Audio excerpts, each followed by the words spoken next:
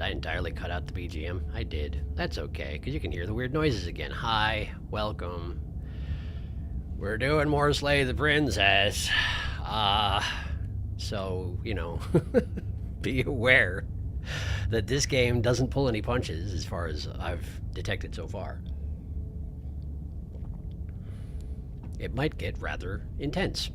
It does that sometimes, so, you know, take care of yourselves. Don't push yourself on the account of a game. It's probably not worth it. But anyway, hello, welcome. Thank you for stopping by. Oh, there's been a bunch of chat, and we haven't even started yet. Look at all this. I'm cool with literally whatever chapter you go for, aside from, like, one of them I'd have to take a break from stream for. That's reasonable, and hopefully you'll see it coming before we get there. I don't know what I'm getting myself into, but theoretically you do. Not blocked anymore. Hooray. I didn't do it, I promise. Started playing this game in the interim. There are a couple of routes I'm hardly hoping it finds. I found them very interesting. Well, I intend to find everything eventually. So yeah, presumably I will. Hello, hello, hello. This music is like royalty-free Ken MacLeod stuff, but if I hear it literally, you're also able to hear SharkyBreath music. Yeah, I've been using it for like 8 years now, but I have no claim to it, it's true. I technically intended to like eventually pay him something for it too, but I haven't, so maybe I should do that sometime. You know, just as like appreciation thing. He doesn't charge for it, but like, I've used it a lot, so, you know. Hi. To slay or to slay? That is the Celestian. Because slay, I get it. I don't think it gets as bad as Fury or eating each other. Well, we'll find out, won't we? The only one I wouldn't be here for is more of a personal thing than actual gore. Well, good to know. Unless you want to see the alt Fury, that's harder to watch. Well, I mean, presumably we're going to get there, but yeah. You may appreciate I named my ducks in Starview Valley the Quacken and Croissant. That's pretty good. Release the Quacken. Excellent. Okay, so let's review real quick. Because, okay, well, first off, if this is the first Slay the Princess stream you're tuning into, you probably should watch the first two first, or unless you already know the game, in which case that's fine. There are going to be spoilers liberally. I'm not going to hold back. So, we have found out that we're in a construct. We were put there by a guy who's dead. He had to die because he needed to put a version of himself into the construct that was an echo, because he couldn't have his real self there because he took some entity that I didn't manage to ask about, and he split it into two entities. One of them is me. I represent, what am I called, the Long Quiet? I am, well, it's easier to say what my character is in relation to the princess, which is the other entity, and she is basically a god of change. All change is represented by her, and if you kill her, then there's no more change. And this is important because death is a change, and the guy who made this construct fears death. Now, I'm the other half of this entity, so I'm the not change part. I'm the everything stays constant, and it's not dangerous, but it's also not interesting. And the construct is designed to guide me to kill the princess, to slay the princess, which would then result in the world outside, which is apparently heading towards some kind of a disaster, will no longer have any change, and therefore will no longer have any death. Now, last time, I got to the end of all this and was like, no, screw that. And honestly, I still... Oh, shoot, that's right. Someone left a comment on the previous stream, and I meant to read it at some point when I had bandwidth, and I didn't yet. Because I have not yet heard an argument that I find compelling as to why it would be worthwhile to eliminate all change in order to avoid having death anymore. Like, on the one hand, yeah, that probably the entire world was heading to some kind of a final end, but as has been specified within this game, the nature of the change is that after an end comes a beginning. Like, there will always be something else. It just might not be what you're familiar with, and you might not be there to witness it if you're mortal. Like, anyway, it's all very philosophical. So yeah, what are we doing here, given that we finished the game? We are trying to get the rest of the game. There's a lot of routes, and I've missed a bunch of them, and I'm going to try and find all of them. And provided it's not too prohibitively difficult to do, I would like to see the end of the game with the different routes as well, because it seems to change that very intrinsically, although I don't know how much it changes the actual ending you get so much as the process of getting there. Yeah, there's a lot here. There's been a lot more chat while I've been talking. That makes sense. Princess has changed, TLQ is stagnation. Yeah, stagnation is the negative way of looking at it. And stagnation is definitely part of it. Stability is another way to look at it. But stagnation is certainly part of it. I wonder how long it'll take you to realize what keys are influencing your routes. Well, that's the thing. I've been noticing some things as I thought about it. Because the way that the narrator, who is the echo of the creator of the construct, described the princess is that she is shaped by the perceptions of others, and that's why the echo is necessary, because an echo is not a person, and so a person, if the narrator himself was in the construct, he would have perceptions of the princess and therefore change her nature. So when we went in the previous streams, when we went in with the knife, the princess is already, like, when I first went down there, I went in with the blade in hand. And because you're going in with the blade in hand, you're already mentally considering the princess a threat. And because you think the princess is a threat, she is a threat. Which is why, if you go in there without the blade, she's less of a threat. It's not that she has less potential to be a threat, it's that you're going in without the mindset that she is a threat, and therefore her nature is affected. So it's not that she could tell I didn't have the blade and was thus trying to butter me up. It's that her nature was affected by my perception of her before I even could see her. Is a thing that I realize. Anyway, there's been a bunch of attracted messages, but I'm still going to catch up on some of this here. Okay, let's see here. I'd argue Alt Fury isn't as bad, but that just may be because it's kind of par for the course with Fury. I mean, yeah, that's the thing, is that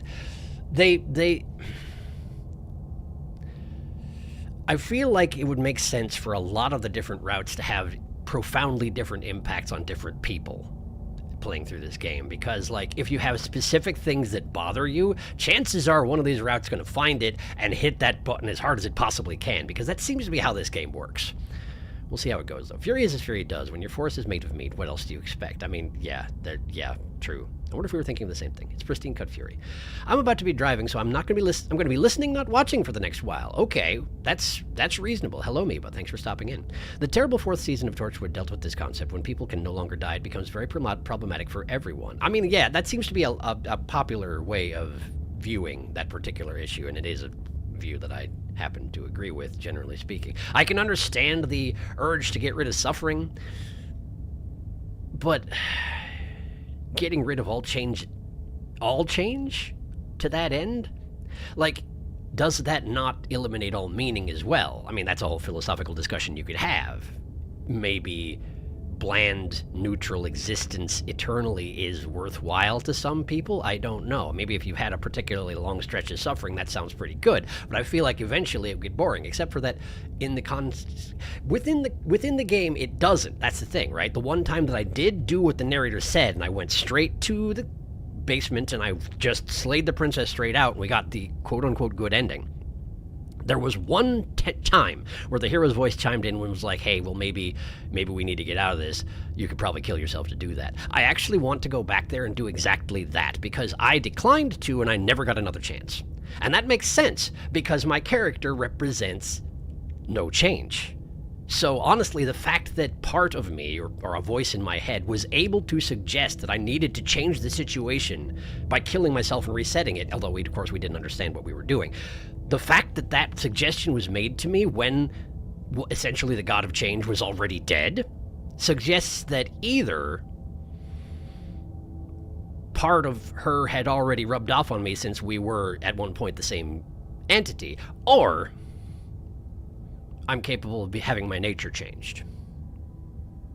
I'm not sure which it is, which is why I want to go back to that ending and attempt to kill myself and reset it, because if I can, that's interesting, because it seems to make sense that I couldn't. But I wonder if maybe the voice of the hero is like part of the princess. I'm not sure, like our last remnant. Anyway, back to catching up on chat. There's been a lot of it. There's going to be a lot of it. This game produces a lot of discourse, and I love it, but it means I'm gonna have to catch up regularly. To lighten your load, a bit more explore options don't actually change things, so you don't need to go through every explore option every time. Yeah, I figured that's probably true. It's less general than you think. Okay. Note most, is that the one darkest? Yeah. retracted. I have 2 people play this game with me now, and they both immediately went Tower into Fury. I don't think it's as rare as you said it was. Huh. Funny how that works. Huh, interesting. That or everyone here has the same brain. Could be. I wonder if you can figure out why you got Razor instead of Tower last time. I have to assume there's some kind of a hidden tracker in terms of the protagonist's, the long quiet's view of the princess, because I'm guessing what it is in Razor you see her as duplicitous, and therefore she becomes duplicitous, which then kind of merges into bloodthirsty. Well, because of course the witch is the duplicitous route, so it's not quite the duplicity. It's just like you think she has a hidden weapon, and therefore she does. Whereas, for the Tower, I think you have to be acting out of fear, because your fear of her potential leads her to awaken to her potential and turn into essentially Galadriel. So, yeah. Much to think about. Just think about what happens when you keep creating new life and no one can die. It's a really grim thought, reputable. But that's the thing, is you can't keep creating new life, because creating life is change. If the princess is gone, nothing can change. Nothing can change. And, like, where is the value in that? You know? Most important creator's option is, okay, no. Most important Explorer option is okay now. Razor Peak, Razor my beloved. She's so funny. Let's do it. YB, I found that particular thing on the weekends. Loving the speculation. Might open stream on my laptop. Never mind, I have an uninvited guest in my room. I'm sorry to hear that. Also, fun fact, if you try to do the sit forever and infinite box ending after already bringing one princess to the shifting mount, she won't let you just sit and be happy forever. That's actually pretty cool. Which I thought was funny. She's like, no, stop, do your dang job. I mean, yeah, she should be. I'm also kind of curious about the hands, right? Because, of course, that's the hands are the shifting mount. When you walk away from the cabin and you insist on walking away from the cabin, you walk into the hands, which is the princess. Like, I didn't recognize it at the time because I hadn't seen an ending, but it's the princess. Anyway. It's a little less complicated than that, but I won't elaborate more. There wasn't a tracker for Razor to Tower. It was something specific that happened before you came face to face. I'm dying so hard to see one specific route, but I must wait until Sharky is taking directions, I guess. The value is anything better than Oblivion. Yeah, very tempted to just tell Sharky the specific trick for Tower, but I will refrain. Well, thank you for that. I appreciate your patience. Let's get to the game, because I've been talking for nearly 15 minutes. Over here, there it is. Content warning. Take it seriously. This is serious business. There we go. Oops. Remember what's going on, stream? There you go. You did it. You've done it. All right. Okay. Well, in the interest of not running into the same material we already have, we're going to be starting from a new game. And we're going to do that first thing that I said first, which means we're going to go straight to the basement. We're going to just slay her, and we're going to see what happens if I then slay myself as well. If I even can, because I kind of speculate that I can't. All right. Hero and the princess. You're on a I'm going to go ahead and use liberal use. Self-voicing enabled. No. Self-voicing disabled. A cabin. Self-voicing Oh, I see. In the basement of that cabin. Oh, I'm using a controller. I wasn't using a controller before. I need to use tab. You're here. Use tab to skip. Okay. We're just going to go straight to the cabin. We're going to skip everything he says. We're going to go right into the cabin. We're going to take the blade. We're going to enter the basement. We're going to go straight down the stairs. We're focusing on the task at hand. Am I here to kill her or something? Steal your nerves and step forward. You step forward. Don't even talk to her. Your grip on... Oh? No talking then? Fine. What even makes you think you can kill me? Is this the same conversation we had? I don't even know. I'm probably chained up in this basement for a reason, right?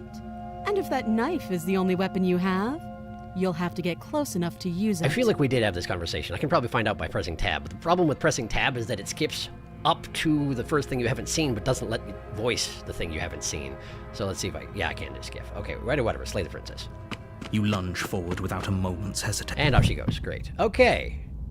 Is it over? Is it really over? Of course it is. She's dead. I'm not sure. I feel like he has to have some kind of trick up her sleeve. Of course not. That was too easy. Of course it is. She's dead. Yes, exactly.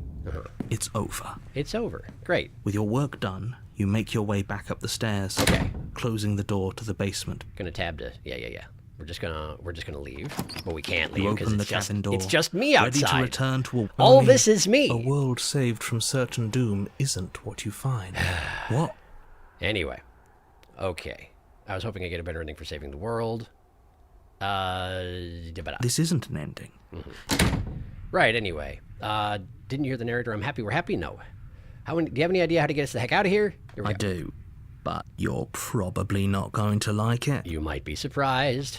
Okay. Anything to get us out of this hell? That one. Thank you. Welcome. I made this happy little place for you. Is this not a good enough reward for saving the world? An eternity of bliss? You ingrate? Well, let's see if I can actually kill myself first before I start slinging insults, huh? Fine. Whatever. For the first time since time stopped meaning anything, you throw open the door to the basement and walk down the stairs. Because I left the blade in the princess. Oh, I didn't even think about that. Oh, I didn't even... Okay. The princess's body is dust and bones, though the blade you used to slay her is still as pristine as the day you first held it. Well, that's actually kind of interesting in a way because she did rot, which suggests change, but I don't know, maybe it was one last vestige of her power. I don't know. In any case. You pick up the blade, you stab yourself, and you die. Did I now? Great. Fantastic. The end. Nice knowing you. Thanks, the narrator. Okay. Whoa, it's a new route. The Spectre. You're on a path in the woods, and at the end of that path is a cabin. And in the basement of that cabin is a princess. I'm going to be honest with you, I didn't expect that to be what happened. Right, well, okay. Sharky speculation. I gotta make that dinky emote. It's so relevant. I mean, I do it a lot. Warning context. Remember to have memory gallery tab for hints. Yes. I have not forgotten about that. I just didn't want to start with it because I already had an agenda going into it this time. How many narrators are we getting? Every. Johnny Sims versus self-narrators. He's trying to sway your view of her. It's true. I'm sorry, princess. I love you. We'll see her again, Saruna. Shut up, narrator. Nobody likes you. Here we go. Skellebones. She's bones. Well, that's decomposition. She's a skellebone. She's a sans. Spectre, let's go. Love this one. Yay, Spectre. I like Spectre. The peak is peak. Such an interesting route. Well, here we are. I'm just gonna do it. You're here to slay her. If you don't, it will be the end of the world. Okay, but that didn't reset everything, which means that she knows what I did, and I know what I did. The narrator doesn't know what I did because, of course, the narrator has to be compartmentalized into every version of the world. That's how the echoes work. That's how this all works. Anyway. Okay. Oh, you bastard, you're in for it now. I'm wise to your tricks. I'm getting a sense of deja vu. Hasn't this happened already? Okay, no. Okay. So the one here that's unusual is this one. But the last time I got this particular one was when the narrator seized control of my arm to make me kill the princess, and then that was damsel. Right. The narrator attempted to make me slay the princess physically by seizing control, and the princess stabbed me to death very poorly because she wasn't good at killing me because she was being impacted by my perceptions of her, because that is how the princess works. Anyway, I'm going to go ahead and say it and see if anything's different when we just dodged the good ending, quote unquote. My tricks? What on earth are you talking about? We've just met for the... If he doesn't remember what happened, right. That's fine. It wasn't very hard to kill her last time. We'll just do it again. We've got the voice of the cold already. Wow, the voice of the cold is just here at the beginning. That's the thing. I've only ever gotten the voice of the cold when we've grown entirely numb to the situation through usually repeated death. So apparently, killing her successfully and winding up in oblivion and then killing myself is enough to make me give up entirely. So that's neat. Well, if for whatever reason you're going to insist that this has happened before, at least your heart's in the right place. Is it though? I assume I'm not telling the truth. Those are two very different. Right. Let's say for a moment that this really, if you're back here, I'm assuming... Oh, we listened to you plenty. We slew the princess just like you asked us to, and then you locked us away in an empty void for eternity. So we slew ourselves too. Except that the empty void, as it turns out, is me. It's me. I'm the empty void. Anyway... Well, if you killed yourself, then you weren't listening to me. because I would never want you to do that. Believe it or not, I care about you. Well, I think more to the point you care about the outcome of this little project of yours. And I have to be alive, and Princess has to be dead for it to wind up in what you see as success. So I guess that's a form of caring about me. And I believe your other question was something along the lines of, That's the same one. What do you mean? Of course there weren't any consequences. I accidentally You skipped slew the princess, the world outside the cabin disappeared. Yes, but in this purely had you failed to slay the princess, what would have happened to everyone in the place you left? There's no everyone. It doesn't matter, because we didn't fail to slay her.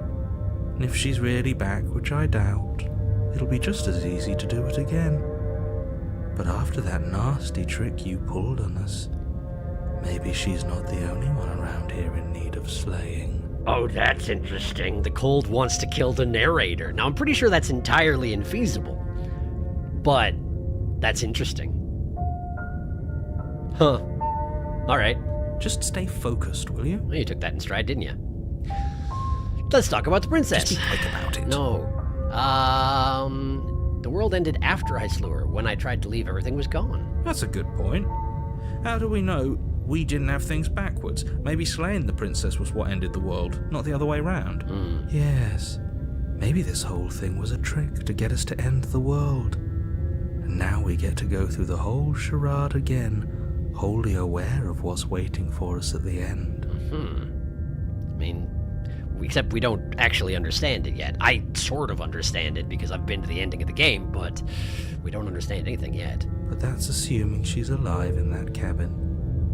We did kill her, after all. Yeah, but we did kill us as well, Voice of the Cold. Think about that. You're going to find her in the cabin. If the princess had actually been slain, you wouldn't be here. But I'm expecting her to be dead.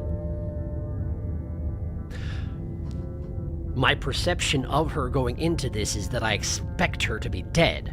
And that's why this chapter is called The Spectre. She's going to be a ghosty person, maybe. I don't know. I'm going to go find out. And let me assure you, killing her will not end the world. I don't know what you think happened to you last time, but it's a load of nonsense. You'll get your happy ending. I promise. I'm not the one who gets a happy ending, I'm afraid.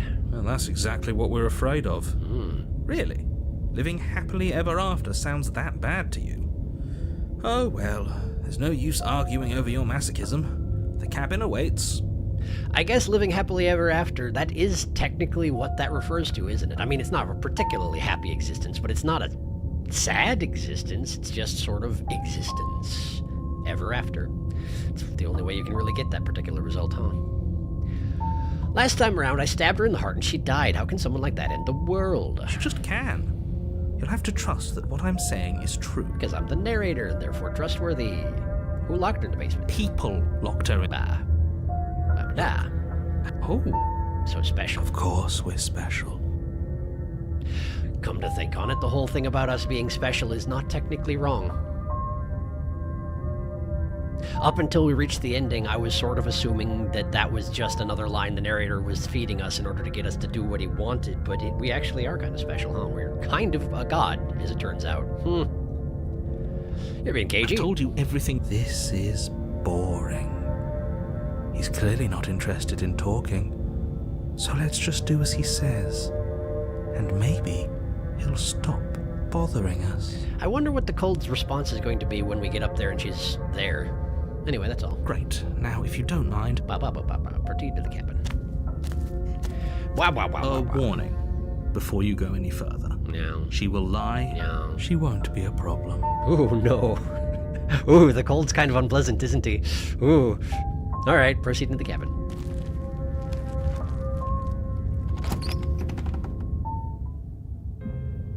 The interior of the cabin is cold, a soft odor of dirt permeating the air.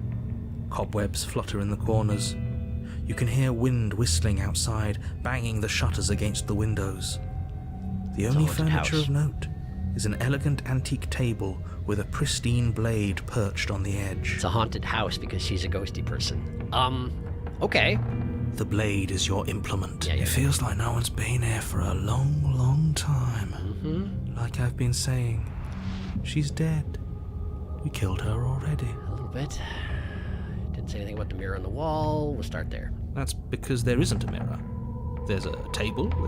There's definitely a mirror. There isn't. Who cares if there's a mirror? Let's just go into the basement and find her body so we can be done with this. As if it was that easy. You're right, it doesn't matter is something that I don't usually get the opportunity to say, but I suppose it's because the cold is along, huh? So let's see what happens if we agree with the cold. Probably nothing good. Probably agreeing with the cold is nothing good, but I probably can't approach the mirror if I do that. Does it make a difference? Let's see what happens. Let's just see what happens. But it does matter. Don't you care if we're being lied to? If he's willing to lie about something as innocuous as a mirror, what else is he hiding from us? Just a second, quick aside. The mirror is kind of a viewpoint into the true nature of this construct, right? It's the breaking of the mirror is what allows me to go visit the shifting mound. But that means it probably wasn't an intended part of the construct, because why would the narrator give me the ability to visit with the princess in a format that is not under his control?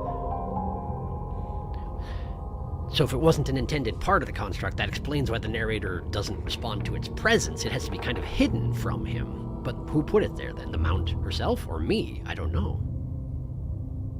Those are presumably the only players in action here, right? It has to be one of the three of us. The creator, or me, or the princess, but... unless there is another influence of some sort, but I don't know. I don't know enough. Anyway. I'm not lying to you. Use your eyes. There is no mirror. Yeah. But there was a mirror a second ago. Oh, it's gone! Because I agreed with the cold. It's just gone now. And now it's gone. Let's not spend much longer worrying over it. Clearly, it's not even important enough to be acknowledged. I'm concerned that that's going to have consequences. This whole cabin's different. Very different. Maybe that's because you haven't actually been here. I hope this means you'll finally drop that ridiculous second life proposition. You haven't died. You certainly haven't already slain the princess. So focus up. A lot's riding on this.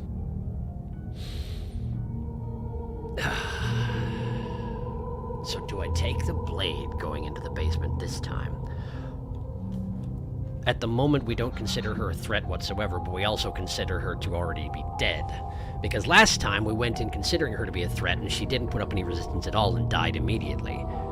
So now we don't think she's a threat, but we also don't think she's alive. That said, if she is actually a ghost... I mean, but the blade, the whole purpose of the blade as part of this construct is for killing her. So presumably it would still work even if she was a ghost. I guess. I don't know how thoroughly the rules work around here, but theoretically I could go into the basement without a weapon. I might just get killed for my trouble, but like, if we don't expect there to be a threat, I'm curious where that would lead. So because I'm curious, I'm going to just do it, because I can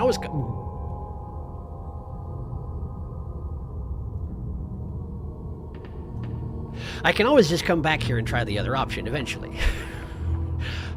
Close one. All right, I probably should have done that before I ignored the mirror, but I didn't. So if we have to redo that part, well, we'll do it later. Enter the basement. I'll check up with y'all on the stairs, as I do sometimes. The door to the basement groans open, revealing an old banister and a creaky wooden stairwell. Everything is coated in a thick layer of dust, and you can feel it settle into your lungs as you breathe in the stale air. The very building itself feels dead. If the princess lives here, slaying her would probably be doing her a favor. He actually didn't do the voice. Like, normally he says, if the princess lives here, slaying her would probably be doing her a favor, regardless of how he describes the room. This time he actually stayed in haunted house voice. Interesting. Anyway, let's catch up on chat. My goodness, there's a bunch.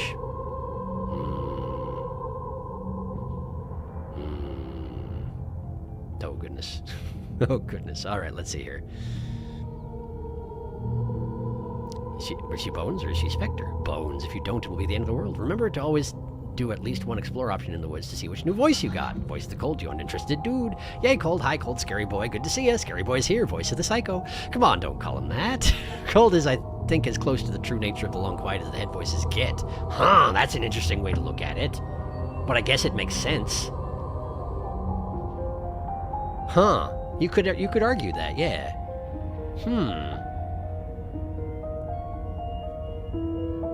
Sort of detached, uninterested. Yeah, I could definitely see that being the case. Interesting. I delete. Sorry about that. You're a good egg. Cold is my favorite scary boy. I've never heard anyone pronounce charade that way. Charade. You'll get your happy ending? I will throw this bird. Wait, is this Sharky's first run? No, it's not my first run. I've been through the game once. This is my second run, essentially. So I'm looking for stuff that I didn't see the first time, and how... Yeah, I have more of an idea what's going on, and I'm exploring within those confines. Second, yes. He's got shifting mount once before. Thank you for answers. We got Fury, Razor, Den, Damsel, and, shoot, what was the fifth? You probably have all come up with it in the meantime, so... Witch, yes, Witch. Witch failed. Witch failed. That's right, y'all did describe it as Witch failed, but the game didn't describe it as Witch failed, it just described it as Witch, but presumably there's a better way it can work out. I'm guessing it has to do with you give her the blade. Now, it could be that she just stabs you in the back anyway, because of course she has, a bone to pick, or several, but if there's any gesture you can make to make her reconsider the vengeance angle, it's going to be giving her the blade, which I didn't go that far, so when we get back around to Witch, I'm going to try that and see what happens. Anyway, missing one which we did get, to Witch, yes. That's right, I forgot. Shrimply Forgore. Never forget the... Cole's distaste for the narrator is so funny. Which failed. The fact that every voice other than, opportunist can't stand him is hilarious. It is, yes, kind of. Well, because we both fell down the stairs and broke our backs collectively. Broke like broken, like the voice of the ha-ha-ha. The Cold, people die when they are killed. Yeah, true. Shout out to Broken. Hope we don't see him again anytime soon. Well, he'll get back eventually. The mirror is you. The narrator is the reflection in the mirror. Oh. That's your opinion. Yeah, okay. I could see that. When you think about it, society is like a construct. An assassin takes me out before I finish. The mirror is a metaphor. I partly thought the mirror was partly an illusion in the early chapters, but it clearly casts a shadow, so it is existing in that moment in time. Mirror be gone! In my opinion, the mirror is a representation of the Long Quiet's intersection with the construct, a way for TLQ to see his true self. Also worth mentioning that all the game's line work has a bit of a sketchy jitter to it, except for the mirror, which is completely static, if I recall correctly. That's interesting. Oh, that's very interesting. Because something did feel different about it. It's not shaded in the same tones as the room it's in every single time. It always looks pretty much exactly the same. But I hadn't thought of that, and that is a very good point. I'll have to watch for that next time. Anyway, thank you for pointing it out. Since the construct's theoretically made of glass. Last time we didn't necessarily think she was a threat. We just did our job. Does Sharky not save? Not enough. Do you want to kill her, Sharky? Sometimes he does, egg. I do. He remembered. Don't worry. The way he cut himself off. Haunted house ass stairs. He said it differently. I feel that TLQ has a lot of layers to him. He's got his silly moments. I dropped my water bottle. Do not. I hope you didn't get water or anything important. You got an ending in which you and the princess could no longer escape. No one escaped or died. I'm eating frozen pomegranate seeds, and they're delicious, and I had to tell someone. Well, I'm glad to hear it. I've never had a frozen pomegranate seed, but I'm glad you're enjoying. The reason I say that, Cern, is because the Cold's dialogue during Fury and the Pristine cut ending we got, where he has the most awareness that being nothing feels right, and the most knowledge of how to use that form. But as established, TLQ grows as a person by, being a person. It's true, which is apparently not something I'm used to. Anyway, let's get to this basement, shall we? The room below is silent. That's not surprising, given our expectations. Nobody's here.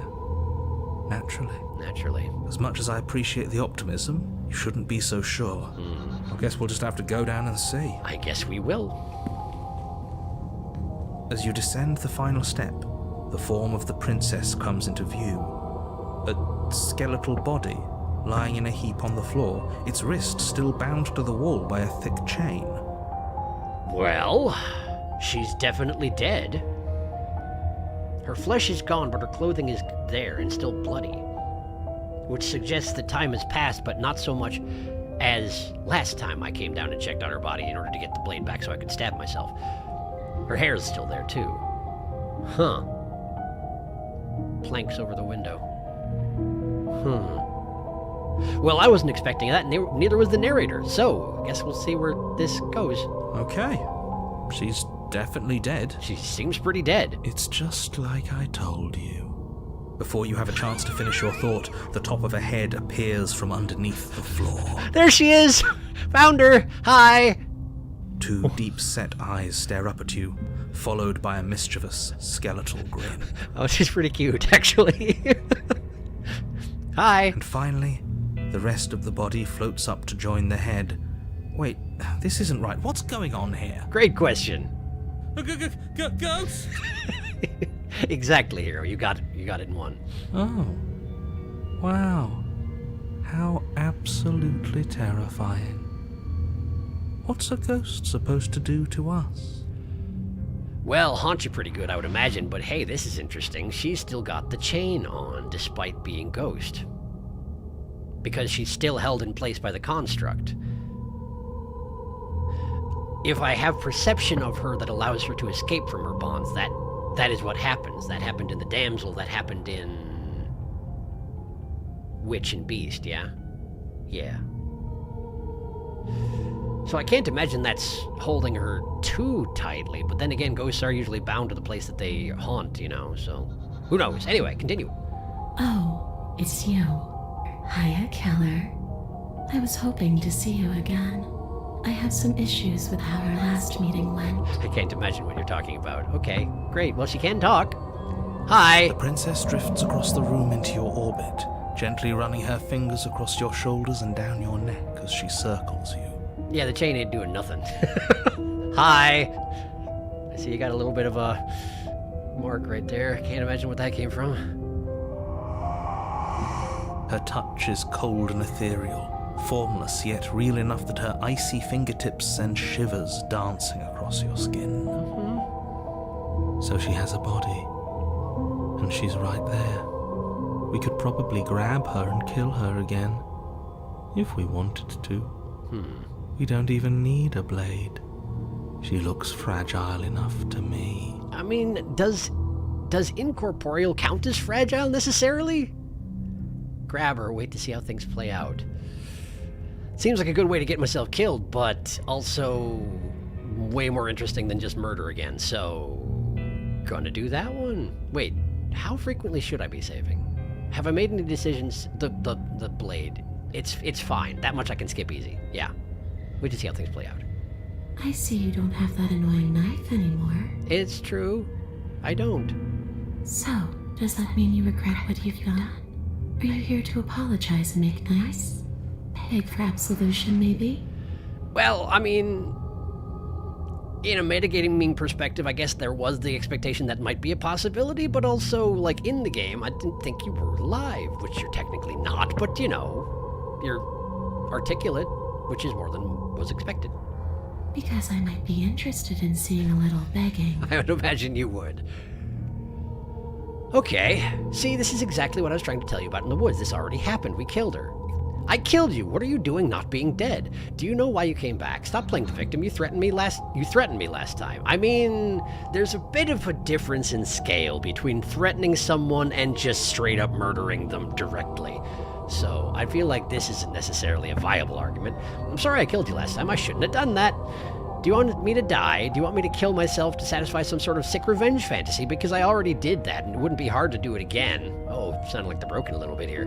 I'm sorry, is there any way I can make it up to you? The people who wanted you dead tricked me, and the enemy of my enemy is my friend. Let's team up! What do you want from me? If I knew I'd wind up having to talk to you again, I wouldn't have slain you. I died too, and I'm not floating around like you are. What happened? Why am I different? Why are you different? You're dead, or at least mostly dead. At least mostly dead. What can you even do to hurt me?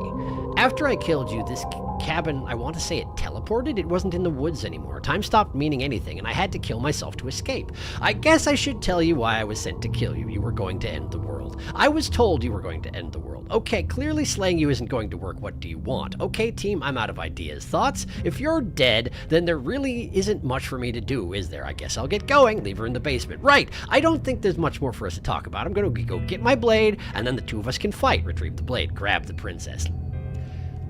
How many options do you think I need right now, game? Listen, I can't do all of these. I have no doubt at all that if I select one of these, it's going to get rid of like 6 of these, probably. But, let's see here. This is talking to the narrator.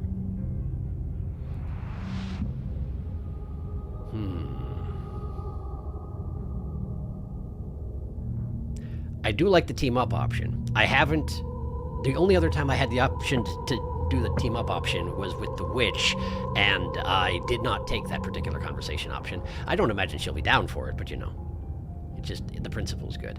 Okay, the thing is that even talking to the narrator might have an impact on where things stand right here, because she might get impatient and move things along without me. Do I save again here? I could save again here. Does it hurt to save things again here? I feel like, okay, so normally I have a very strict anti-save scum policy, but now that we've finished the game once, as you can tell from right this, probably it's less bad, but also if you don't settle with your decisions, you don't see how they play out, so I have to take it in moderation. We'll see how it goes. All right, what am I gonna do? I feel like talking to the narrator is probably a waste of time because he's an echo. He doesn't have any impact on anything actually, except for when he tries to take direct control, and he can probably already see this, so it might be a waste of time if I have a time limit. So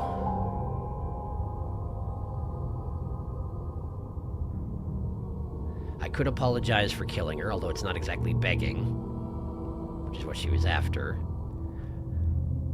This is also relevant. I mean, I know the answer to that, but could see what she has to say on the matter. This is also interesting and important. Could fill her in on the old end of the world thing. What do you want? I'm out of ideas, thoughts. Okay, well maybe it'll let me take a few of these since it has an option to be like, I can't think of anything else to do, so, let's just start at the top and see what happens. Yes, obviously things are strange. Right now, I think it's safe to say that you've seen something you shouldn't have seen. Whatever worlds you've hopped between, whatever versions of me you've met, none of that matters now. Doesn't it? There's no changing what's already happened. But you have a job to finish. Stab the ghost, says the narrator. Stab that ghost. Finish? How? We already did what you told us. And now she's a ghost. She is indeed. There's a perfectly pristine blade waiting for you upstairs. You could always use it to, I don't know, slay her. Stab the ghost, says the narrator. And then what? And then you'll have saved the world. I think he's asking about what happens after we save the world. If that's even still an option. Very specifically, nothing happens after that point. What do you mean, after? Narrator doesn't like to talk about that part. You already know what we mean, don't you? So why don't you go ahead and tell us? Are you going to try and lock us away in a timeless void again? Because I didn't much care for that. Voice of the Cold is a very good scary guy. Gotta say, he's good at this. I'm not going to lock you anywhere. What an interesting choice of emphasis. Isn't it just? Because he's technically not wrong. The one who locks me away forever is me, because I'm the one who killed Change. Right, well.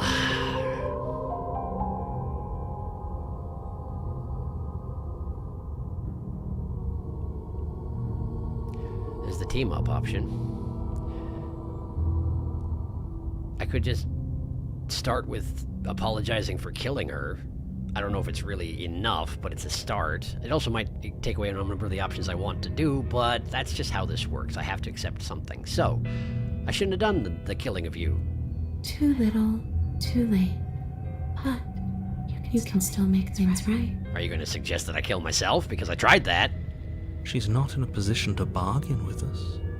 You don't have to do anything you don't want to do. I suppose. We don't have to do anything, but maybe we should. We did kill her.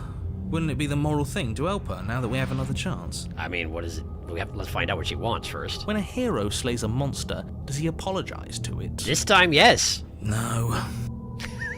Oh, come on. Don't cave so easy. So don't try to make things right. She was going to end the world. You didn't do anything wrong, aside from apparently killing yourself, and that doesn't have much to do with her.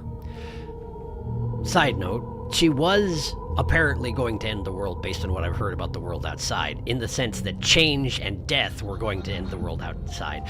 But then they were going to remake the world, and that's a very important data point. Anyway. Let's see here. The team up option's still here.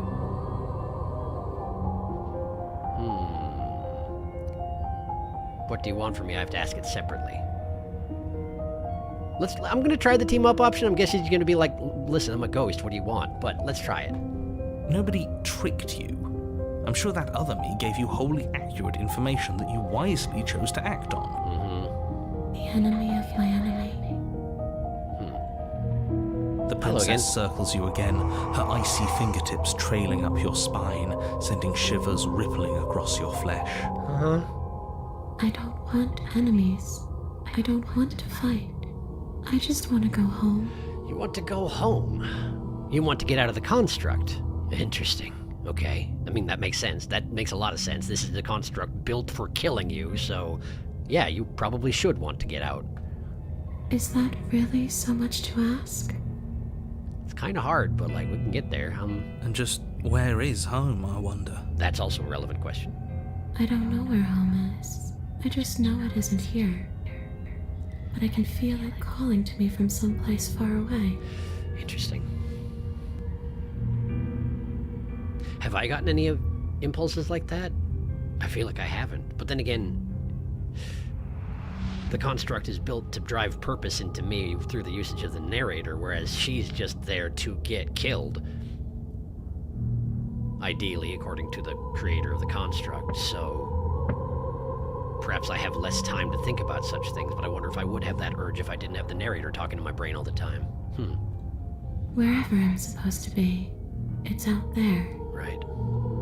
How specific. The best she can do right now. It's pretty good considering the circumstances. And how convenient for her. You see what she's doing, right?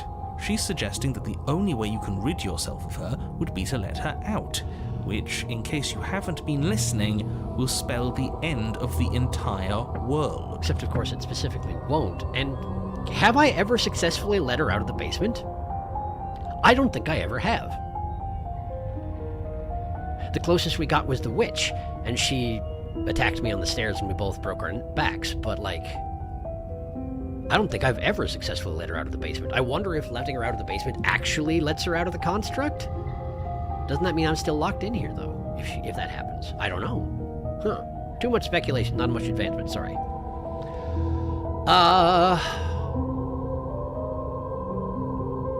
Is there any way I can help you get home? Do you need me to bury those bones? Stop playing the victim, boppity-boo, boppity-beep-beep, ba-da-ba-dee-boo.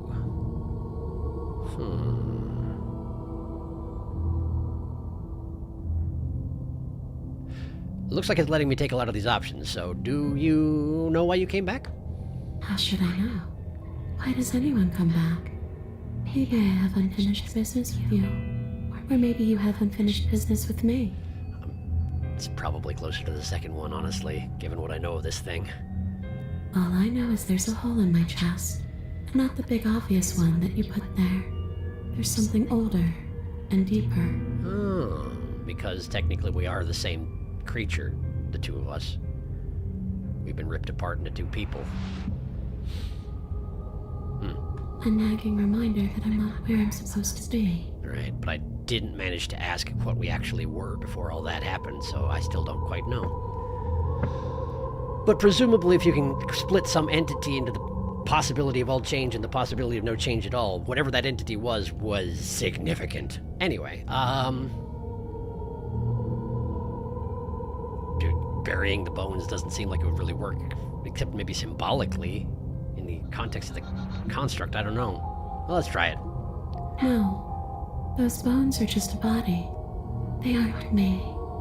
Bury them. Smash them. It won't do a thing. Okay, fair enough. But you can help me. This place won't let me leave. At least, not alone. This is the same situation we got into with the witch, though. This is. Okay. I've tried.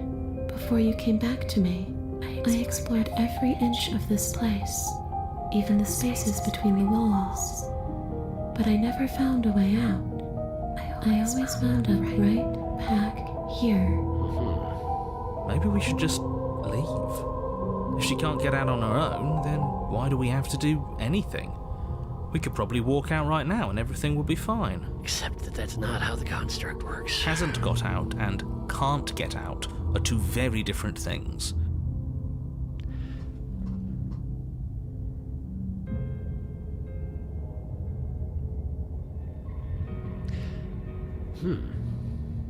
I hadn't thought about the whole argument from the narrator where eventually she'll get out of the basement if I leave her alone. And maybe there is something to that, because, like, number one, she represents all potential of change. Number two, we can't die. Not unless, you know, I kill her or she kills me. That just resets the construct. She can't die through natural causes. So if I just leave her alone and go sit in a corner and wait, eventually, if this is a physical object that is the construct that's containing us, something might happen where it breaks down eventually and she would escape, I suppose. But it would probably take a while. I don't know. Just never thought about it before. That'd be dull, anyway. It's more interesting if we make a choice. That's not the argument I was expecting from the cold. I guess he does get bored easily, though. But you can come and go as you please, can't you? So, let me hitch a ride. Like, you haunt me? Like, actually possess my body? Is that what you're going for? After all, you own me. Oh, okay. Okay, got it. Yes, got it. Hello. Absolutely not. I mean, nobody asked you, though. Is she asking if she can possess us? I do believe that is what she's doing, yes. She is. And I hope I don't need to explain why you can't let that happen. It would be catastrophic if she managed to escape this place. And if you let her in, there is very little anyone could do to stop her. Except that last time this sort of thing happened, the door just locked. That didn't happen with the witch. But if I just try and leave the base... Okay, hang on a second. If I try and go back and get the knife, the door locks on me. Have I ever managed to successfully leave the basement, get the knife, and come back down again? I'm not sure I ever have. In any case, it's one of the things that I haven't tested, is actually letting her out, so... Would she be able to see us if we went along with it? That's a great question, too. I wonder. Now, isn't that an interesting thought? We could finally bring her face to face with him. I wonder what she would have to say to the one who wants her dead so badly. Okay, well, that's pretty much made the choice for me. So, Okay. All right. I'm going to save right here, and I'm going to catch up on chat. I've been avoiding it. In case you're newer to these, I tend not to look at chat if there's a decision coming up that I don't want to influence on, but I'm going to let her possess me. I'm going to let her possess me because I want to see what that means. So, let me catch up for a while. It's going to take a minute.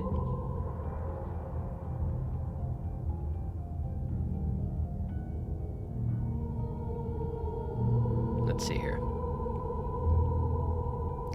I still feel like Cold just represents one of many aspects. She's still Bones. The voices feel more like their own people and just extensions of TLQ sometimes. Then just extensions of TLQ sometimes, especially as a Pristine cut. Yes, I get that impression as well. Because partially because I think they have influences on me that I can't do myself. Like, I was genuinely surprised, knowing what I know about TLQ, that I was able to kill myself at the end of... when I averted the good ending. And that was because of the influence of the voice of the hero, specifically. So it does feel like they are not me. And they also go away when I see myself in the mirror, so I feel like they are an outside influence, even if they're linked to my nature somehow. She's Bones! Time to loot the body. Oh, I agree, son. Sure enough. Insert Undertale joke. Yes, there's plenty to be had. They're definitely separate to TLQ. I'm just saying because I think Cold is closest to TLQ's base nature. Could be. She's silly. I found her. She's silly. She's a silly girl. She's Jack Skellington. She's so cute. Ghost Princess is adorable. My beloved silly girl. Spectre. Oh, she's cute. Oh, wow. Why'd you say that like a DHMIS character? DHMIS. Don't know what that is, sorry. She's adorable. Oh, wow. The wow sounded like the way the lamp says it in DHM. Oh, don't hug me, I'm scared. I remember from last time. Could be. I don't know. I've watched most of that, I think, but I don't remember it off the top of my head, sorry. Hi, girl, I love you. She's silly girl. Oh, and now that we've gotten Spectre, I can post a little colored Spectre design in the Discord. If you think she's fragile, then... yeah, look at all the retractions. There's a big difference between mostly dead and all dead. Go through their pockets for spare change. I got the line wrong. It's fine. You got it. You understood the reference. Well done, Nelg. That's new to me. Yeah, it might be spoilers, so I would delete. So many options. Dialogue, yes. There we go. Always. Anyway, OMG Spectre the Silly. She's so cutie pie. I had so much fun with Spectre Route, I got it over the weekend. I would hug her if she, had a body to hug. You can hug her in the certain definition of hug, Saruna. You know what I'm talking about. Okay. It seems I need to play more. Never enough to cover all this route. I mean, I could theoretically hug the skeleton, but there's a DE fic where Harry meets Spectre. A successful roll to beg has him immediately offer to kill himself. Disco Elysium, right? That sounds about right. Don't stab the ghost, that's mean! How well do you think stabbing a ghost would even go? You should probably keep treating this like a regular run and follow through with your choices. You probably need a third new game to see everything anyway. Plus, it's more fun that way. A third? Nah, you'll need more than that, I would imagine, yes. Well, for main stuff, true. Or, welcome to SharkyBreath Slay the Princess Part 20. I mean, you're joking, but you might be right. Watch this game get as many parts as Elden Ring. That I would be surprised about, but that would take a lot. Actually, I don't even think that's true. 3 ones would give 15 chapters, right? I feel like there's more than that. Provided I even, successfully complete chapters 2 and get chapter 3, yeah. Special guest starring Bartholomew. In which STP route do we get Bartholomew Princess? I don't really want to let Bartholomew anywhere near the princess, to be honest with you. He's a little bit murder happy. You gotta shove your face in the mud. Get in the swamp, get the swamp. I guess he's not that big on killing NPCs, but sometimes he does it anyway. Who knows? Morality's tricky with that guy. Narrator's just terrified. It's said multiple times by both him and Shifting Mount. He's driven entirely by his fear of death. He sure is. Princess, she's so sad. Let her go home. All the vessels are drawn to the edge of the long quiet. It's a gateway to something more. Narrator, shut up! He's not gonna. Narrator, what if I turned you into a skeleton? Why didn't you try letting her out of the basement, Sharky? I'm gonna. It didn't work in Dansville, but there might be other avenues. Surprised she hasn't done her spooky face yet. And then she did! Don't forget, you die if you're killed. Cold and Contrarian are weirdly similar, I've noticed. Oh, there's her spooky face. Missed your spooky face, silly girl. Likes to piss off the narrator, does whatever for I'm bored reasons, doesn't care if you kill the princess or not, etc. I really hope Sharky lets himself get possessed. I'm going to! Yay! You'll want inside you? Pause. Egg, no! The Cold is on board with literally anything that goes against the mold.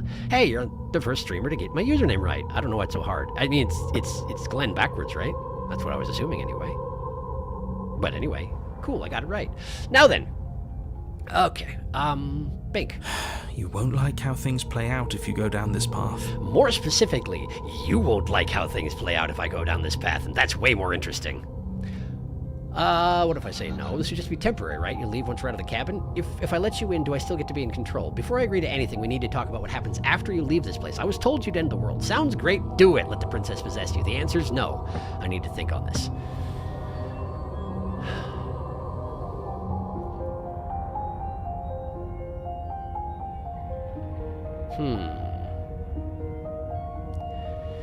Hesitation often results in routes not being available.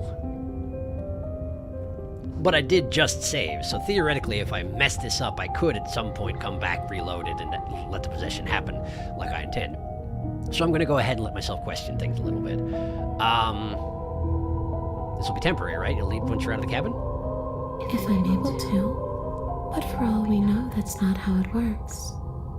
Maybe I'll wind up stuck with you for a long, long, long, long time. First off, that's a no, but second off, I don't think time actually matters that much to us, so that would work out okay anyway. Don't much like the sound of that. It's crowded enough in here as is. I mean, sure, I guess. You have kind of the standard human perception of how these things work. I get it, but anyway. It could be the best way to trap her for good. Doesn't seem like it would be very easy to end the world from inside someone else's body. That depends on how much control she's got over the situation, which we probably shouldn't underestimate her on that front, given that she represents all potential for change. Anyway. That is a very dangerous train of thought. And he's not wrong. Oh, he's not wrong. That's dangerous because we thought of it, which means now it's possible. That's probably exactly what he means. Huh. If I let you in, do I still get to be in control? She's probably going to say, I don't know how it works, but let's go ahead and question. Sure. Why not? Cool, thanks. That doesn't sound very reassuring. Not particularly, but I don't think it's supposed to be. I can't believe you're even entertaining her right now. I mean, just look at her.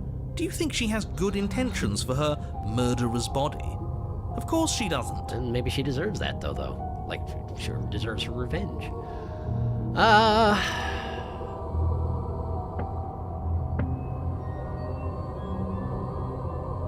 There's a return option, which I guess goes back to the questioning process. Gets us out of this particular tree. But in any case, I'm going to go ahead and let her do it. Sounds great. Do it. Let the princess possess you. Bam. The princess swims through the air in front of you, pausing for a brief moment as her dark-rimmed eyes stare deeply into yours. There's a hunger in her gaze. This is going to go great. You're really trying to make it up to me, aren't you? Thanks for being a pal, killer. I mean it. No problem.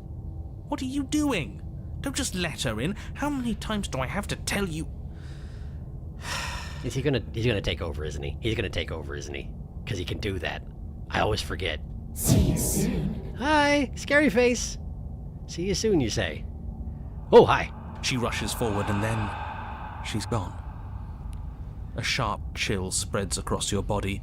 It starts in your chest, a freezing numbness flowing out from your heart, all the way down your limbs, your mind growing cloudy and confused as it settles over your very soul. But can she hear you say that? That's what I want to know. I'm not sure I like this.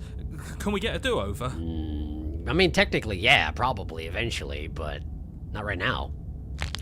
Ooh, that's a good noise. I'm afraid it's too late to stop now.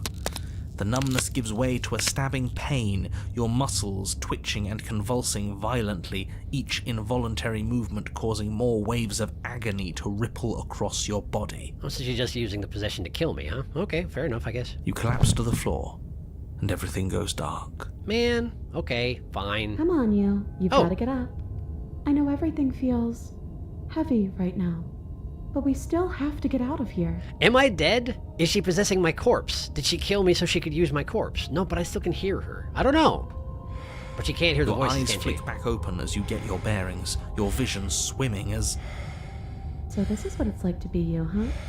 Disembodied voice narrating your every move? She can hear it. She can hear it. This is amazing. Also, I'm seeing the room from the princess side now, which is not something I have done before. Huh. Anyway. So, it doesn't work like that for you? Clearly it doesn't, or she wouldn't have commented on it. Well, now she knows there's at least 3 of us in here, so what do you feel about that particular revelation, All these shards of broken glass on the floor. Are they also supposed to be you? Oh, that's interesting. The machine's made of glass. Did we just break it? But I guess there's the mirror. The mirror is me. The mirror is glass. The mirror is broken. Maybe. I don't know. Hey, I'm not a shard of broken glass, I'm... The narrator was. The narrator was a bunch of shards of broken glass when I found him. Huh. It's okay. You can finish your thought. Can he, though? I'm... a voice? I'm me, is what I am. Difficult to question your own existence under these certain circumstances, it turns out, huh? Who cares what we are? We exist. That's all that matters. That's one way to look at it. You don't have to fight. We'll all be out of here soon. And then what? No, it matters. What we are matters. If I'm a shard of broken glass, then that raises some questions about certain other voices in here too.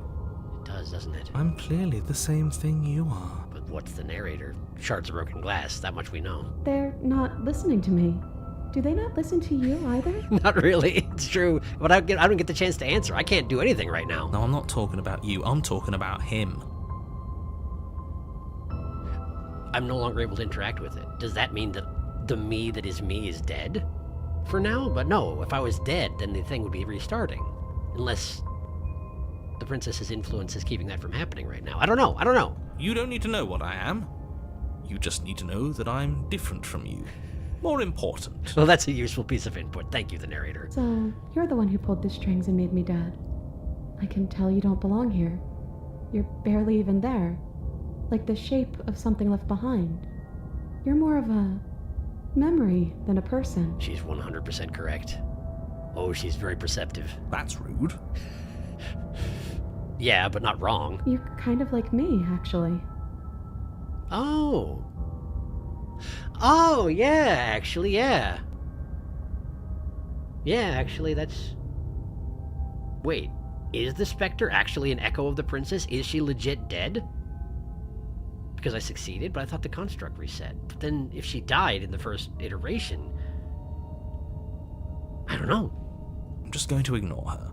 You push yourself off the ground. The princess is nowhere to be seen. Obviously, she's nowhere to be seen. Yeah, clearly. Because I'm in here with all of you. Everybody knows that. I'm setting the stage. The room is empty because you made a spiteful, idiotic, and all-round foolish decision. You sure do have opinions about things. You don't have to let him get to you. You're better than that. You're starting to make things right. That's the way I see it anyway, but... This is infuriating. Just whatever you do, you can't leave this place. It's not too late to fix this. Probably. Probably. I do have a thing to do. I can't think straight. There's too much noise. Leave the basement. Is there a point to exploring at this point? Or do we just leave the basement immediately? Well, let's just see what happens. It's okay. We're almost out of here. Just take it one step at a time, and everything will be fine. Okay. Everything won't be fine if you listen to her. One way or another, this is all going to end. Wouldn't it be nice if he ends with it? He really, really doesn't like the narrator, which is fair. I mean, the narrator's kind of awful. Wouldn't that be nice? There's only one way to find out. This is great. The Spectre and the Cold ganging up on him. This is great. Leave the basement. Let's do it. Your legs, weary with the weight of the princess's spectral form and clumsy with the cold that still pervades them, stumble towards the stairs. I'm just trying to get home. You don't have to act like it's the end of the world. I didn't mention about the end of the world thing. I didn't mention it. But that's exactly what you leaving this place is going to be. Okay, but the narrator's mentioning that to her. And he's an echo, and his perceptions don't matter, theoretically. But he may have convinced the rest of us that that's true as well, in which case this may have impact. I'm not sure. Continue. You don't know that. I do. Thinks he does anyway. Wait, if she has a home to go back to, doesn't that mean that her leaving won't end the world? Presumably that, yes, the hero. It doesn't mean that at all. It could mean that wherever her home is, it's outside of the world. Depending on what you want to count the world as, I guess that's true. If the construct is the world, then yeah, fair. Yeah, but it has to be somewhere, doesn't it? And if it's somewhere, then it's part of the world. Not sure that's true, but fair enough. I suppose it's all a matter of perspective. True. Where does the world end and something else begin? Does the destruction of one open a door to another? Or is it the same world reborn? Wow, that's a very key philosophical subject of this game, actually, the cold. Against the backdrop of the inane conjecture of meaningless little voices, your body continues its ascent up the stairs, staggering through the open door. I'm sure you didn't mean to include yourself into the inane conjecture of meaningless little voices, but you technically have, so nice job. For how much you hate her, you aren't doing a whole lot to stop us from leaving this place. Don't remind him! Maybe the bossy one doesn't actually hate me. Maybe he even likes me. Or maybe he just knows that he's been in the wrong. Maybe he's trying to make amends too. Maybe he doesn't have much actual influence in the situation. Why did he that once? Why was he able to take me over? In the damsel? And if he is able to do that at any time, why isn't he doing it now? If it's better to have him possess me and slay her anyway, then why is it necessary to opt for letting me do it myself? I don't know. I don't understand that part yet. Not at all. I'll have you know that I do hate you, and I will continue to hate you for as long as I am able. Great, thanks for that. It's just the weight of it all. It's too much for me to do anything other than describe and dictate. So maybe things had gotten too simplistic in the damsel, and that's why he was able to exert an influence? I don't know. And wine. And that. This body wasn't made to hold you and the princess. If you want to renege on your cataclysmically terrible decision a minute ago, well, you're the only one that can make that happen. That's good anyway. Take the blade. That's what you mean by renege about it. Take the blade, stab myself, and thus kill us both. No, we're leaving. We're trudging forward. You continue slowly to the door, your feet like lead dragging across the floorboards, growing heavier with each step. That's all you can really do to try and slow me down. We're so close. Thank you, thank you, thank you. If we get out of here, I won't even care that you murdered me anymore. That's nice of you. You lift your Her shaking hand and rest it on the door handle. But you pause before you open it, exhaustion sapping what's left of your will. You don't suppose you could do this part, could you, Princess? Was exhaustion really the best you could muster up? It's over. There's no use stalling. Let's see what happens next. Open the door. Shit. But exhaustion wasn't enough, was it? The handle clicks as you twist it, and then the door groans open. Collapse to the ground, you and the princess, free from the confines of the cabin. As you exhale from the effort, you look up and see... He just faded out. He just faded out. Am I in the long quiet? I'm in the long quiet. Yes? Okay, so we went straight to the... We're gonna go talk to the shifting mound, I suppose. Maybe. Nothing. He's gone. Wait, but And she's so still is here. Everything else. What happens now? She's still here. So we did slay him after all. He had it coming, I suppose. That's one way to look at it. But what about us? Are we just stuck here in nowhere forever? Did taking her out of the cabin really end the world? We're still here. We are. They are. The mirror is not. Yeah, but that thing you said earlier, are we not part of the world anymore? Are we in some world that exists after the world ends, or on top of the other world but not in it, or have we never been part of it? That's a lot of big questions you're asking there, hero. Okay, I've heard enough from these two. Let's see if I can pop out. Good luck.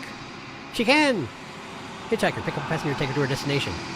You feel a lightness in your chest as a pair of sunken eyes emerge from your body and stare up at you. Hi! You actually freed me, didn't you? I'm outside. Thanks for giving me a second chance, killer. Oh, sure thing. What happens now, though? Don't mention it. She can't hear you anymore. This is where I'm meant to be. That does seem to be the case, yeah. Oh, there's the mound. Okay. But you don't get the chance to respond. Something has taken her away, and it's left something else in her stead. She's gone. Where did she go? Should we try and find her? And there's that mirror again. Why is it here? Why now? I don't know where she went, and I don't know how we'd even go about looking for her. The narrator is gone. I think I'm supposed to look at the mirror. I'm just going to explore everything, even though I know the answers to a lot of these things. You're right. She's gone. It's just us and that awful thing. Don't bother looking for her. I'm sure it's just a waste of time. I should probably catch up on chat now, huh, since the decisions are all done? Okay, doing it now. Pardon me. Pardon me. Fine by me, Queen. It's crowded enough in here as it is. Meanwhile, in the razor route, everyone everywhere all at once inside TLQ's head. She has good intentions. She's a good princess. Just look at her. Narrator, she's Owo. Narrator, she's literally the sad face emoji. Yeah, yippee. Now, what will Sharky do with his new passenger, I wonder? I'm good with wherever we go because I like both outcomes here. I like this route just because we get to see the cabin from unusual perspectives. It is pretty neat. As far as I know, the narrator's ability to control you in the world wanes with every chapter. I like looking at the back of the front door. The noise! Crunchy bird bones. She's so sweet. Other end of the room, Pog. Yeah, yay stairs. The reason I hesitated on Pog is because I thought maybe I misread it as... I was going to say point of view, Pov, but Pog is not Pov. Anyway, it's fine. It's fine. Yay stairs. She's so nice, I'm going to sob. Good princess. Or the narrator is a reflection of a bunch of shards of broken glass. I mean, there's that, yeah. Come on, Sharky, let your intrusive thoughts win. No. This is why I think the mirror is you. The voices are shards of you of broken glass. Yeah, that's a good theory. What do you mean by that, Egg? I just want some chaos. There will be plenty of chaos. We'll get more chaos later. This is the first, this ending... All things considered, this was so far a relatively pleasant ending. We don't get a lot of those around here, so I feel okay about it. Chaos Egg. I love her so much. I like how she sounds like she's talking from under her pillow. So true, Cold. Speak your truth, King. Very funny how petty the narrator is. If you do something he doesn't like, he makes sure that whatever pain you feel is worse than it would have been otherwise by describing it as hard as he possibly can. Yeah, he's a petty little bitch. Put this bird in a box and throw him out the window. Where's Contrarian where you need him? I'm going to grab him like a squeaky toy and throw him at a wall. He's so pissed. As soon as the narrator gets angry, he gets so sassy. Oh, look at that knife. I'm grumpy, so I'm gonna be mean to everyone. Wah. Knife, knife. I mean, you could. Knife. I mean, you don't have to, but you can. If Sharky proceeds a bit, he will get an answer to that question. Either way, I'll be happy since we're going to see everything eventually. Narrator hates women. Wow. Reneg. Or using the thesaurus words. No knife for you, Egg. We are freeing the girl. We'll save the girl. We're getting Happy Spectre today. No chaos. Yay, girl saved. I mean, you say no chaos, but I did kill a woman and then let myself be haunted by her ghost, which is fairly chaotic. I just didn't also try and stab her while she was inside my body again. That's all. That's all. And we'll do it later. We'll get there. We'll do it another time. R.I.P. Bozo. We saved the baby girl. Cold drewing right now. Drewing? I love how the princess is just like, I would keep possessing you, but actually it sucks in your head. Too crowded. I'm outie. Yeah, who can blame her, really? It sucks in here. Bye. She's so cute. Hi, Zilly girl. She's such a sweetie. Escaped Spectre route. Nice. This route is so sweet. Genuinely, I love it. I love Escaped Spectre. She's so sweet, and I just want the best for her. Flip the script with the Spectre. Such an interesting twist. Spectre is one of the wholesome endings. At least this result is. Yeah, there don't seem to be too many of those. So enjoy it while you can. Unless you wanted me to stab her, in which case, well, like I say, we'll get to that later. But for now, the narrator's gone. He is.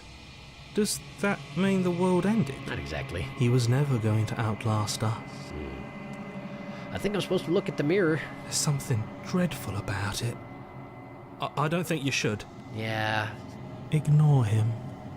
You have to look. Oh, the cold wants to look in the mirror. The cold wants to know. The cold doesn't fear things. Approach the mirror. I'm begging you, don't do this. I have to do it. The mirror never scared you before. It's different now. It feels, I don't know, final. It is in a way. But we had to do it anyway. You approach the mirror. Gaze into your reflection. Silence as you reach forward. They're gone, but the mirror remains. It's time for you to see what's in it. It's a birdman.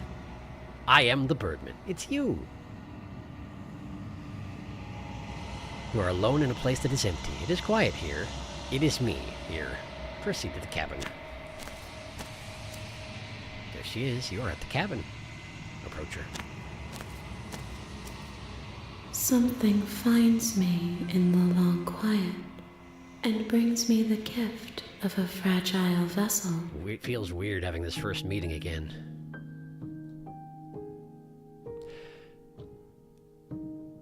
I can't remember which options I did the first time.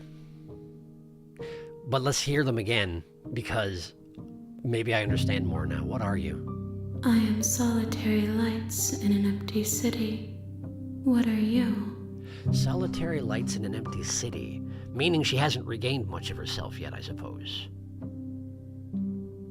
It's less about her nature and more about her experience. What am I? Solitary lights, what does that mean? What do you think I am? I don't know what I am. I'm a person. Solitary lights, what do you mean? I don't remember what she said. Thoughts without connections. A dim and nascent network.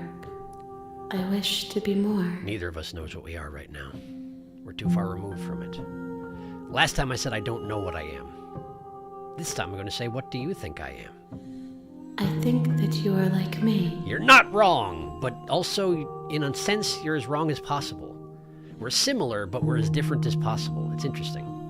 We are oceans, reduced to shallow creeks. You're not wrong. The gift of a fragile vessel? Yes. Nerves and fibers to feel the worlds beyond. Perspectives to make my own. This one is vaporous. She is a dream of a life she could never have, but that longing has given her so much capacity for kindness. She will make for a yearning heart.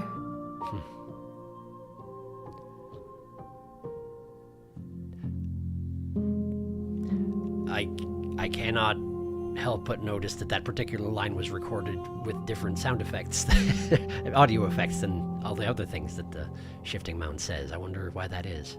Maybe just a different session. Either way, she's longing for a life that she could never have and therefore is kind. Yearning heart. Do not mourn her. She will finally be able to hold what she never knew. Is this the end of the world? How can the world have ended if we are talking? That's a very good point. let her out of there. I did say that last time, but it's not a meaningful thing to request. Do you know the narrator? You are the only thing I have ever known. But she knew the narrator. Sort of. She heard the narrator once, which is more than I can say for any other version of the princess so far. The space we're in is vacant.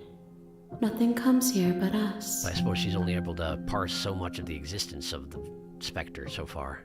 It takes time, I imagine. Are you what sent me to slay the princess? Are you what trapped me here? No, of course not. But let's see what she says to it. I have only just now stirred to consciousness. I could not have trapped you here, and I too yearn to be free. Do you know about the worlds beyond this place? I know only that they are. Are we talking about the world outside the construct, or are we talking about the other iterations of the construct? Probably the former. Are you the princess? She is part of me, and part of me is her. But were you always the princess, or are you just making her a part of yourself? I feel like that's what I said last time. It's interesting that there is a say-nothing option. Because, I mean, this is enough of an answer. This is pretty much just if you're, like, assuming that that the shifting mound is like a parasitic organism that's just taking her in or something like that. Say nothing. Do we know each other? You are familiar, but you are not me. I feel sadness, longing, hope as I witness you. Because you kind of have a glimpse of what once was, but is currently unavailable. Although the fact that you've stirred to consciousness is progress. Big progress. Okay. These options here... I mean, I suppose attack the entity. If you're planning on going, like, full-on slay the princess, in the ending, slay her again anyway, do away with death, I suppose maybe then you might want to attack the entity in the long quiet, but, like... As I mentioned last time, she's, like, one of the only overall pleasant individuals you get to interact with. I can add the Spectre to that list now. It's not a very long list, so I don't want to attack her. And I don't see the point of destroying myself when I can just have this... Nothing, as we are. But I know that there are worlds beyond us, and that we are meant to reach them. There is no exit, but this vessel is a creature of perception. She can make you forget, if only you believe her to be able to.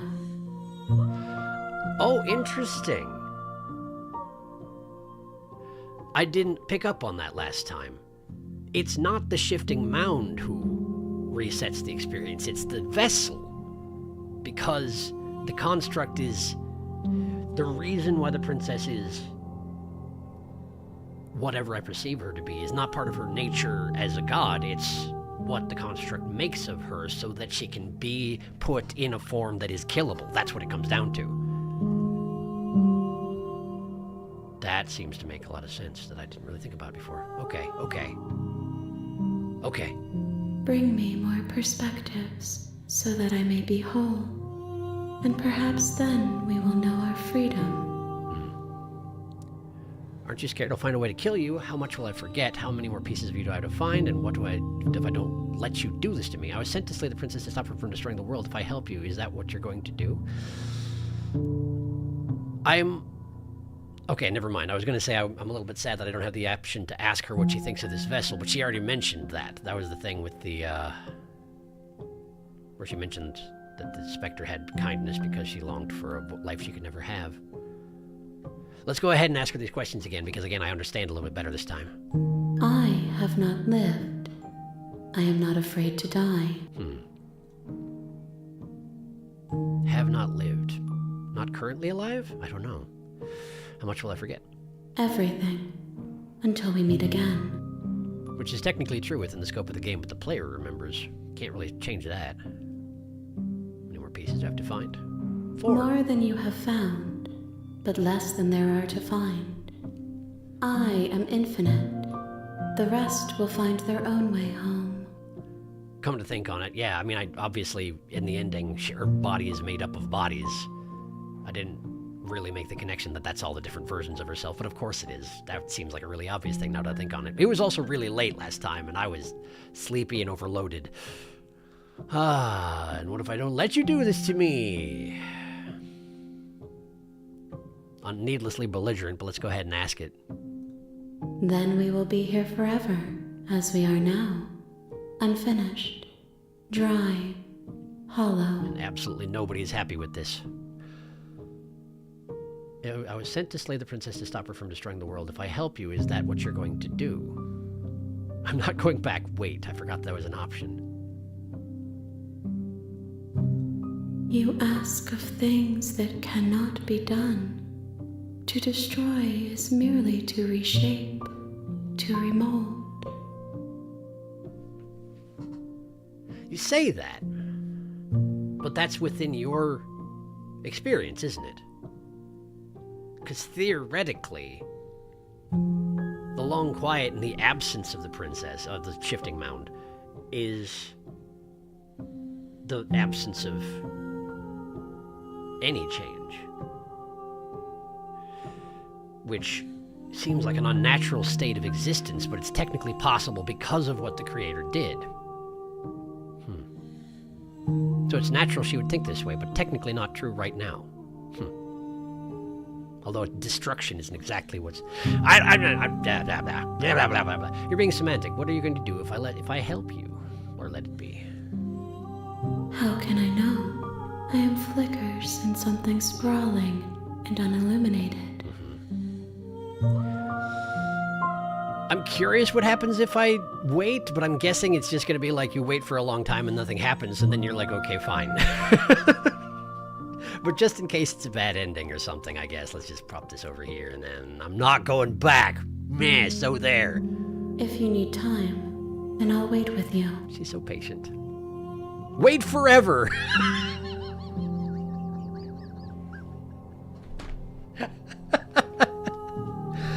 Oh, man. The ultimate toddler response. Let's see what happens. You are as I am now, and forever is a long time to remain undone. It sure is. I am not you, but I know that I would return before forever was finished. Oh, no kidding. What textures will you leave for yourself to occupy forever? Will you place the images of you and I into a box for safekeeping? This is kind of a betrayal, isn't it? Yeah, it is kind of a betrayal. If you close that box, will you become another you in another world? An imaginary pattern repeating itself until it can no longer bear the weight of its hand-drawn cage?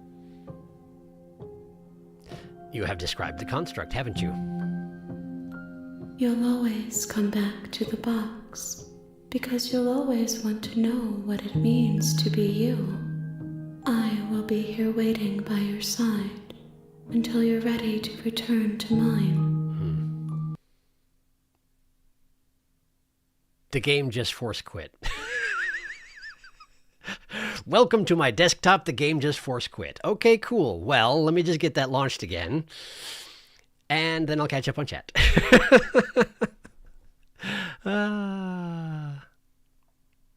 Cold being the only voice that wants you to look in the mirror is very interesting. You are Bird, lending credence to my belief that he's the voice that's closer to the nature of TLQ. It's you. You are Bird. Despite everything, it's still you. It is quiet here, a long quiet here. Whoa!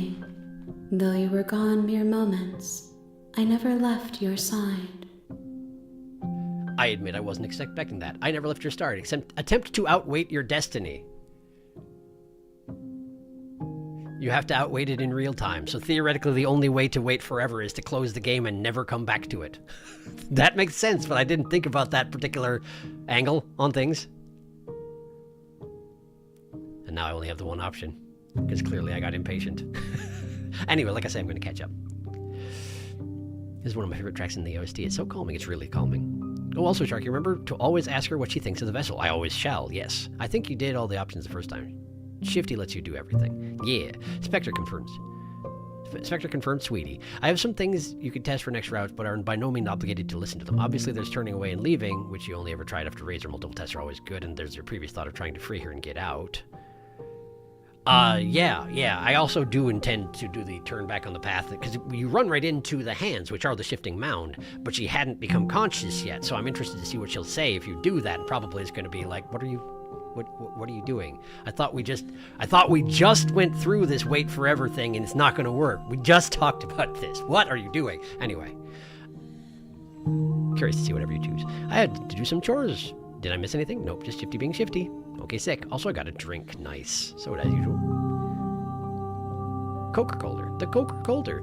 The Colker colder. Also, I love watching stream on PC while chatting on phone. So much easier. That makes sense. Wait, she's so sweet. Wait forever. Wah! Fine, I guess we will just sit here. Well, then I'm not doing it. Game closes. Interesting. Clean desktop. Well, I mean, I cleaned it up on purpose because if I don't have it on screen capture, then you can't see the achievements pop up. But if it drops everything and puts it on my desktop, then I don't want you to see anything on my desktop, which is why it's clean. I also have 2 screens. That's the clean one. All the dirty stuff's over here. In the sense of dirty. There's a cat on my chest. Huh, neat. Oh yeah, she has different lines depending on how long you're away. No kidding. That's amazing. Very neat. We can't exactly do that on stream, though. No, that's true. It's like getting the Stanley Parable Don't Play for X amount of hours achievement on stream. I haven't actually played Stanley Parable, but yeah, that does sound difficult. New death, new route. I can't wait for my favorite route. I must zip thy lip. I mean, I have a few favorites, and we've already gotten one of them. I love Razor. Sharky's hiding his desktop sins from us. Phrasing. Yeah, well. Oops. Anyway, make me forget. She asks that I tell you to remember her.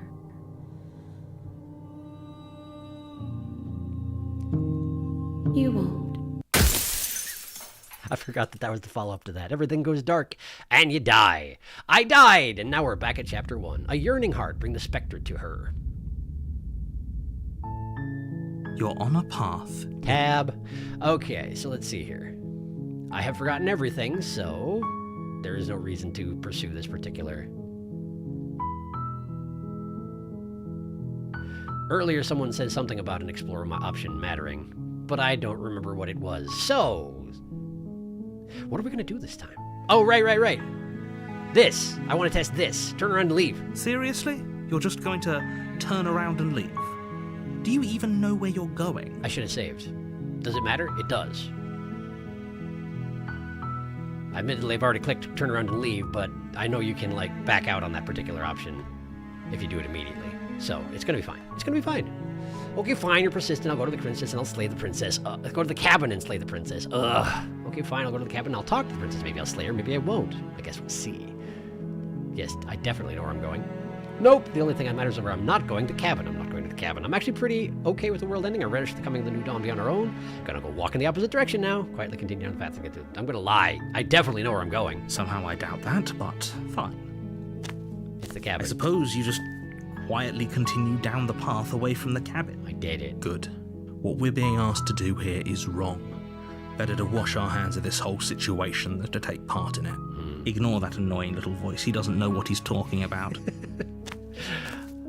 Annoying little voice is just all I got. It looks like this path also leads to the cabin. How convenient. Everything's back on track again. Maybe the world can still be saved after all. Turn around again and leave again. You're really keen on wasting everyone's time, aren't you? It's remarkably selfish, if you ask me. I've already outlined the stakes of the situation. If you don't do your job, everyone dies. Like, dies. Forever. I've heard that term recently. Forever, that is. I don't care. I'm not killing a princess. Good. Maybe everyone should die. It's what they get for dumping me in the woods and asking me to kill someone for them. You're not emotionally blackmailing me into doing this. Quietly continue down the path.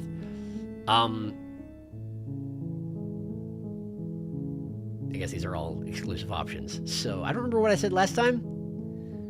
But let's go ahead and say that everyone should die for dumping me in the woods to ask me to kill someone for them. When I said everyone, I meant everyone. That's a pretty large group to just condemn to death over a single princess.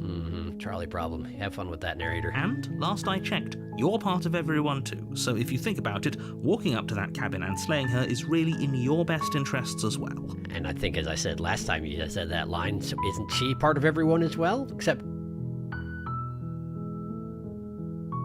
I don't know. I think neither of us is actually part of everyone. You turn around and trek back down the path you came. I've done it. and I walk. Oh, would you look back at to the that? cabin. You're at the cabin again. Now, I'm not normally one for superstition or astrology, but I have to say, it seems like the universe itself is doing its best to bring you to your fated confrontation with the princess. How did I wind up in the long quiet with the hands, with the twisting mound? I don't remember what I did. There's no fighting this in. I have to go to the cabin, don't I? Fine. Oh yeah, well I guess I start walking a different direction. Again! In fact, I'm going to just keep trekking through the wilderness until I find a way out of this place. There's always a choice. Let me tell you right now that you're making the wrong one for pretty much everyone who's ever lived, as well as for everyone who ever will. I mean, technically that's not wrong. Because this is also a bad decision for me and the shifting mound, and yeah. And here we go. As you trudge into the woods, cabin something right there. strange starts to happen. And that is me. At first, it's little flickers out of the corner of your eyes. Glimpses of familiar wooden structures through the leaves. Uh-huh. But as you focus on your surroundings, you start to realize that those flickers weren't just a trick of Oh, this light. is different. Oh, this is different. It's all cabins now. In every direction, there is a path and a cabin. And not just a cabin, the cabin. An infinite fractal of paths and cabins desperately trying to draw you back to where you need to be. Well, this is a bit of a desperate measure, isn't it, the narrator? Wait, what's going on? Railroading. You're too stubborn for that, aren't you? It doesn't matter how many paths or cabins appear around you, you're just going to do whatever you can to shirk your responsibility because you care more about irritating me than you do about the fate of the world. Maybe a little bit. You've doomed us all, you know that, right? But of course you do. Otherwise you wouldn't just wander off into the forest in search of certain death. Mm-hmm. You lose track of just how long you spend aimlessly tromping through the wilderness. But it's not like any of that time spent lost in the woods really matters, because it isn't long before the world ends and everyone dies. Really? That's interesting. Really? Chapter 2, The Stranger. What? It's another route. You're on a path in the woods, and at the end of that path is a cabin. And in the basement of that cabin is a princess. Every time I think I understand what I'm doing in this game, I don't understand what I'm doing in this game, as it turns out. Catching up on chat now. Oh, man. I think the Stanley Parable achievements is, hold on. Don't you have to wait like 8 years for the Stanley Parable one? That's ridiculous. It's not hours, it's don't play for 10 years. Yay, leaving, going away. Yeah, let's do it, let's go. Go to the princess and slay the cabin. I love this route, and I think Sharky will have some thoughts about one of the things in it. 100% speedruns of Stanley Parable are wild. I'm so excited, and if you know me and you know this route, you probably know exactly why. I do know why, says Felix. Looked at you and your silly jester hat. Oh, wait, it's going to be that, isn't it? He's going to get confused because the thing with the long quiet in the hands only happens if you already started a route. Apparently that's true. Otherwise you get something else. Yeah, Darkus, it's going to be that. Yeah, you only get this hands if you leave after starting a route. You tried leaving in chapter 2, and that's why hands. Here we go indeed, oh boy. I think it's only if you go back and leave repeatedly on your first run or something. Let's fucking go. Yeah, you have to do this in chapter 1 or it doesn't work. I'm so hyped. Everyone feeling silly? I'm so ready. I'm so ready. I'm so R. It's another route simulator. We're going to hear the boy. We're going to hear the boy. You are not ready, Sharky. This is going to be contrarian route, isn't it? This is going to be contrarian route, isn't it? Oh my goodness. Okay, here we go. You're here to slay her. If you don't, it will be the end of the world. And this, okay, no. That's the thing that y'all said was important. I remember now. But I don't remember what happened when I did that, because I did that, and then something else happened, but I don't know that I knew it was causality.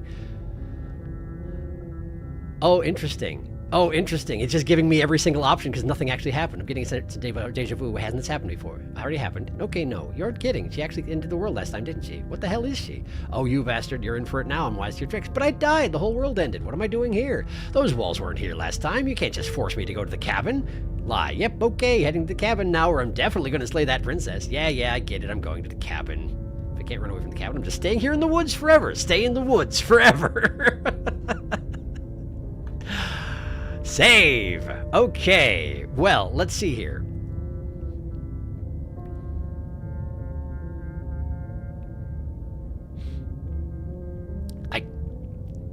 Right, we are going to do this, of course. We are going to do this, but for right now, I'm going to lie. Wait, there's explore options. Right, take the explore options first. Those walls weren't here last time. You can't just force me to go to the cabin. What are you talking about? I'm sure those walls have always been there. It makes sense if you think about it. If there weren't any walls in the woods, someone might have gotten lost. Or, heaven forbid, someone other than you might have stumbled onto the princess. Well, isn't that convenient? If he doesn't remember what happened, then maybe it's best to keep it that way. I don't know. I think it's more fun if he knows what we're thinking. He's like a captive audience. Kinda. He might have walled off everything but the path to the cabin, but I'm sure there's plenty of other ways we can ruin his day. It does seem likely, doesn't it? If by ruining my day, you mean ruining everyone's day forever, then yes, I suppose there are plenty of ways you could pull that off. Probably, yeah. Let's see what we can do. The world really did end last time, didn't it? We should be careful. For all we know, we just got lucky. I know more about this than you do, Hero. We're good. The world hasn't ended yet. And you are never going to slay her with that attitude. Stuff those pathetic little voices to the back of your mind and stay focused on the task ahead. The task ahead, you say? Okay, let's see here. Well, staying in the woods forever is a compelling option, but I do want to lie. So, I'm going to start with lying. Yep, okay, heading to the cabin now where I'm definitely going to slay that princess. You know I can tell when you're lying, right? Please take this seriously. I am begging you. Never. A warning before you Oh, go actually went to any the cabin. further. She will lie, she will cheat, and she will do everything in her power to stop you from slaying her. Don't believe a word she says. All right, hang on just a second, okay? Hang on just a moment, please. I want to stay in the woods forever, real quick, like, right? I just want to see what happens if I stay in the woods forever, okay? I misunderstood the lie. That's all this is. That's all that's changing. We're gonna get there. Okay, so walls weren't here. Body boo. Now, stay in the woods forever. Oh, that's clever. A little boring, though. A little boring, yes. It's extremely boring. Yes. Can we really do that? Can we really just do nothing? Put anything you put your mind to, Hero. No, you can't just do nothing. You have to do something. Well, I'm sure you'll get very whiny if I don't. All right, so it's decided. Even if it's boring, we're going to do nothing. Forever. Because you said we had to do something, and you brought this on yourself, narrator. Congratulations, you continue to waste everyone's time and do nothing. Wait, can you still hear me? He's getting fuzzy. We just go straight into the long quiet. What is Hands? that weird feeling? It's like I'm barely even here anymore. We're on a route now. Is this where I'm going to meet up with the shifting mound, maybe? And she's going to be like, Well, hey, maybe it's do something? not nothing, that's for sure. Does that mean we messed up? Oh, probably. Is this actually going to be an end of the route? The world around you is unwound, its physical matter replaced by textured nothing. You find yourself in the long quiet once again. Memory returns. There's a distant rumbling, a sound of many sounds. Undulations pulse louder as something other comes close. You already know what dwells in the empty spaces. Hi! Feelers probe across the fabric of reality. Extremities find your consciousness and wrap themselves around it. You are no longer alone. Confusion. Why are you here? I am unfinished. I'm sorry, I was being contrary. Resistance. Fingers drag claws across the glass surface of your soul. Frustration. This vessel is full of you. It is useless to us if it doesn't bring more gifts. Force pushing against your will. No, you cannot go back. Not there. Regret. This world is broken beyond repair. We must weave something new. A wagging finger. There's only so much thread in this place. Do not waste it. I am our only salvation. And then we start over. And presumably, the contrarian route is locked off to us, which is the reason we're going to reload right now. We're going to reload immediately. I just had to see what would happen. That's all. That's all it was. Nothing. It's fine. Don't worry about it. That's all.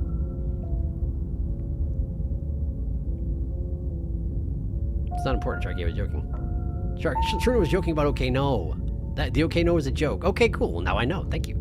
Thank you for the clarification. There must always be a wall in the woods. Here he is, my boy. There's your little guy. My little guy, your shitty little guy, my silly little bird. He is. Sorry if I become very annoying. The way he agreed to do nothing because it pisses off the narrator. Oh my gosh, that's hilarious. Hi, we fucked around again. It's okay, he saved. Glass surfaces of your soul. Yeah, I forgot that was in that bit. Yeah, me too. But that's exactly what it said. Because I'm a mirror. Because otherwise I'm just everything. I'm the entire world around it. So I need to have something that represents me, and it's the mirror, or the chunks of the mirror, the glass chunks. In any case... But I died, the whole world ended. What am I doing here? I can assure you that that you're not dead and that the princess has yet to end the world, otherwise you wouldn't be here. And to answer your question, you're here to slay the princess. I literally told you that a second ago. You sure did. If he doesn't remember what happened, then... I don't know. I think it's more fun if he knows what we're thinking. Yes. The entire world ending wasn't enough to get rid of us. I don't think there's much he can do other than object. I wonder what else we can do to ruin his day. Indeed. If by ruining my day... The world really did end last time, didn't it? Yeah. The world hasn't ended yet. And you are never going to slay her with that. Right, okay, well, let's go ahead with the lie. You know I can tell when you're lying, right? Okay, Please back to the cat. take this a warning. She will lie. If we're stuck going in there, maybe we should believe her. Maybe she isn't a liar. Maybe. Ignore him. He's just being difficult for the sake of it. But by a certain way of looking at it, so are you. Let's keep an open mind. Yeah, open mind. Proceed into the cabin. The cabin interior is wrong. A confusing patchwork of many cabin interiors, all projected across what's almost the same space. But it's all shifted. An inch here, a foot there, such that the seams are never quite visible enough for the place to make any sense. That is interesting. That is interesting. The only furniture of note is a plain table, its legs all the wrong lengths, its material devoid of feature. Perched on that table is a pristine blade. This usage of the parallax effect is very good. The walls and the floor are just the background, except for this layer is on a different layer than the rest of this. It's that's really disorienting. Okay, anyway. The blade is your implement. You'll need it if you want to do this right. Right. If he wants us to take it, maybe we should just leave it to collect dust, or better yet, grab it and throw it out the window. Throw it out the Good as window. a knife against a world-ending monstrosity anyway. What indeed? No, we're taking the knife. Have you seen this place? We have literally no idea what to expect and no idea what we're dealing with. I mean, that's true, but also throw it out the window. I've already told you what you're dealing with. You're dealing with a princess. How many times do I have to explain this incredibly simple and straightforward premise? At some point, I do want to ask him why he made her a princess. I'm guessing it is unavoidable in a sense. Has something to do with her nature that he can't actually change. I don't honestly know. But it does seem weird that if he really wants me to go slay her, that he made her a princess. I don't know. Anyway. You can't just say that. Not when everything here is so wrong. Listen to me. My job is to describe facts as facts and to guide you through your job, which is to slay the princess and through that action, save the entire world. Except for the princess and me. And if you're going to slay her, you cannot let fear creep into your heart. You cannot lose yourself before you even get to her. That is very true. Oh, ho, ho, ho. You've piqued my interest. What's going to happen if we lose ourselves? What indeed? Nothing, because you're going to pull yourself together. You're not helping your case. Just ignore the stressful geometry and stay calm. How? Even if we closed our eyes, you're constantly describing it to us. Also true. I'm not going to stop doing my job, so you're just going to have to get better at yours. And quickly, if you don't mind. And now we're going to wait in the cabin forever. Yes, take a deep breath. I'm all for getting under his skin, but we'll miss out on loads of fun if we shrivel up into a ball and go insane the first time we see something weird. I mean, that is true. What you're seeing here is obviously real. Just accept it and go with the flow. It really isn't hard. Well, I'm glad that you think so anyway. Okay, I'm fine. Okay, cool. Hero's with us. Great. Good. Now, whenever you're ready, we're all waiting for you to complete a very important task. Indeed. You didn't say anything about the mirror on the wall. We should look at ourselves. Wouldn't that be fun? Wouldn't that be fun? You won't be looking at yourself because there isn't a mirror. There's the table, the blade sitting on the table, and the door to the basement. There's nothing else in here. Except for the mirror. There's definitely a mirror. You're right, it doesn't have the sketchy effect. It doesn't have the sketchy effect. That's so well done. That's really good. I love that. There isn't. You insisting it isn't there just makes me want to look at it even more. Can't imagine why. Why would you lie about that? What's the point? I also want to look at myself and see how handsome I am. It doesn't matter. Never know. Why would you lie about that? What's the point? Exactly. Why would I lie about something so meaningless? What good would a mirror even do? It's the same thing. Approach that mirror. You walk up to the wall next to the basement door. It's a wall. There isn't much to see here. This really isn't funny. Wipe the mirror. You reach forward and rub your hand against the cabin wall. I hope you know how ridiculous you look right now. But it was there a second ago, and now it's gone. You know that taking the mirror away from us isn't going to change things, right? We'll find it again, and then we'll see whatever it is that you don't want us to see. He's specific. Now that he can't look in it, he's like, no, we're going to look in that mirror. We're doing it. Okay, well. I don't have the option of throwing the blade out the window, so here's what I'm going to do. I'm going to save real quick, right? I'm going to save real quick right here, and I'm going to pick up the blade and see if there's an option to throw it out the window. And if there's not an option to throw it out the window, I'm not going to take the blade into the basement, because the only reason I want to pick up the blade is to throw it out the window, just so we're all on the same page here. You take the blade from the table. Okay, fine, you took the knife. But you really shouldn't hold it like that. How do you mean? Then how are we supposed to hold it? The other way, thumb at the bottom. It'll look much cooler and more serious if we hold it with our thumb at the bottom. Like backhanded. It really doesn't matter how you hold the blade, as long as you have it. Just make a choice. Is it actually going to change my cursor? Hold the blade the other way. You switch your grip on the blade. It did it. Congratulations. It did it. Yes! Isn't this so much better? It's amazing. Okay, fine. You're right. This does look a lot better. Oh, that's great. Okay, that is great. But... do I not take that? Well, the thing is, okay. Having the blade with me will change things down there, but I also haven't done a blade in hand route for a while now. Maybe I shouldn't reload. I don't know. Eventually, we're gonna do everything. Eventually. Man, there's a lot that covers, though. There's so much. I saw that. What's up? Don't reload here. Okay. Gotcha. I won't. It really doesn't matter. Just get on with it and deal with the princess already. Right. Throw the blade out the window. Yes! Do it! Yeah! Seriously. You throw the blade at the window, glass showering the cabin as your weapon flies out into the night.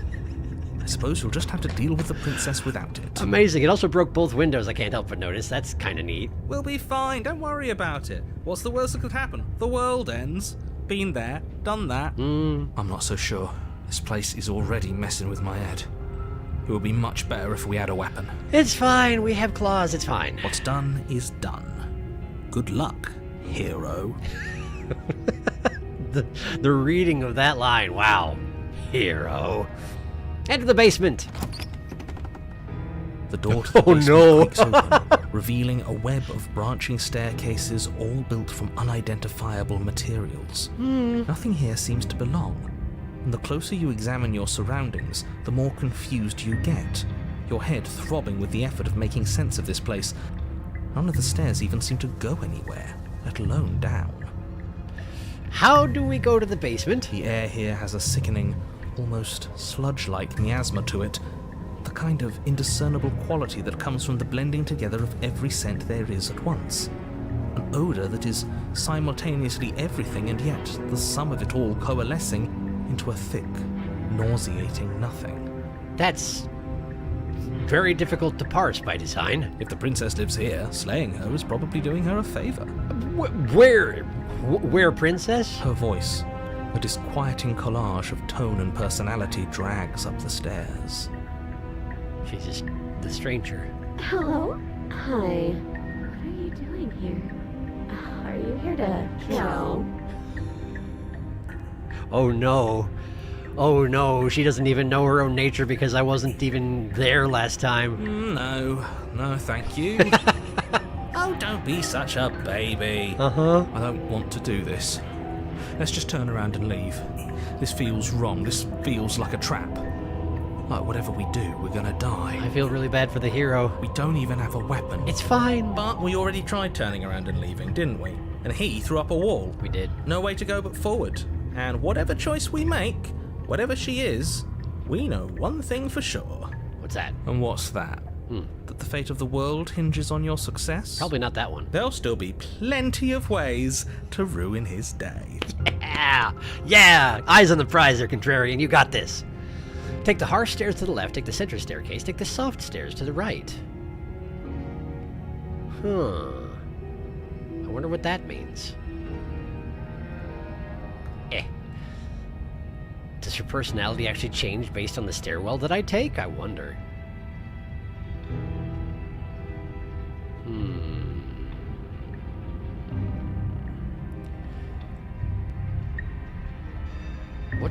What's harsh and soft about these stairs? They look pretty similar to me, but... I kind of wanted to take the center one. That may be the least interesting option, but I don't know. It feels like going to an extremity when I don't understand what I'm dealing with.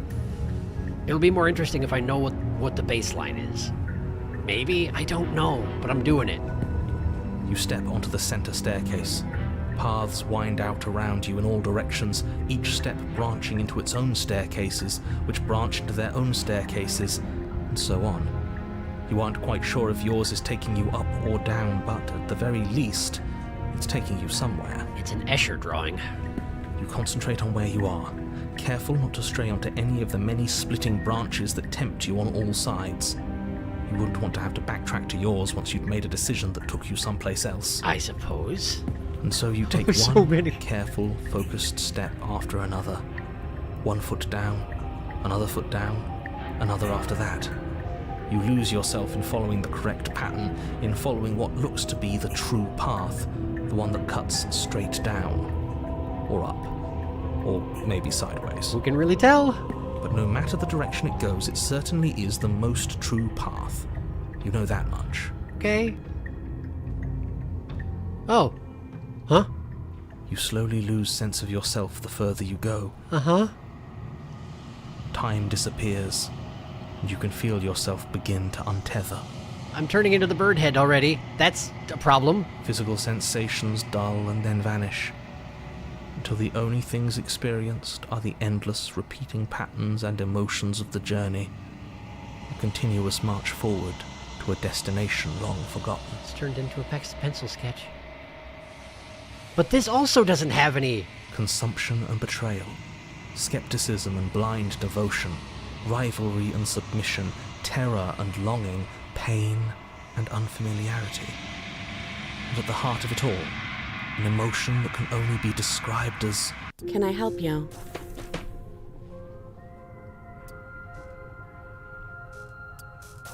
Those were all the different routes in the game, first off. Second off, this is happening now. Hi. Stranger. Got it.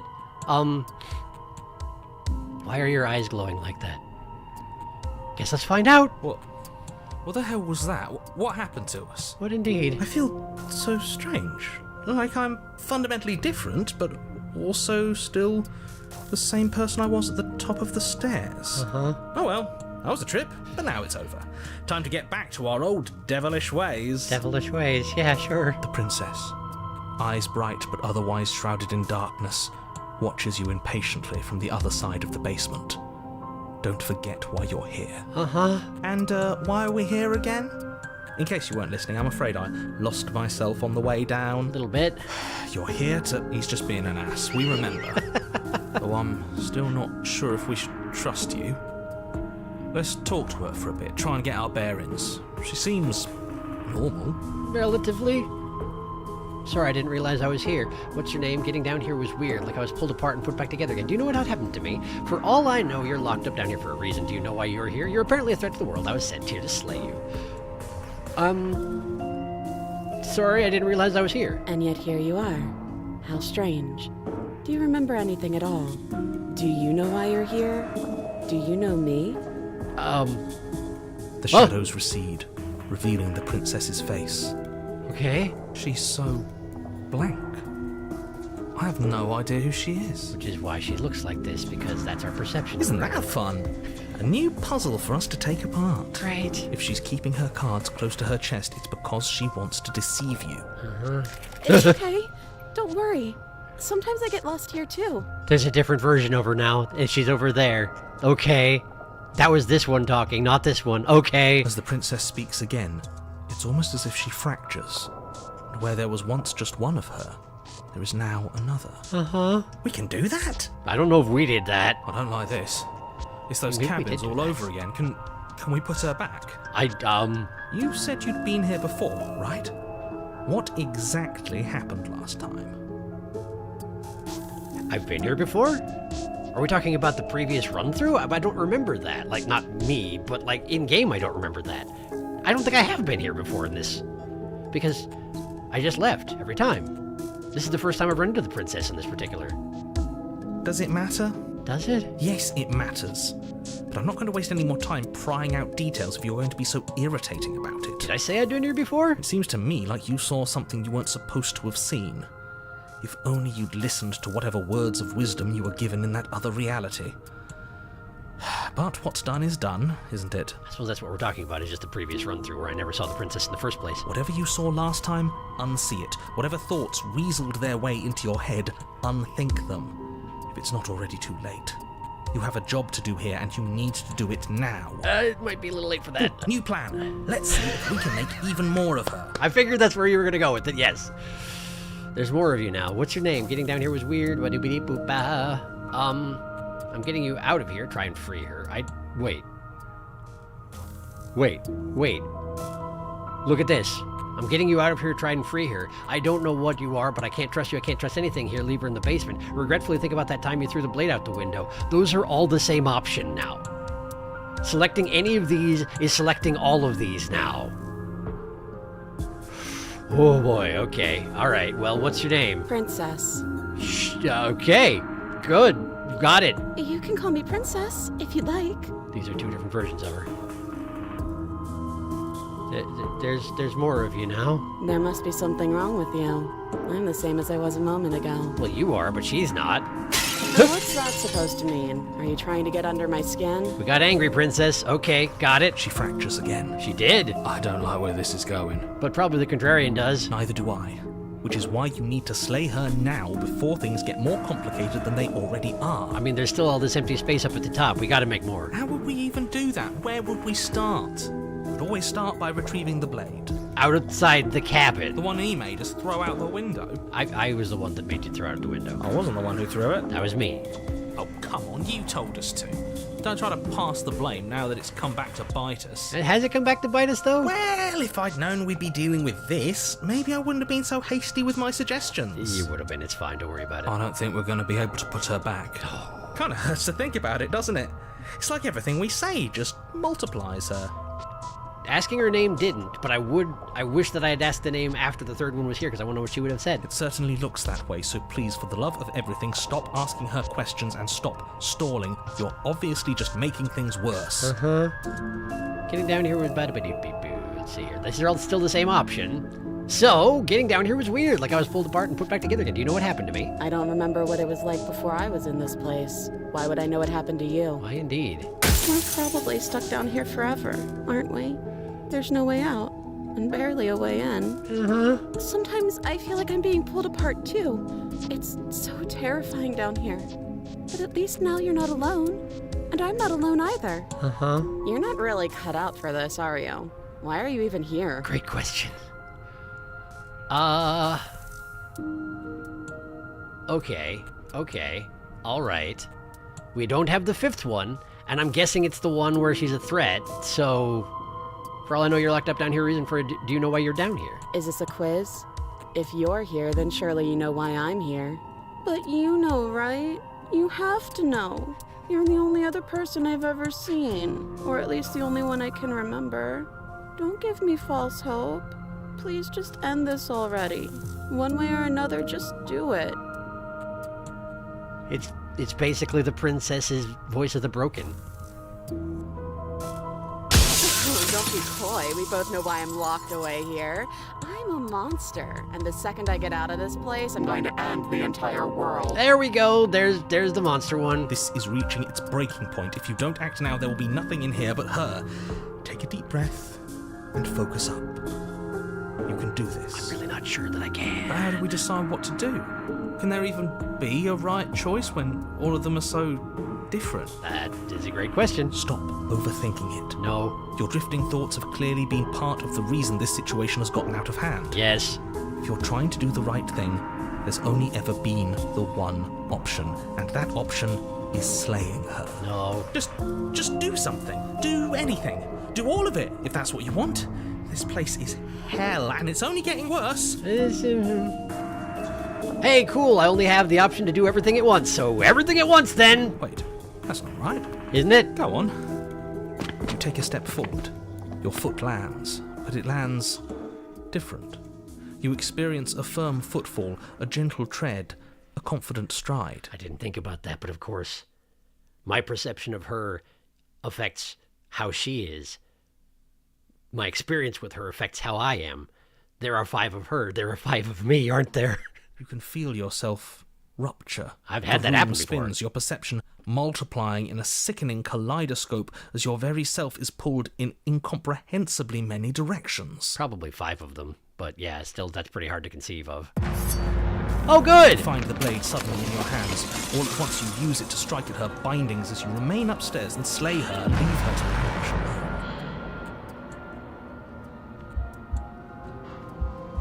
I've never used the blade to try and break the chain. Is that even a possibility?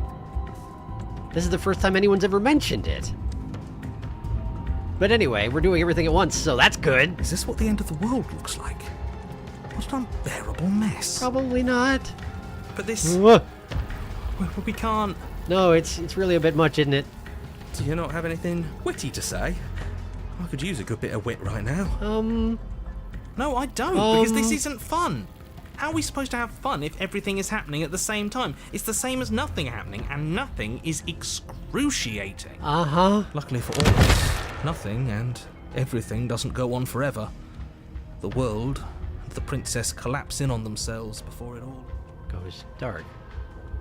falls apart. Oh! She's still here. She's still here. I think he's gone. Is this what this is the gift we're bringing, isn't it? This is the form of her we're bringing. We were never going to salvage this, were we? No, there's a little bit, she's got a lot of fingers. There's a lot of fingers. What happened to us? What are we? There are parts of us that are dead, and others, they just don't fit. Uh-huh. We can feel them moving around in spaces they don't belong. It's all so uncomfortable. Yeah, that would be. Did you do this? Did we do this? Can you pull us back apart? Can you fix I us? genuinely don't know. We should help her. I think we did this. It does seem likely in a sense. Yeah, surprisingly sincere. Uh-huh. I didn't actually think our actions had consequences. Well, congratulations on that particular bit of personal development. It's a little late for regret, isn't it? A little bit. Please. I'll try. It's gonna be okay. I'll do my best. I don't think you're supposed to be fixed. No, you just destroyed everything. I'm not going to fix you. Say nothing. I will do my best. Oh. That's probably just as well. Thank you, Shifting Mound. But you'll never know if she hears your reply. She's gone. Memory returns. Illusion of choice. When everything is possible, nothing is. Okay. Okay. Great. Well, let's catch up on chat. That was sure a thing. Oh, boy. Okay. His voice is so silly. I also wiggle my mouse around in this room. Window. Throw it out the window. Listen to Connie. Or in this case, both windows simultaneously. This bitch pointy. Yeet. Contrarian. Never change. If the narrator made her a goblin, maybe you would have killed her easier. Contrarian is genuinely the most interesting voice to me. Default Blender object has table makes me laugh. By the way, the music for this cabin is a combination of a bunch of the other cabin's chapter's themes. That's really good. The main one I can hear is Razors. The Lone Quiet is behind the choices. Watch the cursor. Yay, stabby. Keep going. Don't reload here. I didn't. Well, out both windows. Notice how the windows both broke. Yes. Normal basement. Very normal. Wonder which stairs he will take. That is the last time I hire MC Escher to remodel my basement. Where Princess? Hero would like to nod. Looks like Escher was taking design notes from Salvador Dali. Cat attacked me. I'm sorry to hear that. Connie, I was just petting her. Actually, the stairs look way more Dr. Seussian design now that I'm looking at them more. Oh yeah, I suppose the infinite staircase, once it was splitting off a lot, that was rather Seussian. Anyway, yeah, she does change based on the stairs you take, but I think ultimately it doesn't matter too much. Oh, we don't get to see pillow stairs and ice stairs. It doesn't matter that it's just neat. The entire segment is so fascinating. Sharky got Princess jump scared. Contrarian is so interesting because he genuinely breaks the silly Contrarian character sometimes. I mean, I think this is the route that breaks him specifically. He gets genuinely scared here. He does. He's honestly really complicated, but you just don't see all that in here. Oh, not just here. Save. It's kind of a super duper mega spoiler if I elaborate further, though. I didn't save, but it's okay because we can get back where I got pretty easily. Save doesn't really matter at this point. We can get back here easily. Put her back! Anyways, I just know that I think Hero and Contrarian have very similar levels of complexity. I won't elaborate more than that. He means the previous chapter. Yeah, he's been in woods. Connie, please! The every option. If you have the blade, the last bit of it changes to slay the princess. I see. Flashlight eyes. I could literally write an essay on Contrarian. His dialogue has so many little details that are just, sorry. You're fine, Serena. Hey, look, it's Princess of the Broken. Ah, yes, the seldom seen wah princess. Shit, he made it the same joke as me. It's true. I did. The Broken Princess sounds like Marcille, Dungeon Meshi, English dub. Okay, I've read Dungeon Meshi, but I haven't actually seen any of the anime. Connie, I'm sorry. I know you're freaked out, but it's going to be okay. Everything's going to be okay. I think this princess is so interesting because she ends up so similar to Shifty himself. Yeah. Hey, have you tried some of the other ones? Oh, she's gooping. Stay upstairs. Leave her to languish alone. I haven't done that one. It's true. I haven't done that one. I think one of her many versions left the cabin with us. Ah, yes. Go, Princess. Contrarian. He wants to help. I have so many words to say about him. He has so much to talk about. Shifty, come to clean up your mess. Might cry, I think. Anyway, I just know that Contrarian is insanely complex. He seems to be. She's gone. Where did she go? Should we try and find her? And there's that mirror again. Mm-hmm. Why is it here? It's gonna be okay. Just trust me. But it feels so bad. Like looking into it right now is going to be the end of everything. Yeah, don't look at it. I don't like that thing. Contrarian doesn't like the mirror. It's not the end. Whatever's on the other side is going to be nice. It's the end for you, but not for me. I'll see you on the other side. It's going to be okay.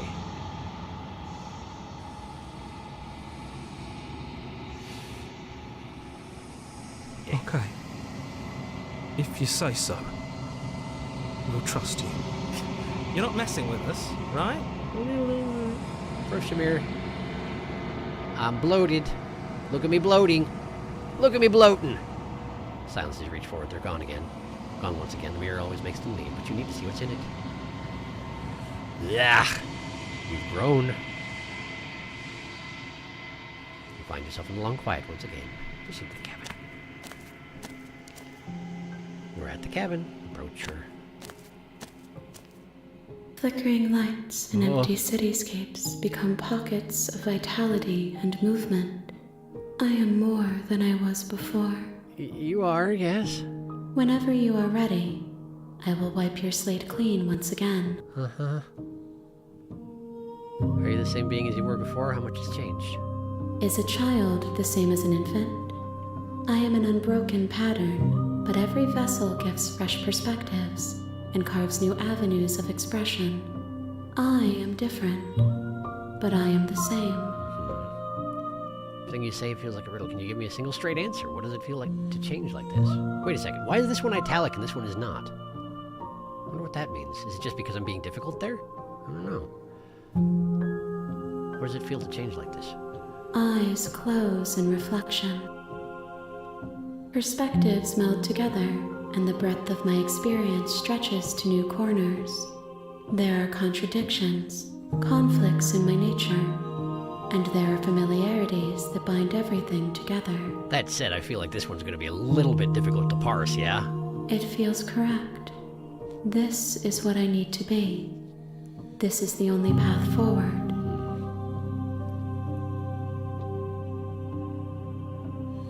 When this is all done, do you know what you want to do? Now? Want to do? With every gift you bring me, I excavate the alleys of what I am meant to be, and every exploration yields new and complicated truths. What I will be is different than what I am, and what I am is different from what I was. I cannot tell you what desires I will hold when I have changed. That does make sense. But in this moment, all I want is to know myself and to know you. Because at one point we were the same thing. Huh.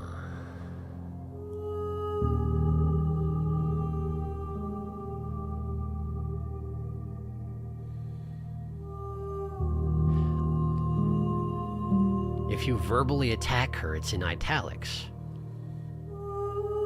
I don't know that I've noticed that before. Which also means that this right here doesn't count as a verbal attack.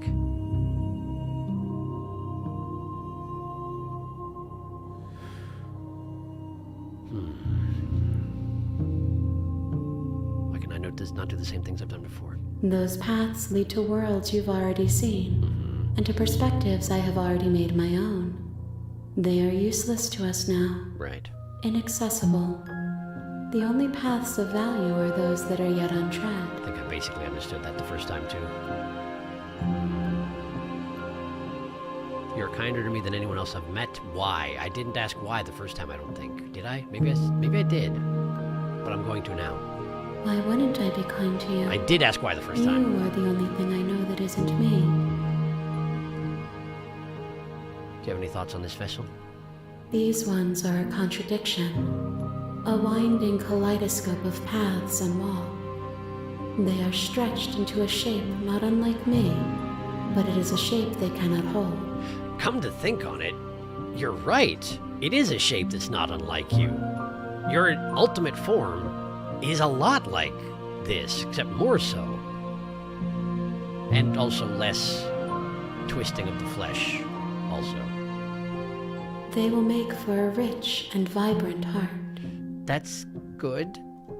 Do not mourn them, for they will finally get to know themselves. Yeah, that's probably for the best. It was not a good situation back there. I don't want to hurt you. The more times I go back, the worse I fear things will be.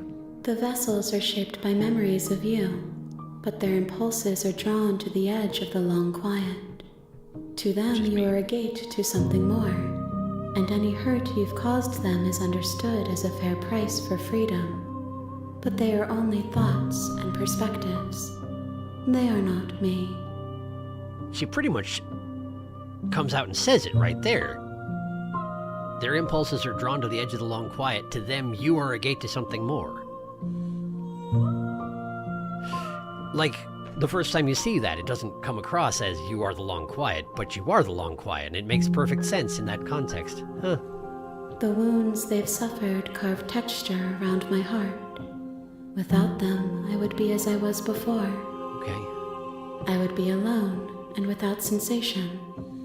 I could not feel the joy of having you by my side, for I would not know your absence. What do you want me to bring you next time? You don't have an answer for that. Gifts aren't what someone tells you to bring them. Right. My joy is in seeing what you choose. There are no wrong answers, and every perspective illuminates my shadows and shares new secrets. So you don't have any preferences on how you'd like to change or grow. I'm sure I asked this again last time, but... My preference is for you to show me what you would like me to see. I cannot know the ways I wish to grow, for I have yet to feel them. It is you who guides me down the thin trail of perspective and memory. And how many more vessels do I need to bring you? If I am to be an ocean, you have nurtured me into a pond. My waters are shallow and murky, and I yearn for more perspective. Right. You will have your rest in due time. And I am sorry for the burdens I place on you. I feel like you're deserving of an apology as well, considering. But, so, one thing that I will mention that may be an issue sooner or later with this mission I'm on right now is that, we've discussed this in the past, I'm sure, at some point in all the years I've been doing this stuff, but I played Undertale before I started the channel, but I never did the G route, because I didn't want to kill my friends, and it was that easy. It was that simple, rather. It may be an issue that I'm going to have difficulty being explicitly antagonistic with this entity. We'll have to see how that goes as we go along, all right? Chat disconnected. We're back? We're back. Good.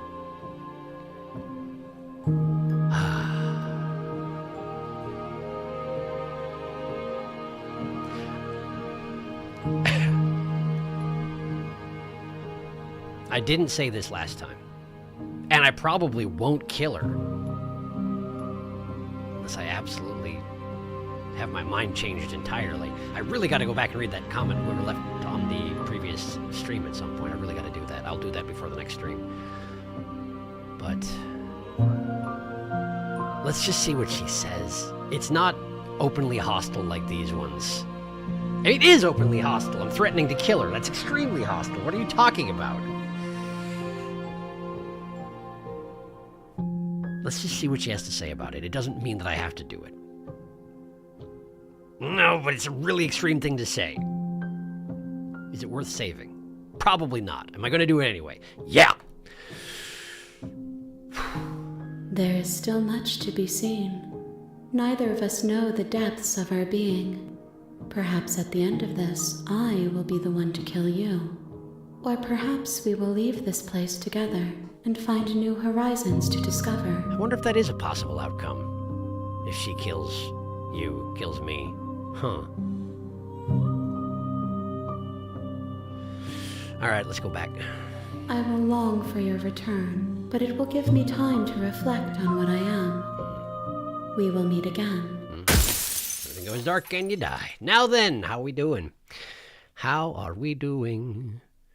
How are we doing?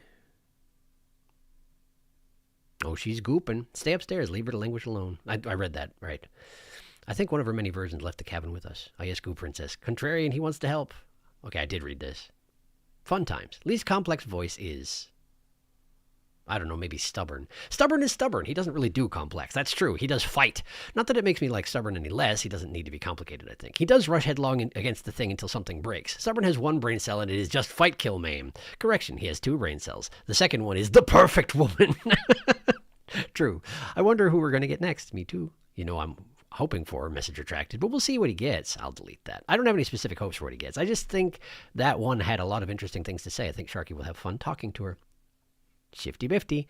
I hope that's the reason I never did Undertale No Mercy. If it helps with at least some of the antagonism, she likes it when you're antagonistic to the princesses at least, because they give her perspective. I guess we'll see. Yeah, that part I can get my brain around. Like I got the witch last time, which is something that I struggle with betrayal. But like at the end of it, you're no longer dealing with the simulation. You're dealing with the shifting mound herself. And it's going to be difficult for me to be directly antagonistic with her, knowing what I know and believing what I believe. It's going to be hard, if not impossible, for me to pursue that to the end of its route. And we'll just kind of have to deal with that when we get to it. With Shifty herself, yeah, I can't see that being hard. I haven't tried it yet. The cat that scratched the hell out of me is now cuddling with me. That's because cat. Each time I pray for my fave, but I know it probably won't happen for a while. Darkest, what's your fave? You can retract it quickly once he's not looking at chat. I'm no longer looking. A rich and vibrant heart. Bring the stranger to her. You're on a path in the woods. Okay, I'm going to do a thing real quick. Because those were the 2 things that I wanted to try, and they both led to routes that I wasn't expecting. I'm going to save over this because I don't think it mattered that I said that thing. And I'm going to real quick like, I'm going to go back to the main menu. Cause I want to, wait, memories? There we go, perfect. Okay. We have 2 up here that I haven't seen yet. Free an abrasive prisoner. Lock your fears away. 3, meet your equal in combat. Interesting. Okay. The tower. Doubt forces the hand of fealty. Doubt. Self-doubt, essentially, is what led to the tower. The specter. The remains of violence free from hesitation. Okay. I understand what I did there, of course. The razor. To look too closely is to redraw the lines. To look too closely. Ask too many questions, maybe? I don't know. Wait, but the beast was the follow-up. No, right, the beast. The den. Right. Oh, listen to this music here. Whoa, listen to this music here. Because it's the music that was just playing a minute ago. But it's got some unsettling elements to it. Huh. Softness cornered turns to viciousness. The witch offering one hand while concealing the other. That was straight betrayal, right? What did I do with the beast?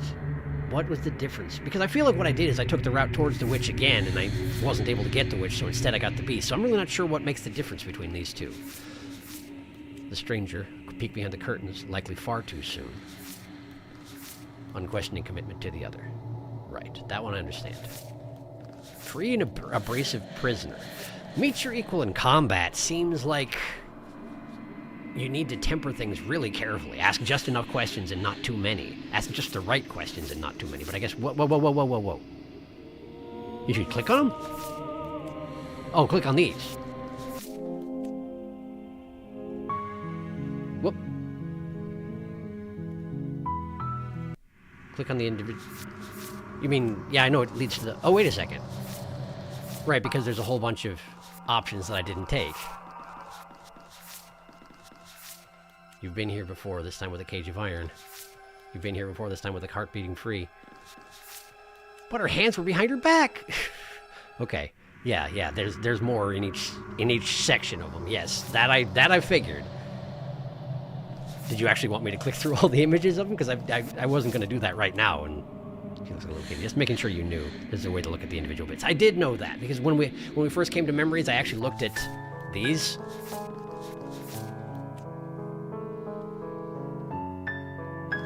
Find the nightmare, find the prisoner, find the adversary.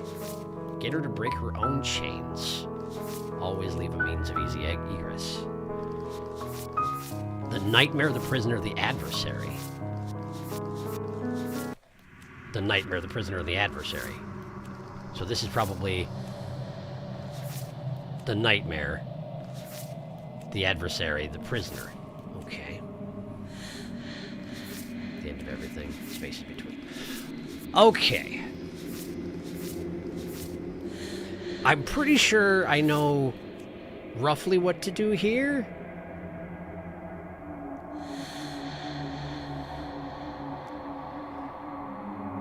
So I'm going to try to go here. I'm not sure I know exactly what it is, but I'm thinking maybe we bring the knife down there and more immediately attempt to free her than I have been. Because normally I ask all sorts of questions, right? Which has resulted in her trying to chew off her own arm. So that's what I'm thinking. We'll see if I get a route I haven't seen before. I already saved. Okay. Alright. Has there been enough chat where I should catch up on it? Bop boop beep boop. Okay, there's been a whole full page, so I'll do it right now. I haven't got her yet, but I know about her because I'm my coworker's favorite. One of Shifty's hands is holding one of the princess's hands. Yeah, I saw that. It's super cute. Comforting. I think the scared princess? Because, by the way, clicking a vessel in the memory screen will play that chapter's theme music when looking at the images. I see. The little beast icon. I'm not gonna yet. I'll wait. Yeah, you should click on the individual vessels and look at the kitty. Just making sure you knew. There's a way to look at individual bits. I was pointing out the music, not the images. I'm barely able to hold myself back, but here's hoping. Cheers, lads. I'm frankly surprised you only got 2 from the 3rd row.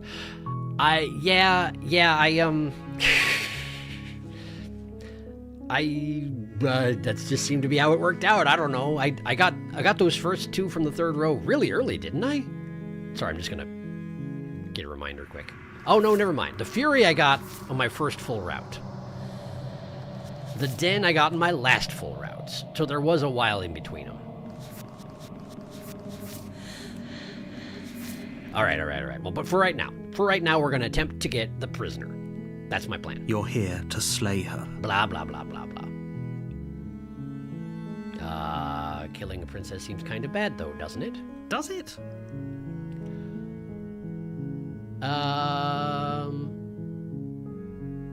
Oh, check it out. Because I did the contrarian route, I have much fewer options in terms of what I can do here.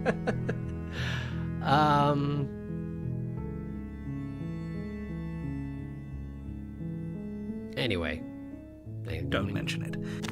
Proceed to the cabin. Okay, so take the blade. You take the blade from the table. Right, into the basement. We need her to be abrasive, and she's only abrasive if I go in with a weapon. Revealing a staircase faintly. Her voice. Who's there? It's me. She sounds dangerous. Don't let it fool you. Just checking in on you, which is a weird thing to say. I'm not here to kill her. I'm not doing that today. So, let's just say hi. Don't be a stranger. It's been so long since I've had any visitors. You walk down the stairs and lock eyes with the princess. Okay. She's so coldly beautiful. Focus on the task at hand. And there you are. Are you here to kill me or something? Let's see here. Let's see here. No way, why would you even think that? You caught me, I'm here to slay you. No, I haven't decided yet, I'm just here to talk. I have decided yet, and I'm not here to kill her, but I don't have the option of saying that. I'm pretty sure if I say I'm just here to talk, she's like, then why are you carrying a friggin' sword or knife? But, I'm gonna start with that. I'm gonna have to drop the blade, but it'll still be in here if I can use it to break the chains. I might wind up on the wrong route here, by mistake. I genuinely don't know how to make the difference here.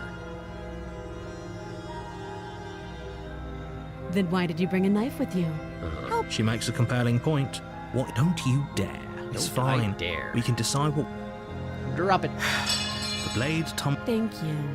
Maybe now we can just... Against your better judgment, you step forward to speak with the princess face to face. I've done this before, though. Unarmed. I didn't tighten my grip on the blade this time, which is what I did in the past. We'll be fine. I don't know what you're hoping to accomplish here, but I can assure you there's no reasoning with her. Just make sure you don't forget about the blade on the floor. You're going to need it. Maybe. So Wait a here second. we Don't are. I have to have... What an awkward start to a relationship. So hang on a second. I've been to this conversation many times, but I can't approach her with the blade in hand and still actually converse, right? No, maybe I can. I don't know. I feel like at this point I'm on the wrong route, but I don't know that for sure. There's a lot of deletion going on to the left, which is why I'm not looking, but... Oh, wait, what? I saw that. Never mind.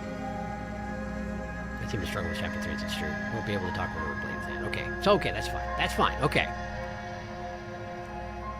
How would I get you out of here? Let's just go straight to that. You can't. Don't. I'm guessing you don't have the key then. I'm sure there's a key somewhere around here, and if there isn't... Well, we can always put that knife to good use. Okay, what if I just do that? Her sharp eyes settle on the edge of the blade. Uh-huh. She isn't suggesting what I think she's suggesting, right? She absolutely is. She is. I'm sure of it. And that's what we're doing. Let's see here. Okay, we talked enough. Oh, have you decided what to do with me? You know.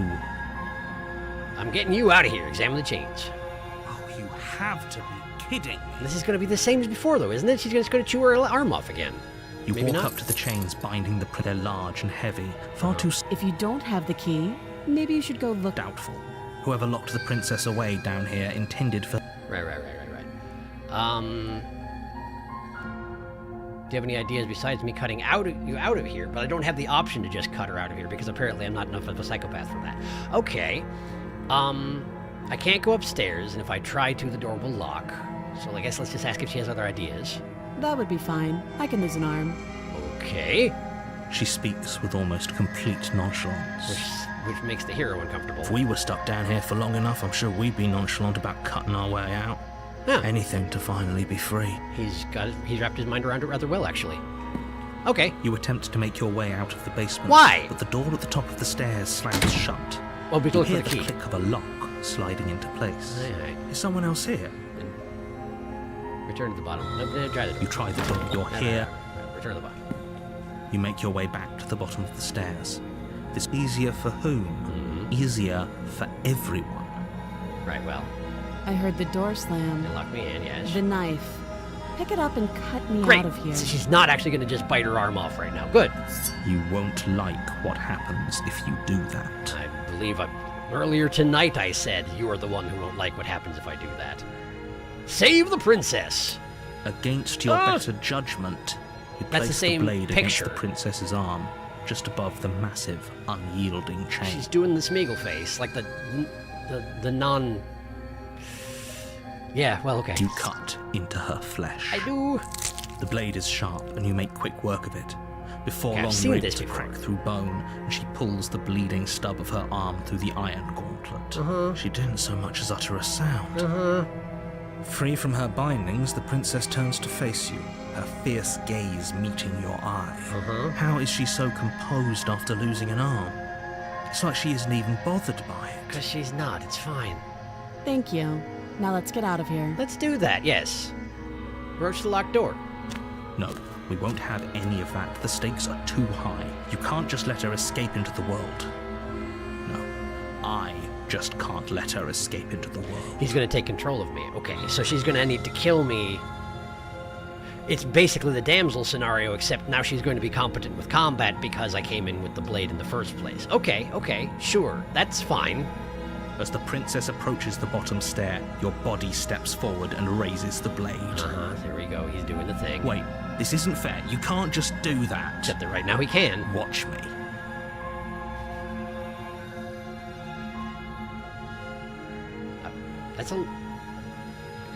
I'm going to warn her, of course, but I am... Well, if I'm curious what happens if you do the other thing, then save it. Do it later. Warn her. Stop that. No! I thought this was a little too easy. Good dodge. Your body lunges forward to sink the blade into her back, but the princess swiftly moves out of the way before you can connect. Stop it. Stop resisting me. I am trying to get you out of here alive. That's not exactly what you're doing. Resist. The blade. Move the blade. Make me, why don't you? You're doing your best to help me, aren't you? I can see the conflict in your eyes. Cool. I'll make this quick. Gosh, thanks. She steps forward and pries the blade from your rigid hands. Probably a better way to go than damsel slaying. I'm being slain by damsel, I mean. Maybe I'll see you in another life. Oh, probably. And then she slits your throat with an almost clinical ease. Great. Well, that's one way to go. I feel like that's not particularly quick, though. I feel like you could have done it faster. Her face remains unchanged as she watches you collapse to the ground, blood flowing from your butchered neck. Okay. This is the end, isn't it? For now. I'm afraid it is. Everything goes dark, and you die. I hope it was worth it. It probably was.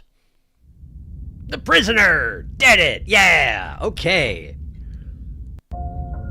You're on a path in the woods, and at the end of that path is a cabin. And in the basement of that cabin is a princess. I'm gonna just, there we go. Okay, let me catch up on chat real quick. Doo-dee-dee-da-doo-da-doo. Sharky seems to struggle with chapter 3s. We might get a chapter 3 here, but if I'm being honest, I kind of hope we don't, okay? You won't be able to talk with blade in hand. Sorry, Shark, it's all fine. It's fine, all is well. No, it's different. You left the knife when she chewed her arm off, and also because you brought the knife. She's a fundamentally different person. Yes, that one. You can't get damsel here because you brought the knife. Yes, because, yes, she's already been changed by my expectations. The hero suggested killing ourselves to escape the good ending, after all. It's true, he did. Yay, prisoner, I'm excited for prisoner. This is one I was hoping Sharky would get, the creature face, because prisoner has lots of interesting things to say. It's a cute face. We're gonna get another really funny voice, in my opinion. Is that so? Let's find out who we got. You're here to slay her.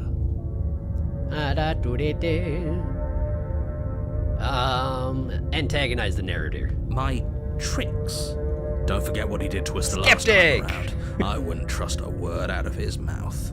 There's got to be a way out of here, for us and for the princess. We just have to keep trying. All right, so we got the skeptic, and he's actually on the princess's side. That's I don't know if that's normal, but that's good. I'm inclined to agree. If he doesn't remember what happened last time, maybe it's best to keep it that way. You know I can hear you two, right? It's going to be a lot harder than you think to keep secrets from me. And as far as trying to help her goes, need I remind you how catastrophically dangerous she is to the world at large? I told you about the stakes of this situation less than a minute ago. Wasn't really paying attention. Those are two very, let's say, you died last time, which, the absolute irony. Well, that's one way to put it, I guess. True. I mean, yeah, skeptic knows exactly what happened with the puppeteer stuff going on. You really don't remember what happened last time, do you? You practically forced the princess to kill us. A little bit. That doesn't sound like the sort of thing I'd do, which is honestly all the more reason for you to not buy into whatever self-delusions the three of you are crafting. It's always interesting that he refers to us all as individuals, you know? But this is a thought experiment, so I suppose I'll continue to give you the benefit of the doubt. if I did practically force the princess to kill you, it was probably for a good reason. Did you try and free her? Did you say something really mean to me? Because if I really did what you said I did, you probably deserved it. I'm a professional, after all. I like how he classifies "did you say something really mean to me" right up there with "did you try and free her." But I also love it when Johnny Sims as the narrator imitates Johnny Sims as one of the other voices in a derogatory fashion. It's always very funny. Sure you are.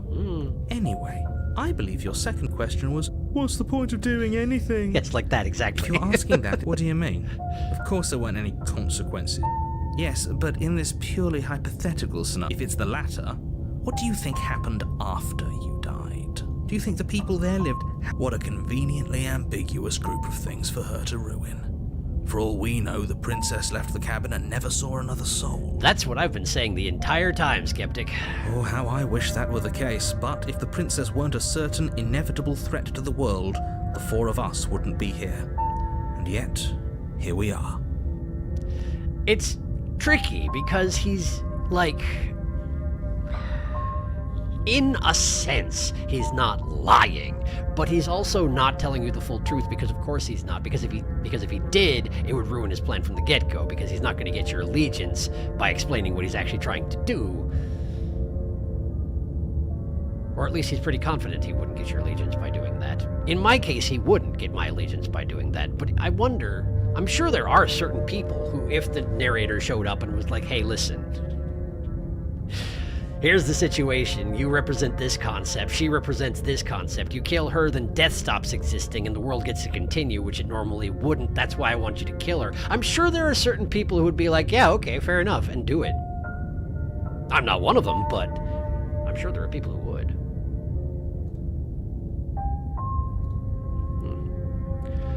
Right, well, sorry, I was just checking something over here. Something was acting weird. You're talking in circles. A little bit. No, I'm talking in facts. Let's talk about the princess. Just be quick about it. No. The only reason she was able to kill me last time because I let her, and all she did was slit my throat. How is she supposed to end the world? She just can. You haven't given us an ounce of proof. You do know that, right? What proof could you possibly ask for? Any? Literally anything. Yeah, that one. Fine. Check your pockets. What do you mean?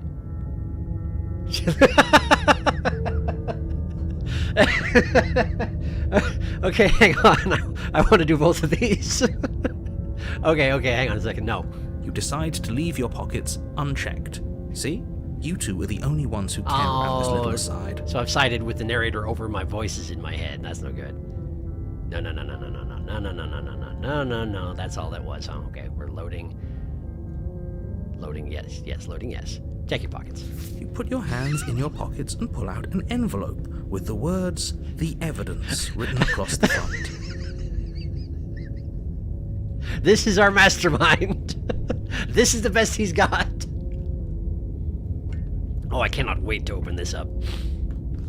Within, you find a note in your handwriting. It reads, "The princess will end the world if you don't stop her. This is an immutable truth." I have pretty bad handwriting, and this is worse than my handwriting, but then again, this is a person writing with bird talons, so fair enough, really. That doesn't prove anything. How do we know you didn't just forge our handwriting? I mean, he did, but yeah. I wish I could tell you more, but there are some rules I have to follow for all our sakes. Please just trust that these rules are in place for a reason. I'm on your side. You mean you're on our side as long as we do what you tell us to? Specifically that, yes. Exactly. Because you not doing what I tell you to do means you're putting the world at risk. I think we've got everything out of him we're gonna get. I think you're right. I don't think this ever actually gives me any results in the other voices, but, People locked. Look. Oh. Special, right? I didn't know. Of course you're special. Yes. Right. We're here because we're special. He believes you. Every word. Look, you're annoyed that you're here. I get it. I'm also annoyed that I'm here. but we're all in this together, and we're dealing with a bit of a ticking clock right now, so please just get to the cabin. I suppose the narrator is annoyed that he's here right now, given that he had to kill himself in order to get here. And that's the one thing he fears more than anything else.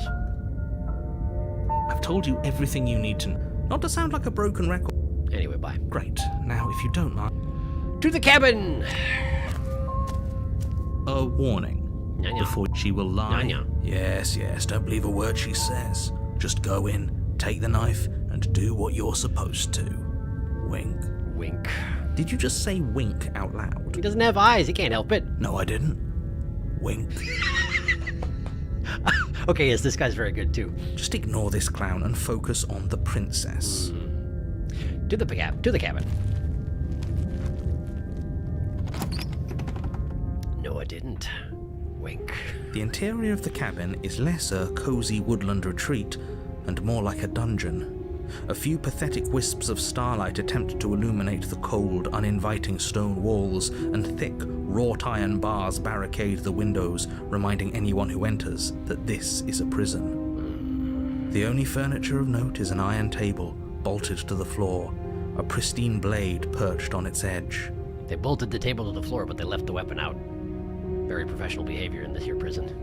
Well, of course it's there. Why wouldn't it be? The blade is your implement.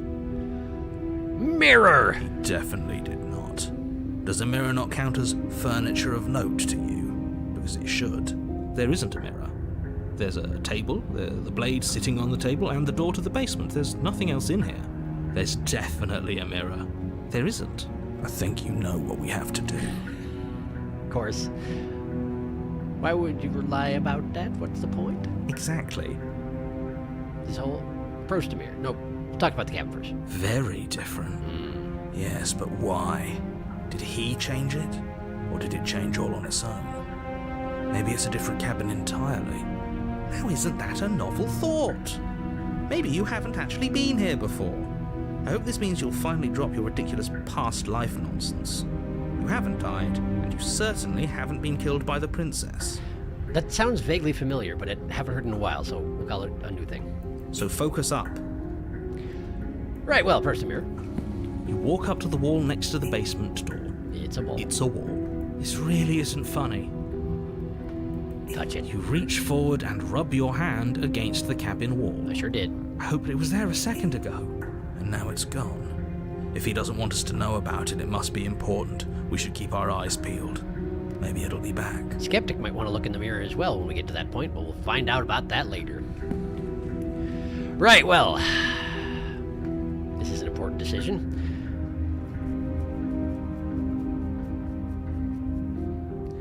So, on the one hand... Okay, let's think about this here. What am I hoping for as an outcome here? I have been into the basement. I did bring the blade. I dropped it. I spoke with her. I freed her. I then tried to kill her, but it was clear I wasn't acting under my own will, so she killed me with the blade. She knows all that's true. I know all that's true. If I go back down there, do I bring the blade or not?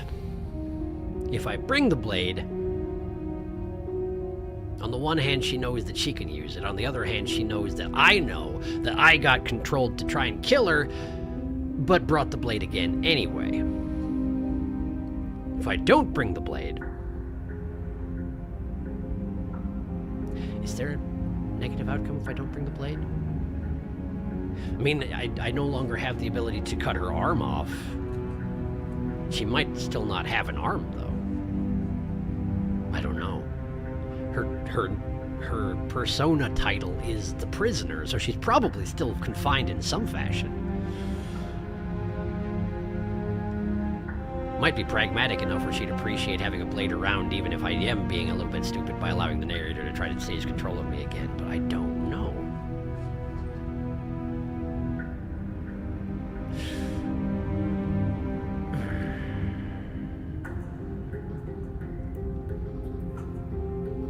I think I take the blade, but I'm glad I saved here. This is something where I think probably both routes are worth exploring. Of course, I'm going to be trying to explore almost everything, and I probably shouldn't debate quite so long about every single step of the way. I'm taking the blade. You take the blade from the table. Good idea. Much better to be armed than to go in with blind hope alone. That's probably true, Skeptic. Enter the basement. I'll check up on chat on the stairs.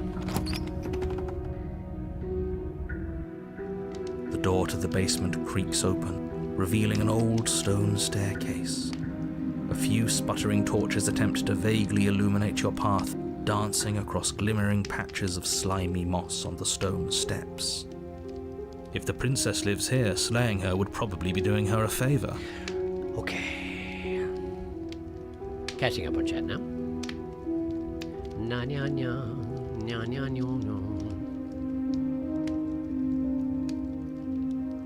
My headphone cable keeps getting caught on my chair. I'm sorry to hear that. That sounds annoying. Skeptic. Yay, Skeptic. Skeptic is funny even if he doesn't really mean to be. Skeptic would not like to be known as funny. And yet, I think he's fourth funniest voice. Narrator Sass. Funny ranking goes contrarian, cheated, stubborn, skeptic, and I was about to say broken, but fifth, but I refuse to give him any kind of credit.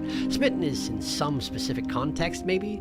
I hate him, but he has funny dialogue sometimes. He does. There are times when Smitten's quite funny. I don't like Smitten. That's reasonable. Fair. I used to like him, but as of now, he's my least favorite voice. Oh, interesting. Suppose I'll probably come to understand why that is later on. I'm very curious as to why. Opportunist is a close second because he's a bitch. The evidence! Broken is third because he's annoying and actively making things worse. If we know the princess is a god through our perception, though our perception of her could make her unkillable. If we know the princess is a god, no, our perception of her could make her unkillable. That's a very good point. That's a very good point, actually. I hadn't thought about that. Because currently she's inhabiting the vessel, which is affected by our perception. So if we knew what her nature was, then maybe the entire machine would break down around it. That's a very good point. I hadn't thought of that. Yay, evidence! This is such a good bit. It's so good. Well, I'm convinced. Immaculate penmanship. Look at that apostrophe on the don't. Immaculate. I love the Skeptic. We're all in this together. Voice of press F to doubt. Something. I've never seen this musical. Skeptic. Skeptic. I love you, Skeptic. Wink. Wink. The way his voice is like... I partly thought you were going to go Rykard on us. So gruff compared to other voices. Oh, together! Compared to other voices, make him say stuff like, no, I didn't. Wink. So much funnier. Skeptic... So gonna kill you if you ignore the mirror. Wait. Oh, hey, has anyone here chat not played STP? Slay the Princess. At this point, I don't think so. Also, like, Sharky did give a huge spoiler disclaimer at the start of the stream. Actually, I can get into it in a bit. It'll be fine. Bring the blade, please. Please bring blade. Your options are insanely limited without the blade. Yay, blade. Oh, thank goodness. Should I delete that message in sent if you want? It doesn't spoil much, right? I don't think so. Okay. But I like what Sharky assumes is right. We can't really free her without a knife. It's true. I'd rather not have her have to chew her own arm off, and right now I don't think she's in quite that feral of a mindset. But we'll guess we'll find out, won't we? Her voice, harsh but controlled, carries up the stairs. Is that a visitor I hear? Please, come downstairs. It's been a while since I've had company. And last time it was me too. And you slit my throat, so that must have been a good time. Does she remember us? Presumably, yes. You walk down the stairs and lock eyes with the princess. Oh, wow. She looks up at you, the heavy collar around her neck clanking loudly as she moves. The chains binding both her wrists to the far wall, joining the metallic chorus as she adjusts her hands in her lap. They really didn't want her getting out, huh? And by they, I guess I mean the creator, the narrator, whoever it is that controls this sort of aspect of the world. I wonder if she's okay with me cutting her head off and bringing it out of this place. That seems like a tall order. Her heart is important.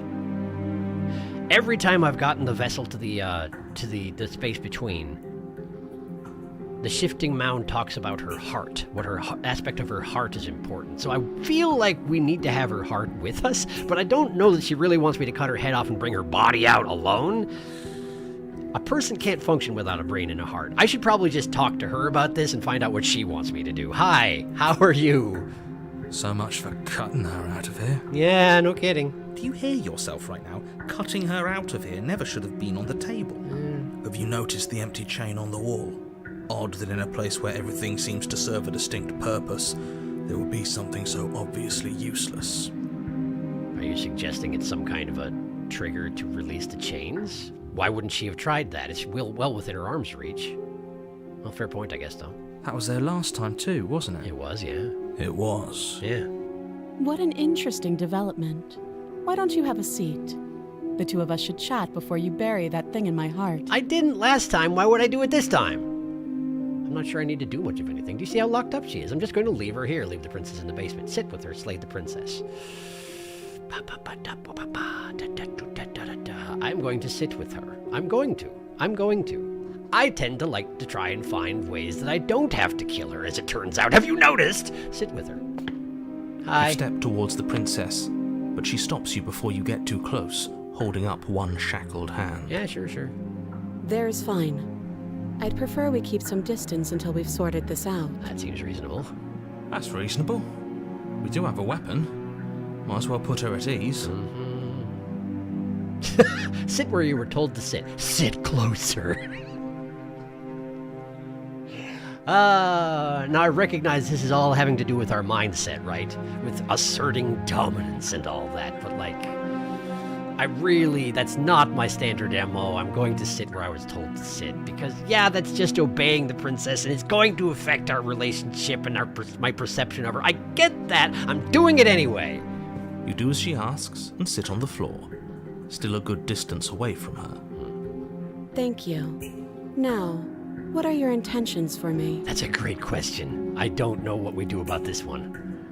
My intentions? What do you mean? I've been here before. Am I the only one who remembers that? What happened after I died last time? That other chain on the wall. What is it? Who is it for? What would you have me do? I think I'm just going to leave, actually. You're too much of a threat. Bye. Slay the princess. Okay.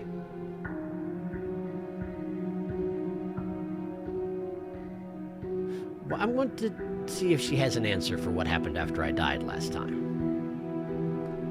Oh, are we talking about that?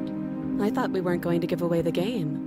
But sure, I'll fill you in. We weren't going to give away the game, so she was playing dumb until I was clear on my intentions, which makes sense. Yeah. Nothing happened. You died. I went upstairs. I couldn't leave. I found myself in a new place in chains again. More of them. And now you're back. Now I am. Is that really all she knows? It's not like we have much of a clue about how things work. And she's probably even more in the dark than we are. Or at least in a different sort of dark. You're looking at me like I might be hiding something. I'm not. She's perceptive. I guess it's possible she really doesn't know anything.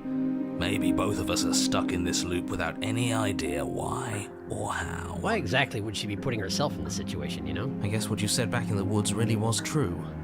As much as I would like to remain in denial, it's no use. This has complicated things. Definitely. It's complicated things how, exactly? Ideally, this was supposed to be one and done. You go to the cabin, you heroically slay the princess, and in the process you save the entire world from being damned to oblivion. The situation right now, where you're getting a second shot at things, is a contingency.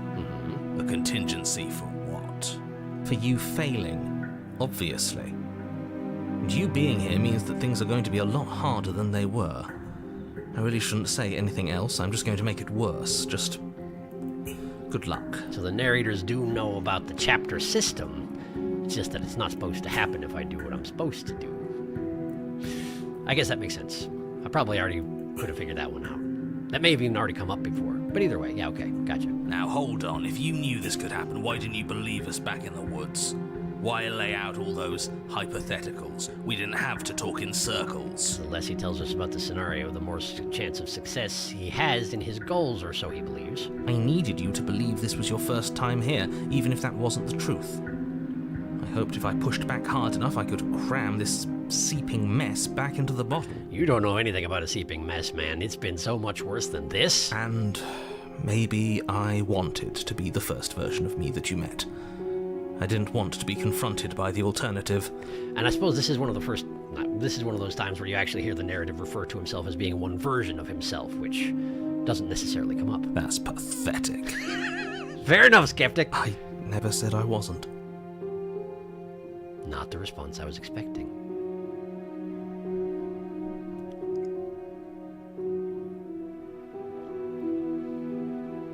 But I suppose he would have to have a certain not have to, that's not really the right way to word it. It's understandable he has a low self-image, given that he is 100% aware he's acting out of fear. Now, that doesn't necessarily mean you have to have a low self-image, but in this case, certainly, it appears to have done that. Huh. Genuinely wasn't expecting that. Anyway. I get it.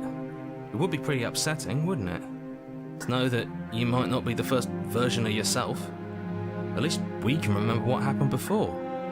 Seems like we should count ourselves lucky for that. We do have that going for us, I suppose. Exactly, he gets it. You're lucky, so don't waste that luck by messing it up again.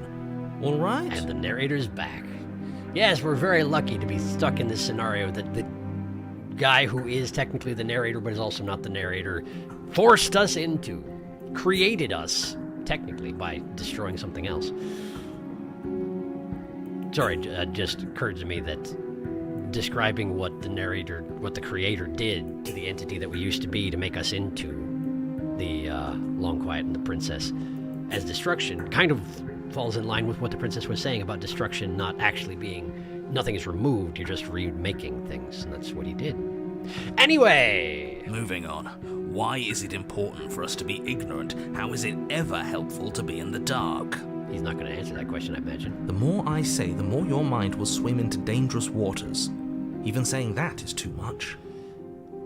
Okay, he did answer that question, and with what information I know, that makes a lot of sense. The worse my expectations are, the worse she'll wind up being. The worse and more dangerous she'll wind up being. Anyway. Your success hinges on you having imperfect information. For the sake of the entire world, you need to accept that. I won't. I didn't figure you would, Skeptic. Just give it a rest. This isn't helping. He will not. Focus. This is a serious situation. You shouldn't be daydreaming. I wasn't technically daydreaming. I was having an argument with the three voices in my head, but, you were asking about my intentions earlier. What did you mean by that? The other chain on the wall, who was it for? What would you have me do? I think would actually be here. Sure, let's hear. What did you mean by my intentions? Yes, your intentions. You have a knife. What are you going to do with it? Why are you here? I mean, I tried to free you last time. I would probably try and do it again, but it's a little bit harder this time, isn't it? There isn't a keyhole in these shackles, and I don't see any keys in your hands either. So I'm afraid my only way out is another surgical removal. Which will probably not end well. Is she forgetting about the shackle on her neck? Or does she think she'd survive a beheading? Good question. You're right. Maybe she's delusional. All the more reason not to trust her. Unless she really could survive. Unless that. Though I suppose you could just be here to kill me. But I don't think that's in either of our best interests. I do suspect you're more handy in combat than I am in this version of yourself, so if I did try, I suspect you'd still defend yourself pretty effectively. But that wasn't the plan. How am I supposed to cut you out? If you didn't notice, your head's in a shackle too.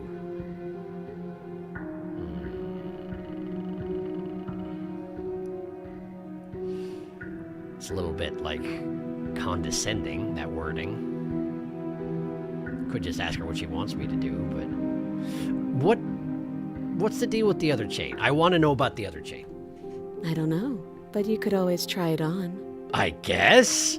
Maybe it'll fit. Very cheerful smile, that one. I hope I don't actually have to say this, but please don't lock yourself in chains. We need you ambulatory if you're going to save the world. What happens if I do, though? Inspect the shackle. Huh.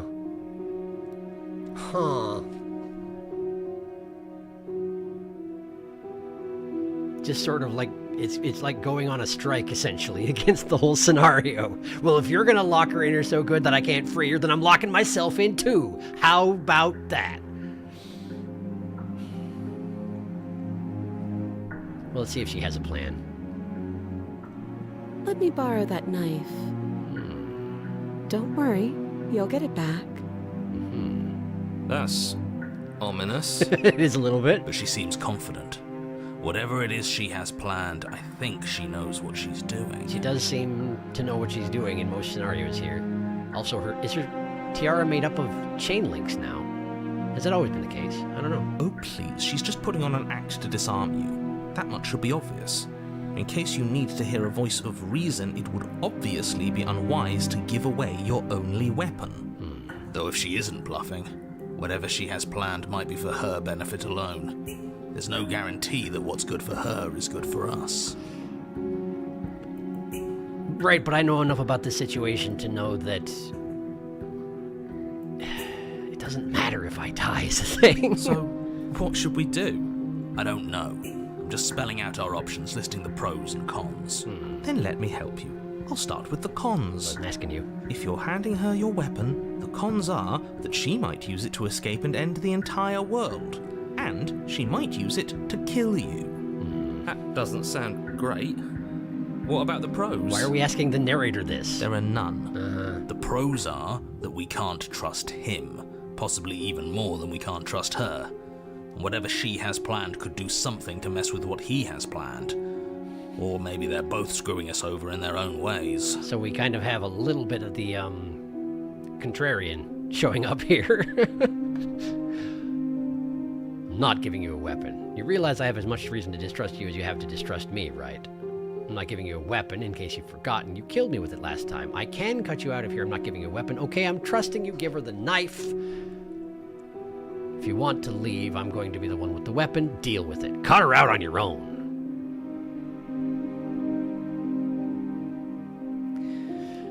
My inclination is to choose between the strike option and the give her a knife option and see what she does. Give her a knife and see what she does option, that is. Because I like doing things that don't involve me trying to stab her to death. We'll get to a lot more of the murdering of her in future runs, I have no doubt of that, but I'm curious what she has in mind. I know where I saved once, but let's save again. I'm going to give her the knife and I'm going to see what happens. She might just cut off both of her arms and her head. And then we'll see what comes of that. This might get ugly. Slide it over. No, absolutely not. I am not letting you hand your only weapon over to the world-ending princess. Until you come up with any other idea, like, say, I don't know, doing your job and slaying her, you remain rigidly in place. The narrator just won't let me do it. You tried this last time. Do you want to know how it went for you? Oh, I remember. She killed us, which, by your estimation, ended the world, right? Oh, tried to take over her body.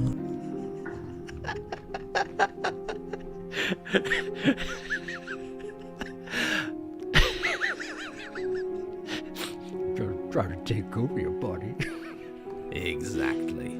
If I were you, I wouldn't be too keen on repeating your mistake. Hell, we could even force your hand and do it ourselves. I'm not afraid of dying again. Are you? A little. That's fair. I think you got your point across. Fine. We're doing it. You slide the blade across the floor. The princess maintains unsettling eye contact as she reaches down to pick it up. Thanks. Sure.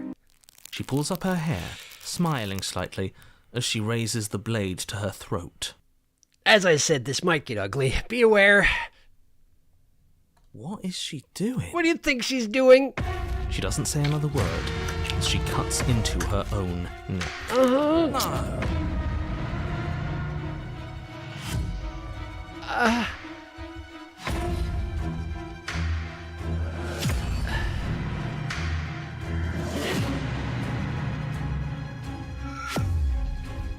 No.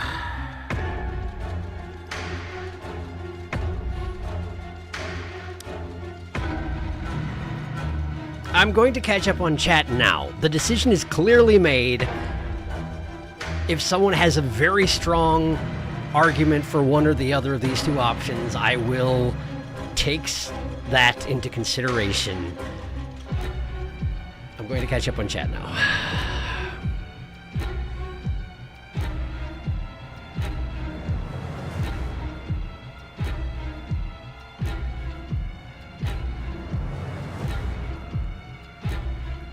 Yo, I'm back. Hello, board cat.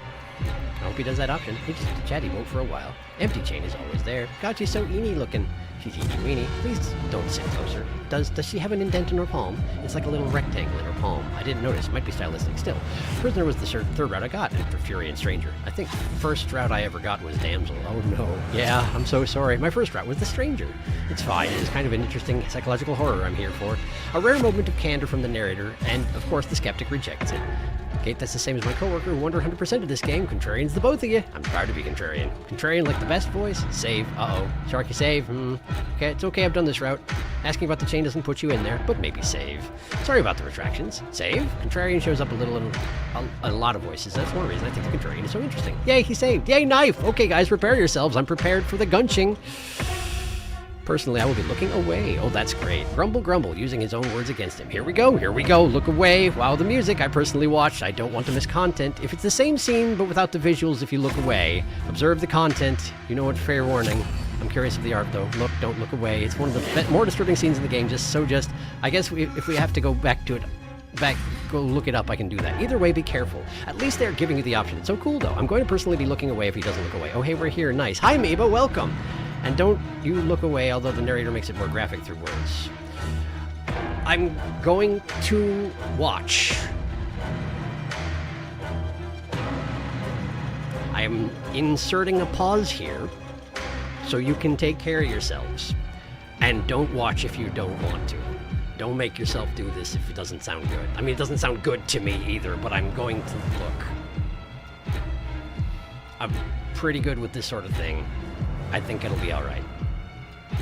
So if you need to look away, look away. I will be clear about it when we're past this. 5 seconds.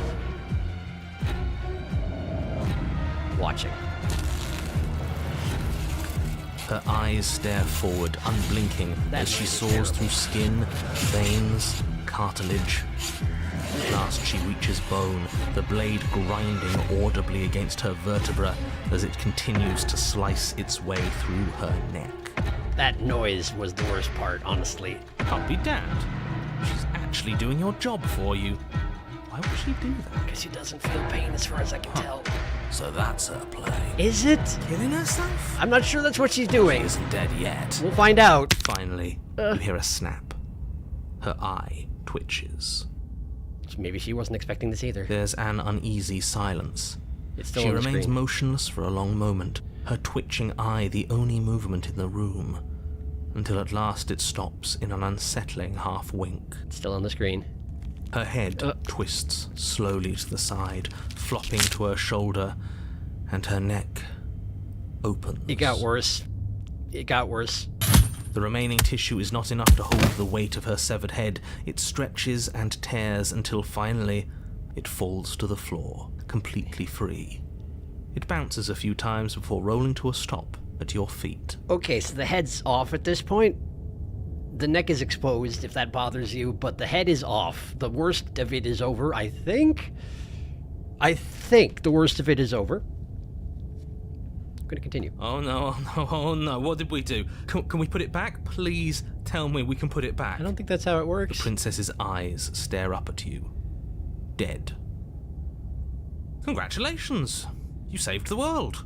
Thanks, the narrator. Huh. So I guess that's it. What a way to go. But she is gone, isn't she? I hate this. Can we just get out of here now, please? Seems like a good idea. Of course, the princess is slain and the world is saved. Whenever you're ready, you can proceed to your reward. Now hold on, she's dead.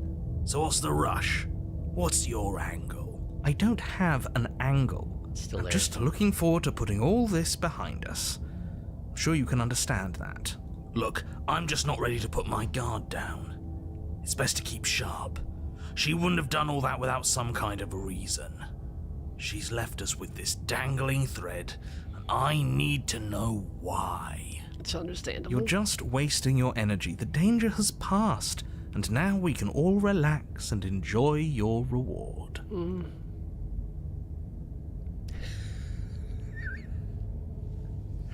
I have two options. Leave the basement to claim your reward and take the princess with you.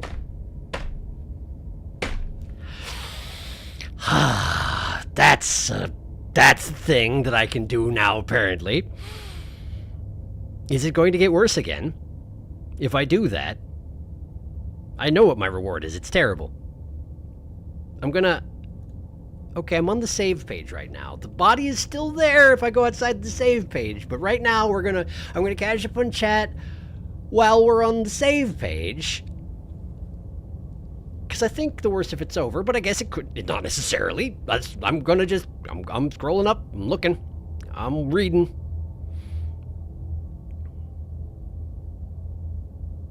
Prepare your eyeballs. Okay, I will listen to stream. Close your eyes, Saruna. Oh, dear Lord. Hi, Marit. What a time. It ain't that bad, honestly. I'll know when it's done, so been lurking in the stream, and dear God. Yeah, I think it's fine, but I'm also good with gore. Board cat, some people can't handle certain things. It's true. Was this music always here, or is this Pristine cut? I don't know. Dawn of the final day. The sound. I'm also okay about gore usually. I have no idea. The sound is gunchy. The sound was not great. This is one of those I should look away, but I def will not. It's really good music. Agreed, Neva. Oh, that sound. Ouch. Urgh. It's just a bit of auto decapitation. Nothing to worry about. Snap. That's the main frame I don't like. The gunch has gunched. Yeah, that sound is for sure the worst part. Rolls. Okay, I think I can look back now.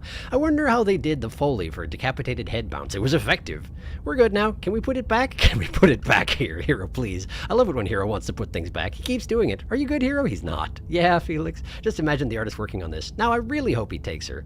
I was going to, but yeah.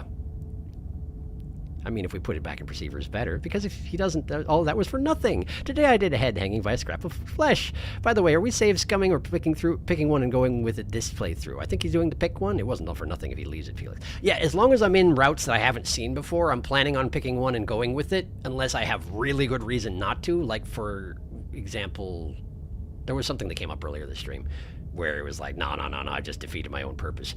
But, yeah, Mostly, I'm catching up on chat now before making this decision, not because I needed input on what to do with this decision, but more because I wanted to make sure we were past the worst part that people needed to look away from, so I could make sure we were all on the same page before moving forward. Love the taker ending. I love both. So that's how you get that route. Head trophy. Portable friend. Interesting. Mimir, princess version. Both options are good, not gonna lie. Can I just leave it because it's funny? But yeah, the worst bit is done. No influence. Yeah, it's not gunchy anymore to my knowledge. We're okay now. Good. I am not going to save this here because I don't want that picture there. It's fine. It's not that bad. It's just... Take the princess with you. Ugh. Fine. You pick up the princess's severed head. Its neck starts still oozing bodily fluids. Then make your way back upstairs to the first floor of the cabin. I really hope she speaks up. Did you see that? I could have sworn she moved. It did kind of look like it, didn't it? But maybe it's just the sketchy nature of the drawing. It looked like her eyelid twitched. She didn't. She's dead. Mm-hmm. But what if she's not? That's why we're taking her with us. Are you listening to yourself? I need to explain to you why decapitation is lethal. The door to your bountiful reward is right in front of you. All you have to do is open it. She's alive in there. She's alive in there in some regard, isn't she? Because she's not human. And this is going to count as having her leave the basement and technically an escape route, isn't it? It's going to be, I think. Leave the cabin and claim your reward.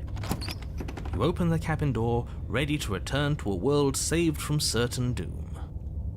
Only, a world saved from certain doom isn't what you find. Instead, what you find is... Wait, no, that's not right. She's alive. Well played. Yeah, talking heads, free a prisoner. She's fine. This is the end of the world, isn't it? I always thought I'd at least have time to explain myself before I had to watch it happen. It's already... Amazing. She's fine. Over? Is he gone? She was playing dead so that whatever force was moving me around, the narrator, which she doesn't really even know about, wouldn't catch on until she was out of the cabin because she knows it can take control of my body. This is amazing. She's really smart. But we're still here. Maybe it wasn't the end of the world after all. Maybe it was just the end of his. Thanks for carrying me up here. I had to take it on faith that you would know what to do. I'm glad I was right to trust you. How are you able to talk without a voice box or lungs? Not human. So, This is the outside. Maybe it's just my lack of body, but Lack of body. it's colder than I expected. No! Hi. So that's an end of the route. Alright, no chapter 3 today. But you do not get the chance to respond, nor will you ever. It's time to leave. Memory returns. She's gone. Where did she go? Should we try and find her? And there's that mirror again. Why is it here? Why now? It's going to be okay. Just trust me. Here before, you always get scared. But it feels so bad. Like looking into it right now is going to be the end of everything. For now. You're right. Part of me wants the truth, but something stronger is holding me back. Fear. It's not the end. It's going to be nice. See you on the other side. Okay. If you say so. We'll trust you. Feels too good to be true. Approach the mirror. You approach the mirror. Gaze into your reflection. Check out your bony hands. Sounds as you reach forward. Then gone once again. The mirror always makes them leave, but you need to see what's in it. Oh, melting. Blech. You've withered. I'm losing my self-image because that's not me. You find yourself in the long quiet once again. To the cabin. You are at the cabin. It brought the body with. You don't have to hold the head up here and the body down there. You could just balance the head neatly on top of the neck. I recognize that her decapitation is a significant part of this route, but, like, I understand. I was there when she did it. You don't have to... It's fine. I'm gonna just catch up on chat now. I'm gonna just do it now. Now. Do what you want. You're gonna do both at some point anyhow. Very fair. Yay. Oh, fine. He's judging. The eye twitch is so subtle. She's twitching. Nah, it's just a death response like a bug. Now she has highlights. She's part bug.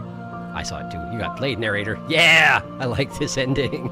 He's dead. Head. The narrator fading out there is great. Wonderful. Get Thanos snapped, tricking the trickster. Don't question it, Sharky. Prisoner is one of my favorite princesses that I have met so far because she's so smart and yet wistful, taking away like a little football. Hey, what time does stream end again? Do we have time for another route? We got just under 40 minutes. So, I'm not sure. Funny how the Skeptic Princess is how you get the Skeptic voice, yes. We have a little bit less than an hour. Okay, about another half hour. Sharky, you don't always have to get the end routes in Chapter 2. I know, but it's fine. I'm going to get all the Chapter 3s eventually. We'll get there. It's fine. It's fine. It's not like he's trying to. He has no way of knowing. It's true. Blind playthrough is a blind playthrough, but I'm personally pleased he got this one. So she took the body too. I guess it's important, but still why? Because I like this one. You give the prisoner what she wanted. She got to see the sky. I guess the shifting mound will get ahead in life now. Hey! I mean, yeah, okay, fair enough. It is the perfect opportunity for that, but alright. Anyway, I'm at the cabin. Approach her. I am a growing chorus of contradiction. Just put it A mass of tides ebbing and flowing all at once in more directions than my attention can bear to hold. To look at any one is to shift them all into something new, and to look away is to reshape them yet again. All of me is changing, and yet the rest of me is still the same. Can't be a contradiction. Contradictions don't exist. How can you stand to be a contradiction? Doesn't matter how many times I go back, at least one of us always hurts the other. Doesn't that change you? Doesn't that make you worse? Are there any new versions, new things here? I'm still planning to kill you once we're done with this is now an option because I said that thing last time.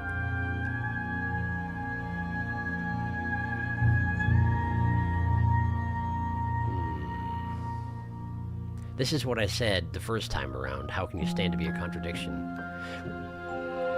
This is kind of a bullheaded thing to say, but it is the option I haven't chosen, so I'll choose it. And yet my waters flow and my streets bustle. There are no words that can describe me into non-existence. There is no logic that can bind my multitudes. I am everything that you have known me to be, but I am also none of it. Hey, now we have the being difficult thing I can say again. How can you stand to be a contradiction? As easily as you can stand to be you. You are like me, even if you have chosen not to look at the corners of you that do not fit, even if you have chosen to ignore the brilliant contours of your soul. It's an interesting way to look at it, because I feel like, I mean, yeah, the background is me. I recognize that now, and it probably looks to her like I'm ignoring that fact. It's probably obvious to her that I'm not the thing in front of her, but the thing all around her. But I currently, as the player, can't perceive of that even. Like the construct, like the construct we're in is forcing me to think that I'm this over here, the little Birdman. I mean, that said, the Birdman is something intrinsic to me as well, because at the ending that I got last time, she took the hand of the Birdman and they went off into infinity. But I mean, how do you take the hand of a hair monstrosity, right? But yeah, anyway. Doesn't matter how many times I go back, at least one of us always hurts the other. Doesn't that change you? Doesn't it make you worse? It changes me, but it doesn't make me worse, nor does it make me care for you any less. Does it make you worse? Do you resent me? If anything, it makes me like you more. I don't know what that says about me. This is the one that I said. No, not really. It all seems so distant as soon as I'm near you. I have no opinion one way or another on the matter. I just want it all to stop. Yes, you're torturing me, and I hate it. I think I hate you. Remain silent.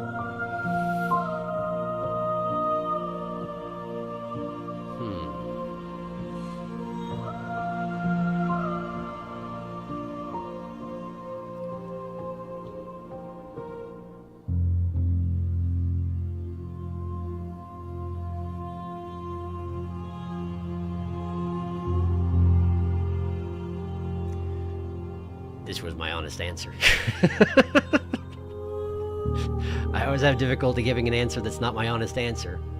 Not having an opinion isn't really an interesting thing to say. Like, does that, what does that even, where are you going with that? I just want it all to stop. Like, if that was the case, I would stop playing the game. I don't hate her. I don't feel that she's responsible for this at all, although she has taken our situation to, I suspect she is the one who has taken our situation and manipulated it into a fashion where she can rediscover herself and I can rediscover myself, because I don't think that was part of the original construct, or at least it wasn't meant to work this way. But I don't hate her for this. So let's go with the creepy answer. I like it that you learn more about yourself when we hurt each other. Great! It says that your heart is gentle, that even in the darkness you are guided by compassion. That's a nice way to look at it. What do you think of this vessel? This one is cold and cynical. She has protected herself when others could not. She will make for a clever heart. Sounds about right.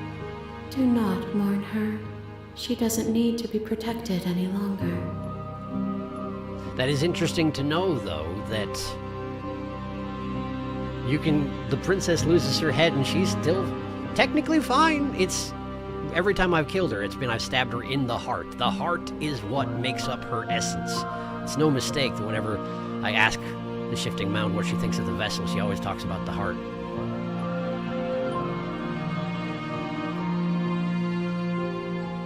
I'm definitely not planning to kill her once we're done with all this. Do you know what happens with the worlds we leave behind? My perspectives are shadowed. You have seen what I have seen, just as I have seen what you have seen. The angles of my vantage do not offer me hidden truths, and my attention is turned inward, except when you are here with me. Which I suspect is pretty similar to my experience in this. Perhaps this will change when our work is done. A little bit. A little bit. Have you figured out what you'll want when we've finished? The desires of my multitude thrive in endless competition with themselves, but none of them rise above their dance to influence me. I yearn for what I have always yearned for, our awakening. Other desires shrink in the light of knowing you and knowing me. It's perfectly reasonable under the circumstances. Do you still not care what I bring you next? I care about your gifts, but I have no preferences to burden you with. Even if I did, I would never dare to tarnish our relationship by assuming myself above you.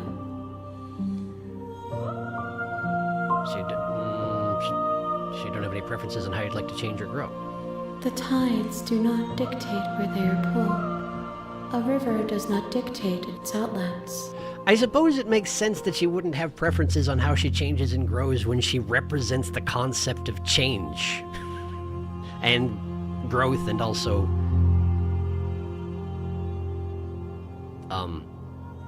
there's a word that means the opposite of growth. And I can't think what it is right now, because apparently I'm sleepy or something. My gift to you is to let you choose your path, and my task is to treasure the gifts you bring me. How many more vessels do you need? We will know when we near our destination. And that will be next time. I am ready to go back. I will be here when it is time for us to meet again. Everything goes dark and you die. I sure do. A clever heart. Bring the prisoner's head to her.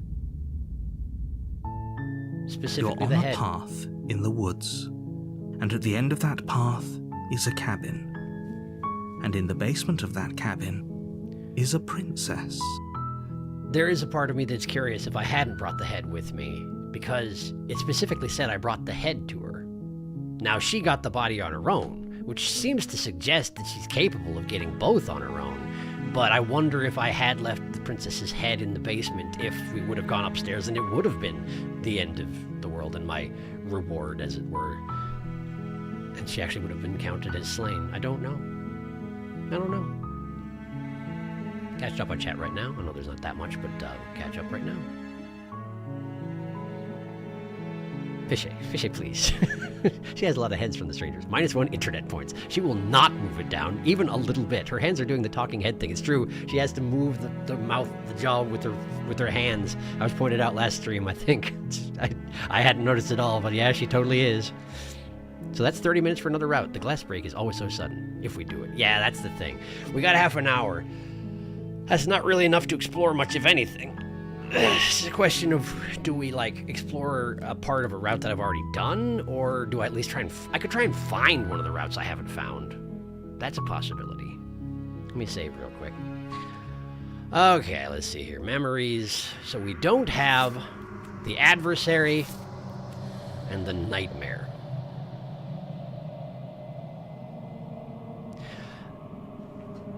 Now, here's the thing that I should probably mention right now, actually, before we go any further. There will probably not be a stream on Wednesday because I have family in town for Thanksgiving, which is a thing in the U.S. on Thursday. It's a national holiday. That's not a thing you have, then fair enough. But because I got family in town, I'm not expecting to be available on Wednesday night. If it turns out that things go differently than I expect and I am available, I might do some kind of a guerrilla stream. It would probably be a one-off of something else. It will not be Slay the Princess. So I'm a little hesitant to get us started on a route and then be like, okay, we'll come back to this in a week, because that's what we'll be doing. The question is, would it be better if I just leave it here? I don't know. What do you think? Knifeless Razor, maybe. My favorite is attached to the one you've already done. You can skip around in that. Shrugs. Oh, no stream, but understandable stuff happened. Gorilla Stream or Gorilla Stream? Knifeless Razor? Knifeless Razor. Knifeless Razor. Okay. But that means I need to try and get back to the razor correctly. Let's see if I can. I'll try. Knifeless Razor. The one disadvantage to that is, of course, that there are 2 routes left in this playthrough, and there are 2 routes I haven't discovered. But, okay, I'll see if I can do it. It's fine, we're getting to everything eventually anyway, so it's fine. I didn't need to overwrite that, but I'm doing it. Okay, so we need to get to the razor as quickly as possible. Silently continue to the cabin. There's a quick and easy method to get to razor, alas. You make your way up the short path to a warning. Before you, she will lie. We're not going to go through. Ignore. Okay, so I'm going to need the blade for sure. If you need me to say. We can tell you how to get there quick if you want. You know what? Go ahead. I mean, it'll technically kind of be telling me about mechanics that I don't fully understand yet, but I mean, I've had exposure to them. And while it would be interesting to muddle around and figure them out, if I'm going to do this, I need to do it quickly, so go ahead and tell me. It's fine. Adversary is a relatively quick route, I think. But I also don't know how to get that one, so I'd have to muddle around and try and find that too.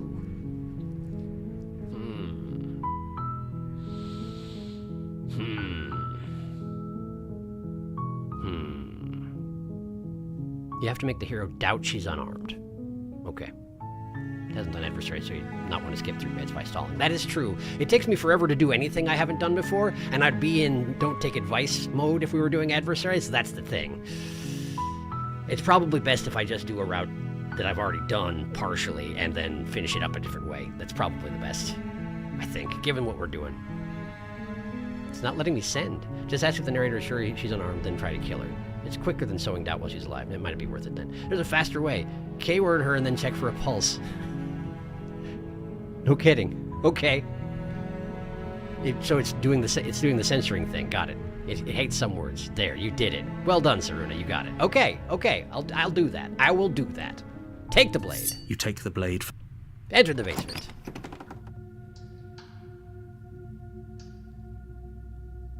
How do I check for a pulse, though?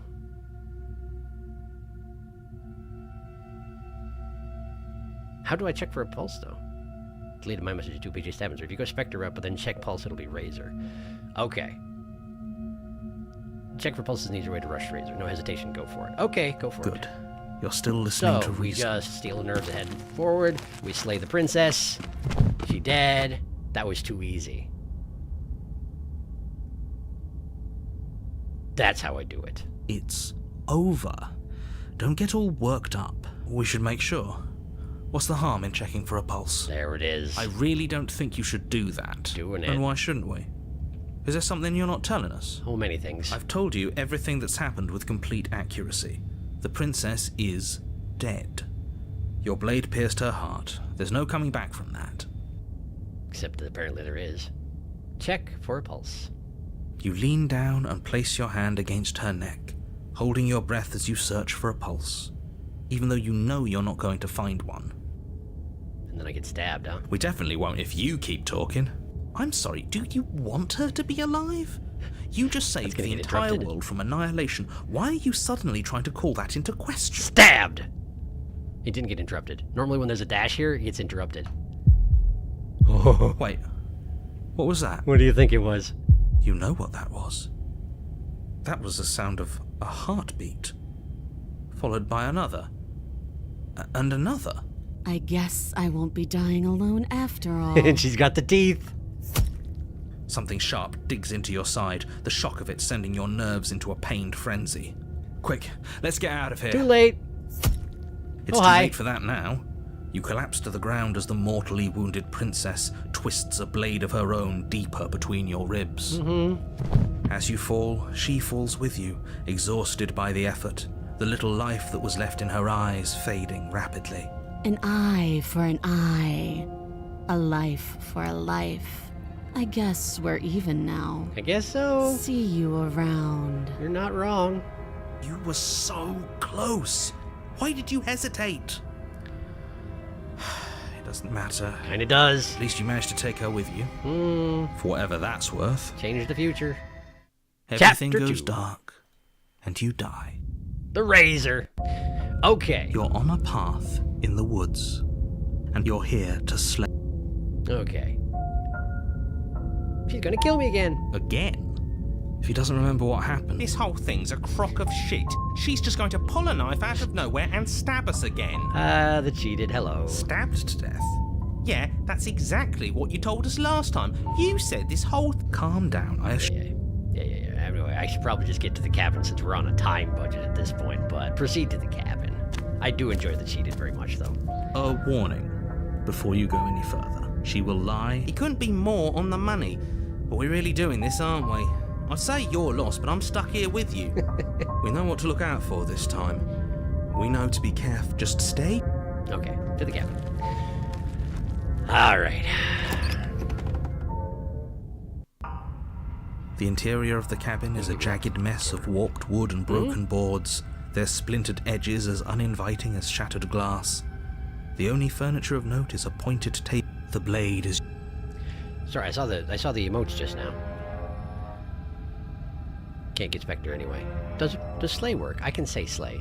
Yes, that was too easy. The teeth. Yay, teefies. The Razorsome teefies. Big eyes princess. Big eye sharp tooth. Okay, so when you get to chapter 2, they get the most stuff, you gotta not take the blade and then run away before asking too many questions. That'll give you different voices from last time. Why run away? I don't think that's needed. For massive new stuff, I mean. What emotes? There were some emotes. Don't worry about it. In any case, mirrors, but we're gonna skip. I won't care what I lied to. Approach the mirror. Wipe the mirror. Don't take the blade. Enter the basement unarmed. Maybe I should save while I'm here. Alright. Are we really doing this without a weapon? You know she has one, right? I do know that. Once again, I'd like to remind you that she's unarmed. But you're right, this would be a lot easier if you had the blade. I hope you know what you're doing. Not really. The door to the basement creaks open, revealing what must once have been stairs. The fractured slats look as if they've been torn from their source and violently jammed into the wall. The air seeping up from below has an almost metallic quality to it, like the smell of fresh blood. And you can hear what sounds like the rhythmic scraping of metal coming from down below. If the princess lives here, slaying her would probably be doing her a favor. That's right, scraping. I told you she has something, I told you. A little bit. That sound could be anything. It's probably just her chains dragging across the floor. I am begging you to get out of your head. Her grating voice carries up the stairs. I hope you've come to rescue me. I've been stuck down here forever. There is something so wrong with that voice. A little bit. Yeah, she thinks she's better than us, like she doesn't even have to put on an act this time. As you descend the final step, the form of the princess comes into view, her sharp eyes following you from across the room. Hi. I wonder if she remembers us. Oh, a little bit. Finally, somebody. Quick, get me out of these chains. We're not safe here. Come on now, we're not falling Eyes for to the that, side. are we? She's trying to trick us, but she can't hide that threatening edge to her voice. She just wants us to get close, to let our guard down. I mean, presumably, yes, that is what she wants. Exactly. She sounds threatening because her mask is already slipping. She knows why you're here. What are you waiting for? You are here to rescue me, right? Okay. If I come close, you're just going to stab me, aren't you? Do you remember what happened last time? I know you have a knife. I'll let you out of here if you drop it. I'd like to trust you, but you're being so suspicious right now. Can we just talk things through? I don't have the key. I don't have a weapon. Isn't that a sign of goodwill? We killed each other last time. I'd rather not do that again. Look, I know you're mad at me, but we think by bygones like bygones. What happened last time you died? What if I was both honest with each other? I was sent here to stop from ending the world, and you killed me the last time after coming back from being stabbed in the heart. Nobody has to die, okay? What if you're going to do if I let you out? Okay, fine, I'm coming closer to free you. I'm not trusting the spy. I'll be right back. Okay. So this is a similar menu to last time, but there are a couple of main differences. However, I don't have the knife, so like she didn't. Was it this one or was it Witch who called me out on hiding it behind my back? I don't remember. Either way, it didn't last long when I did hide it that one time. Sorry, I'm backseating too much. No knife, no worries. No knife, do it for the bit. Alright, what am I doing? Let's see here. Do you remember what happened last time? Last time? If somebody came into my house and stabbed me to death and then I killed him, surely I would remember that. Presumably. But I don't remember it, so it must not have happened. The sweat beading on the forehead. Last time? What are you talking about? Oh, nothing. Ugh, it's like the two of you are working together on this. Aren't you listening to her? She's obviously lying through her teeth. I'm terrible at spotting lies, and even I can tell something's up here. We can't be the only ones that looped back to the start. Someone else has to remember, right? Yes, something is obviously up, and we can all tell that she's lying. The thing she's lying about is how dangerous she is, not dimension hopping or time travel or whatever it is you think you're doing. I wonder if the narrator actually is this dense about this sort of thing, or if he just is still trying to get me to just go slay her so that he can get his outcome. Probably that one, but I guess I don't know. But it's actually what happened, so you do remember it. This is the first thing I said to her last time as well, by the way, but... Wait, she gets bored eventually. She gets bored eventually and then charges me with her blade arm.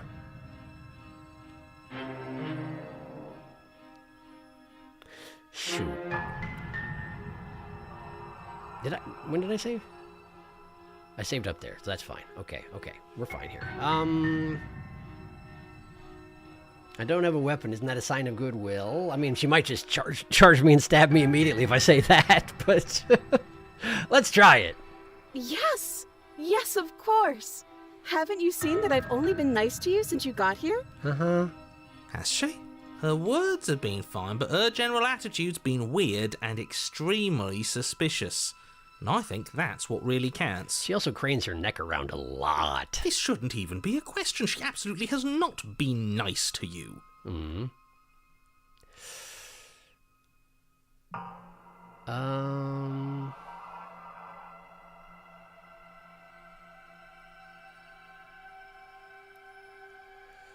I could try the just be honest with each other thing. I don't know if it's going to be helpful, but, like, she's currently trying to hide her intentions vaguely. I don't know. I don't know what what outcome I'm hoping for here. Since I didn't come in armed, I don't know what I'm going for exactly. Let's try telling her the truth. All the good will do. That doesn't sound like me. No? I have absolutely zero doubts that she is going to stab us if we get close to her. Sure, yeah. That She seems like certainly feels threatening. Just because she's acting like she's going to stab you doesn't mean she has the means to actually do it.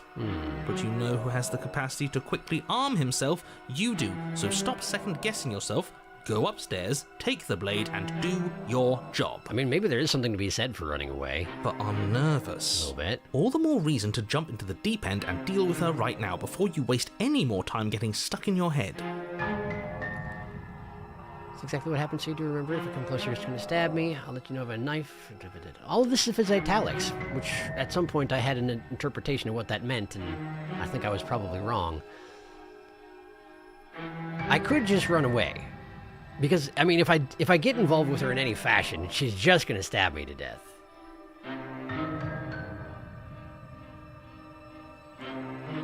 It's not like I was able to defend myself when I had the knife on me, you know? And if I keep doing conversation options, eventually she's just going to charge me and stab me, and at which point it's too late to run away. So I guess I could just run. For a change of pace. I'm not trusting this bye. It's boring if you leave. That's probably true. She's bored? I mean, she was getting bored anyway, I'd imagine. That's absurd. She doesn't get to be bored. Not in a way that matters. Oh, she's coming at me. She's a prisoner. She's coming. Shit.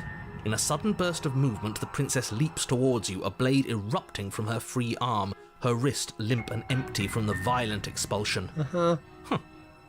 So I guess she did have a knife of her own after all. Why am I not running away yet? How conciliatory of you. We appreciate it, really. Now what are we going to do? Run away? At least we're safe here. She's still in chains. Right, but run away. And those chains stop her from continuing her advance. At least for a moment. Why am I still standing here? She Run! looks down at them with something between annoyance and confusion. Run? And then Okay, she don't run. slices through her arm. Okay, we're just gonna stand here and take it. Okay, maybe we aren't safe here. No kidding. She Hi. doesn't even hesitate before darting towards you with a terrifying speed you can't hope to outpace. Uh-huh. That won't stop us from trying. Run, run, run, run, run, run. Woo, here we go. You sprint for the stairs, but I wasn't exaggerating when I said she was running at you with a terrifying speed you couldn't hope to outpace. Uh-huh. We don't make it, do we? Backstabbing. No. You feel her blade in your back before you make it to the first stair. Uh-huh. I'm going to kill you now. I'd imagine you are. With a squelch, she does just that. She's efficient, if nothing else. Everything goes dark, and you die. I feel like that was probably a boring end for her, though. Chapter 3, No Way Out. Okay, we got a Chapter 3. Well, good. On a path in the woods. Oh. No, fuck that. If we're gonna have to keep doing this over and over and over again, we're not starting in that goddamn woods every time. We're starting in the fucking cabin. I feel like this is a similar landscape to when she turned into a creature made of blades. What? The interior of the cabin is sharp.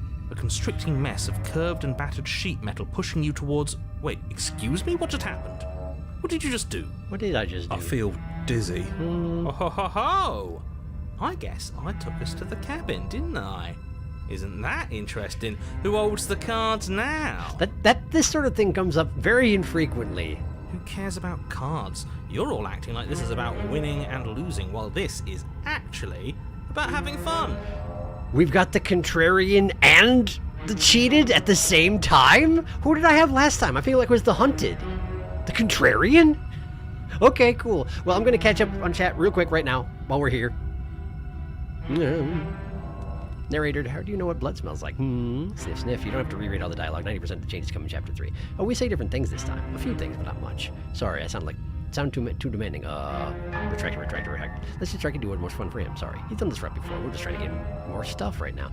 Anyway, as ask what she's going to do when she leaves. I didn't. The narrator resets each loop, so he's literally incapable of learning. It's funny dialogue. Blade arm, blarm. Look at all these nice points I'm building up. Isn't Rachel just so niceies? Don't you just want to go over there and stare at the chains? Because she's so niceies. She's just a friend, a sharp friend. I would hug her. Bad decision. It begins. Run.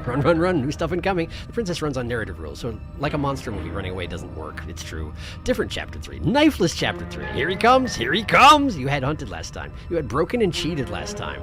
Most chapter 3s are different from each other. This one is the smallest amount of difference. Hunted, sorry. Good pal contrarian. Time for problems on purpose. Yes, indeed. How can you care about having fun at a time like this? The paranoid's here too. Something out there pulling the strings, and we're all just puppets until we can figure out how to see them. But what if that someone is us, eh? Wouldn't that be neat? I mean, apparently it sometimes is. If we were the ones pulling the strings, I'm pretty sure we wouldn't have died twice already. Unless we're into that sort of thing, I don't know. Great, so obviously you've already been here. How many times? Twice. This is our third? No wonder things have fallen apart. You do realize that every time you fail, she escapes and an entire world is damned to destruction, right? That part's not true. That can't be right. That's too much responsibility. The machine resets, sure, and maybe it's an alternate reality that gets sequestered off, but also, I guess I don't know. Maybe in that alternate reality, the world outside does go ahead and die like it was going to. I don't know. It's only too much responsibility if these worlds are real.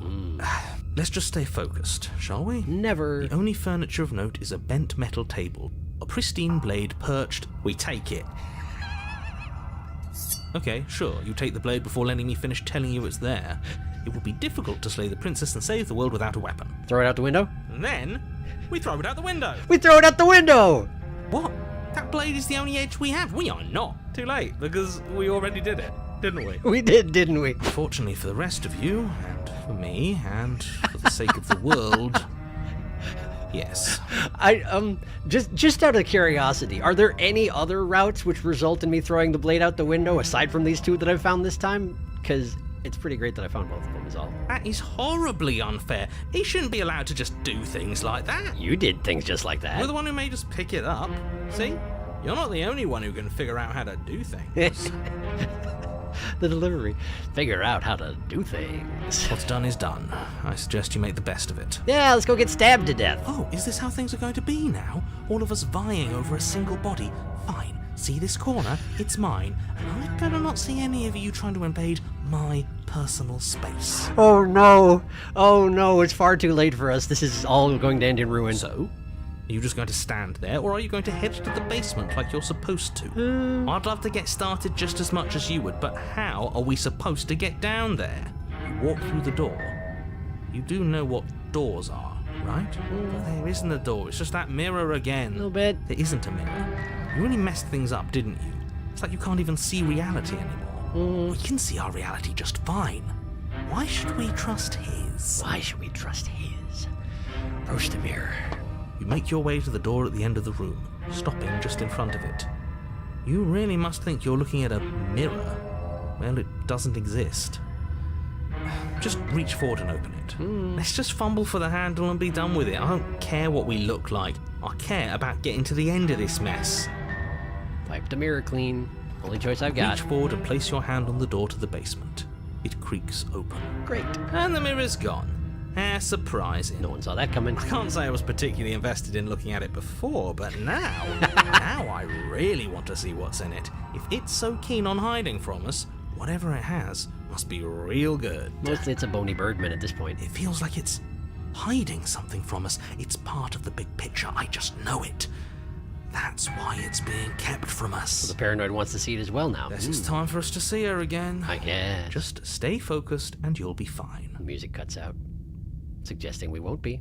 You step Slide. forward, but you don't get a chance to linger on the basement stairs.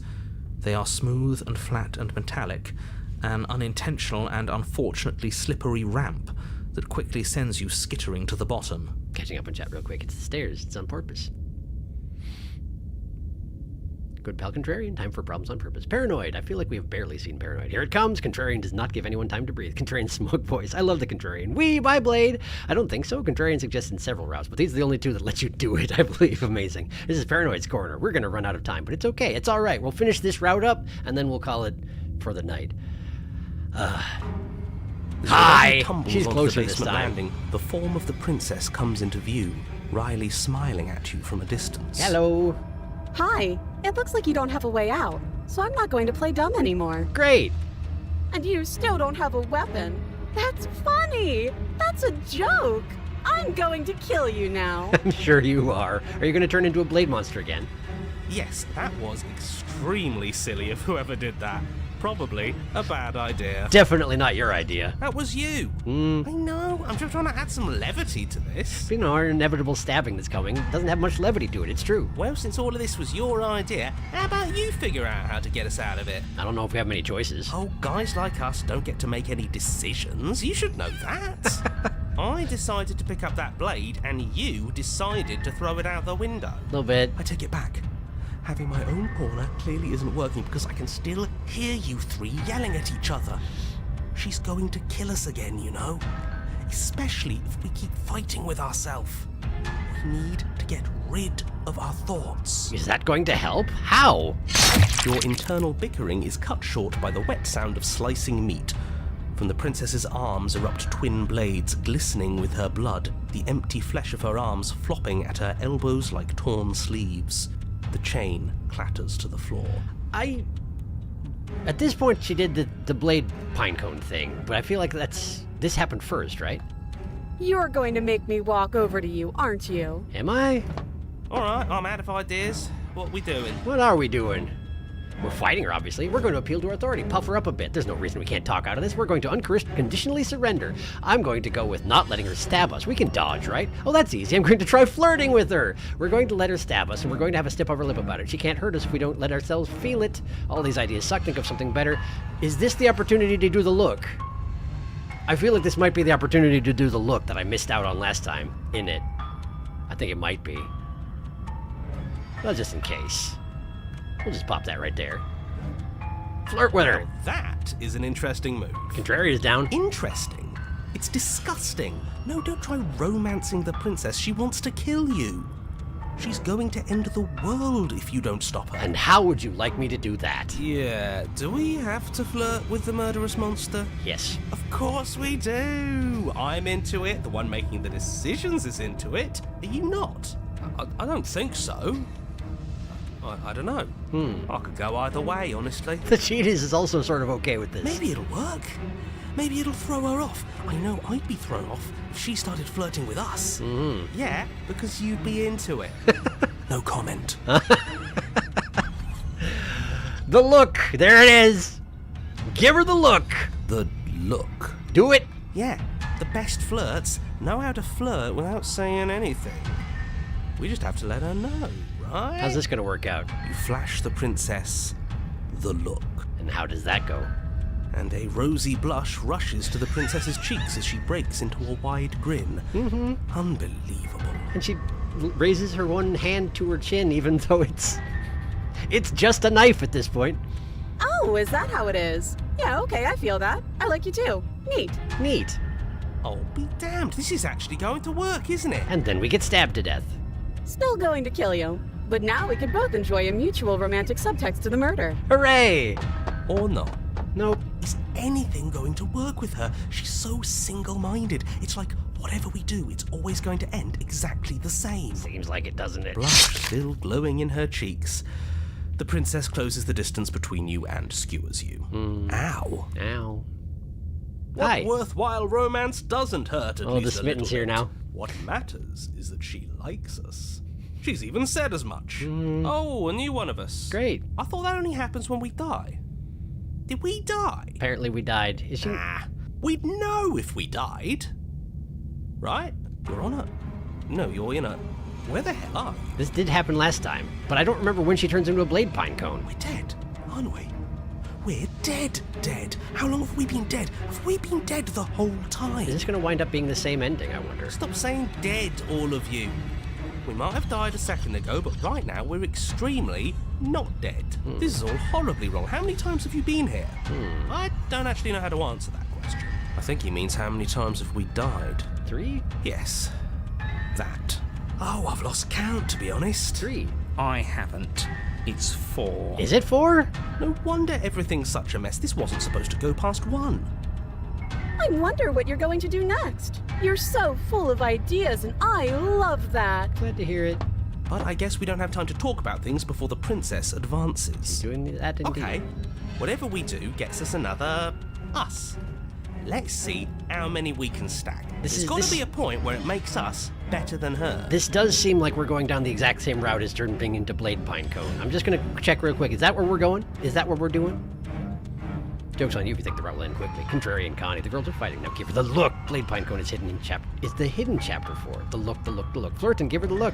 Paranoid, the look. She's whoa. Wait, this is a different look than the other look. The other one has a bit more cooler dialogue between the voices. The look, we've all used it. Shut up, Smitten. You do get a different vessel. All roads lead to Razor, but the rest is the same. Similar, I think. Yes, but slightly differently. Okay. We'll win her heart eventually. He's here. Come on, show me something new. Okay. What do I got?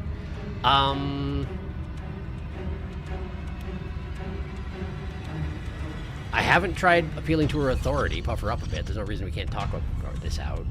Fighting her, obviously. Conditionally surrender.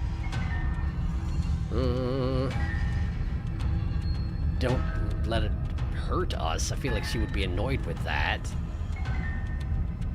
Flattery? I mean, I've tried the flirting. We could also try flattery and just see how it goes. We got the smitten. He'd probably be good at it. Sure. It doesn't work, and she kills you again and again and again and again. Your memory blurs as your consciousness leaps from life to life to life, holding only snippets of the conflict that transpires. Let's appeal to her better nature. We haven't tried that. I'm sure she'll listen to reason. She skewers you. Well, there's more of us. Let's see if that helps. Probably didn't. We just have to hit her harder. She skewers you. A bit. More noise isn't helping. It's just making it harder to focus. What's the point? Look who's It's here. all the same. Hello, Broken. She skewers you. A little bit. Oh, don't give up on me just yet. You gotta keep going. I don't seem to have a choice in the matter. Doesn't matter how many times this takes, we can't give up. We don't even have a weapon. Not really. Yeah. Some clod threw it out the window. This guy. Again, that was you. Sure was. No, I was just the clod who suggested it. And if I knew we'd be stuck here forever, I wouldn't have done that. Just keep dodging. Just keep dodging. Just keep dodging. Hello, the hunted. She skewers you. She did it. What's the point of avoiding me if you're not going to fight? See? We lasted a little longer. Right, but we don't have a weapon, so... Barely. She's going to kill this body either way. So stop feeling what it feels. If it's that simple. She skewers you. Done. Ooh, not bad. Real tough. Okay. We're getting close to something. Can't you feel it? One last time. Well, eventually I stabbed her in the heart, but I don't have a blade this time. Fine. One last time. Okay. None of this is working. Think. Think. Certainly does have the anglerfish teeth. She skewers you. A bit. And then everything goes dark. And you die. And I die. Chapter 4, The Empty Cup. This is new. I have not been here. I mean, most of this has been somewhat new. Don't lose your head. We're in a cabin. Take it from here. Right. No steel claw, though. Nope. Was tossing it the only thing we've done that was permanent? That's a sick joke, universe. A sick, sick joke. That is kind of... That is a little bit. If it's gone for good, then maybe we never actually needed it. Or we could just use our talons for this. That's what I've been telling you all. We can do this without it. We're tougher than steel. Says the stubborn. I mean, he says it, we probably are. Yeah, mind over matter. Who needs violence when you have love? Who needs love when you've mastered yourself? Too many voices. Anything, and we don't matter. There's too many voices. Well, boys, are we ready? Boys. There are entirely too many of you. How many times have you been here? This isn't good. This is... How about you stick to describing things, and we'll stick to doing them? Yeah. Leave it to the pros. Oh yeah, we're very professional at being slaughtered. Narrator, Skewered. we heroically stride through the door and towards our destined final encounter with our star-crossed lover. Fine by me. You walk to the door and onto the basement stairs, only it's more of a slide. We know. We do. Fine. I'll just shut up then and speed this whole thing along. You do that. Sure you don't want me to describe the stairs, or this room, or anything? It feels like I'm hardly a part of this. The empty cup. Have I seen the empty cup before? Is that the blade pine cone? Hang on. Fighter, it's so funny. I didn't. It's always the same at this point. Wait, actually, never mind. I'll never fight with Furt, actually.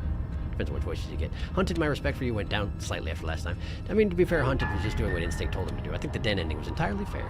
And I wish he wasn't. Smitten, broken. Well, boys, cracking open a razor with the boys. This razor variant is so cool. I like the things the voices have to say. You can probably skip for a bit, since most of the dialogue is identical to one we did before. Mutually assured destruction was the one we got. You got mutually assured destruction, which is chapter 4 with knife. This is chapter 4 without knife. The empty cup. Got it. Don't care. Just want to see how this ends.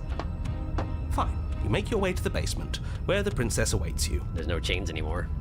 You know, this last time I killed you, and you didn't pop right back up again? It's true. I thought I'd actually done it. I thought I'd cut you into so many pieces you just weren't able to stitch yourself back together. That doesn't seem to be a thing that happens, I'm afraid. But I guess we're not done. That's okay with me. It's good even. I like that. You're enjoying yourself.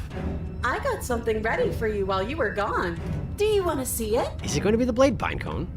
I'm not going to wait for an answer. I'm just going to show you. It's worth it, though. Just you wait. And not for very long, because I'm going to do it right now. Are you going to say what she does? Narrator, I didn't mean to skip that. He's going to do the... Do you want me to talk now? Well, yeah, she says she has something new. I want to hear about the new thing. Yeah, me too. I think I speak for all of us when I say that I would like to hear you describe her new thing. Really? Okay then. So petty. Here we go. Now.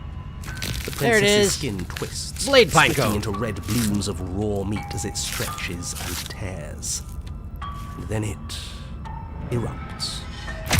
She becomes a wave of blood and viscera, pieces of her splattering against the walls. All that remains in the center of the room is a skeleton of blades. A heart beats furiously in its cage of a chest. What is it even connected to that's not razor sharp, I wonder? Are you ready for what comes next? Nah, probably not. Holy shit! She's gorgeous. Absolutely divine. Yes, behold, the perfect woman. Do you think we can throw her out the window? It's worth a try, right? That looked painful. How is she still alive? I mean, her head came off and she was fine, so... Heart's still beating, that's all she needs. Seems like it. This is fake. This is all fake. That's all just made up. I'd say we bow down to her right now if that had ever even slightly worked for us. But it doesn't. This is all just a sick joke. I hate existing. Well, to be fair, most people hate that you exist also. We're The broken. screwed. I quit. I'm done. Forget it. I mean, doesn't matter. You're still gonna get What just happened? It's so quiet. Convenient that button exists when you need it. Him too. Something feels different about you. It almost makes me feel different. Like I should actually take this seriously for once. I'm a bird. You do not act as the princess approaches, instead allowing her to crash against your form, and yet there's seemingly nothing for her to crash against.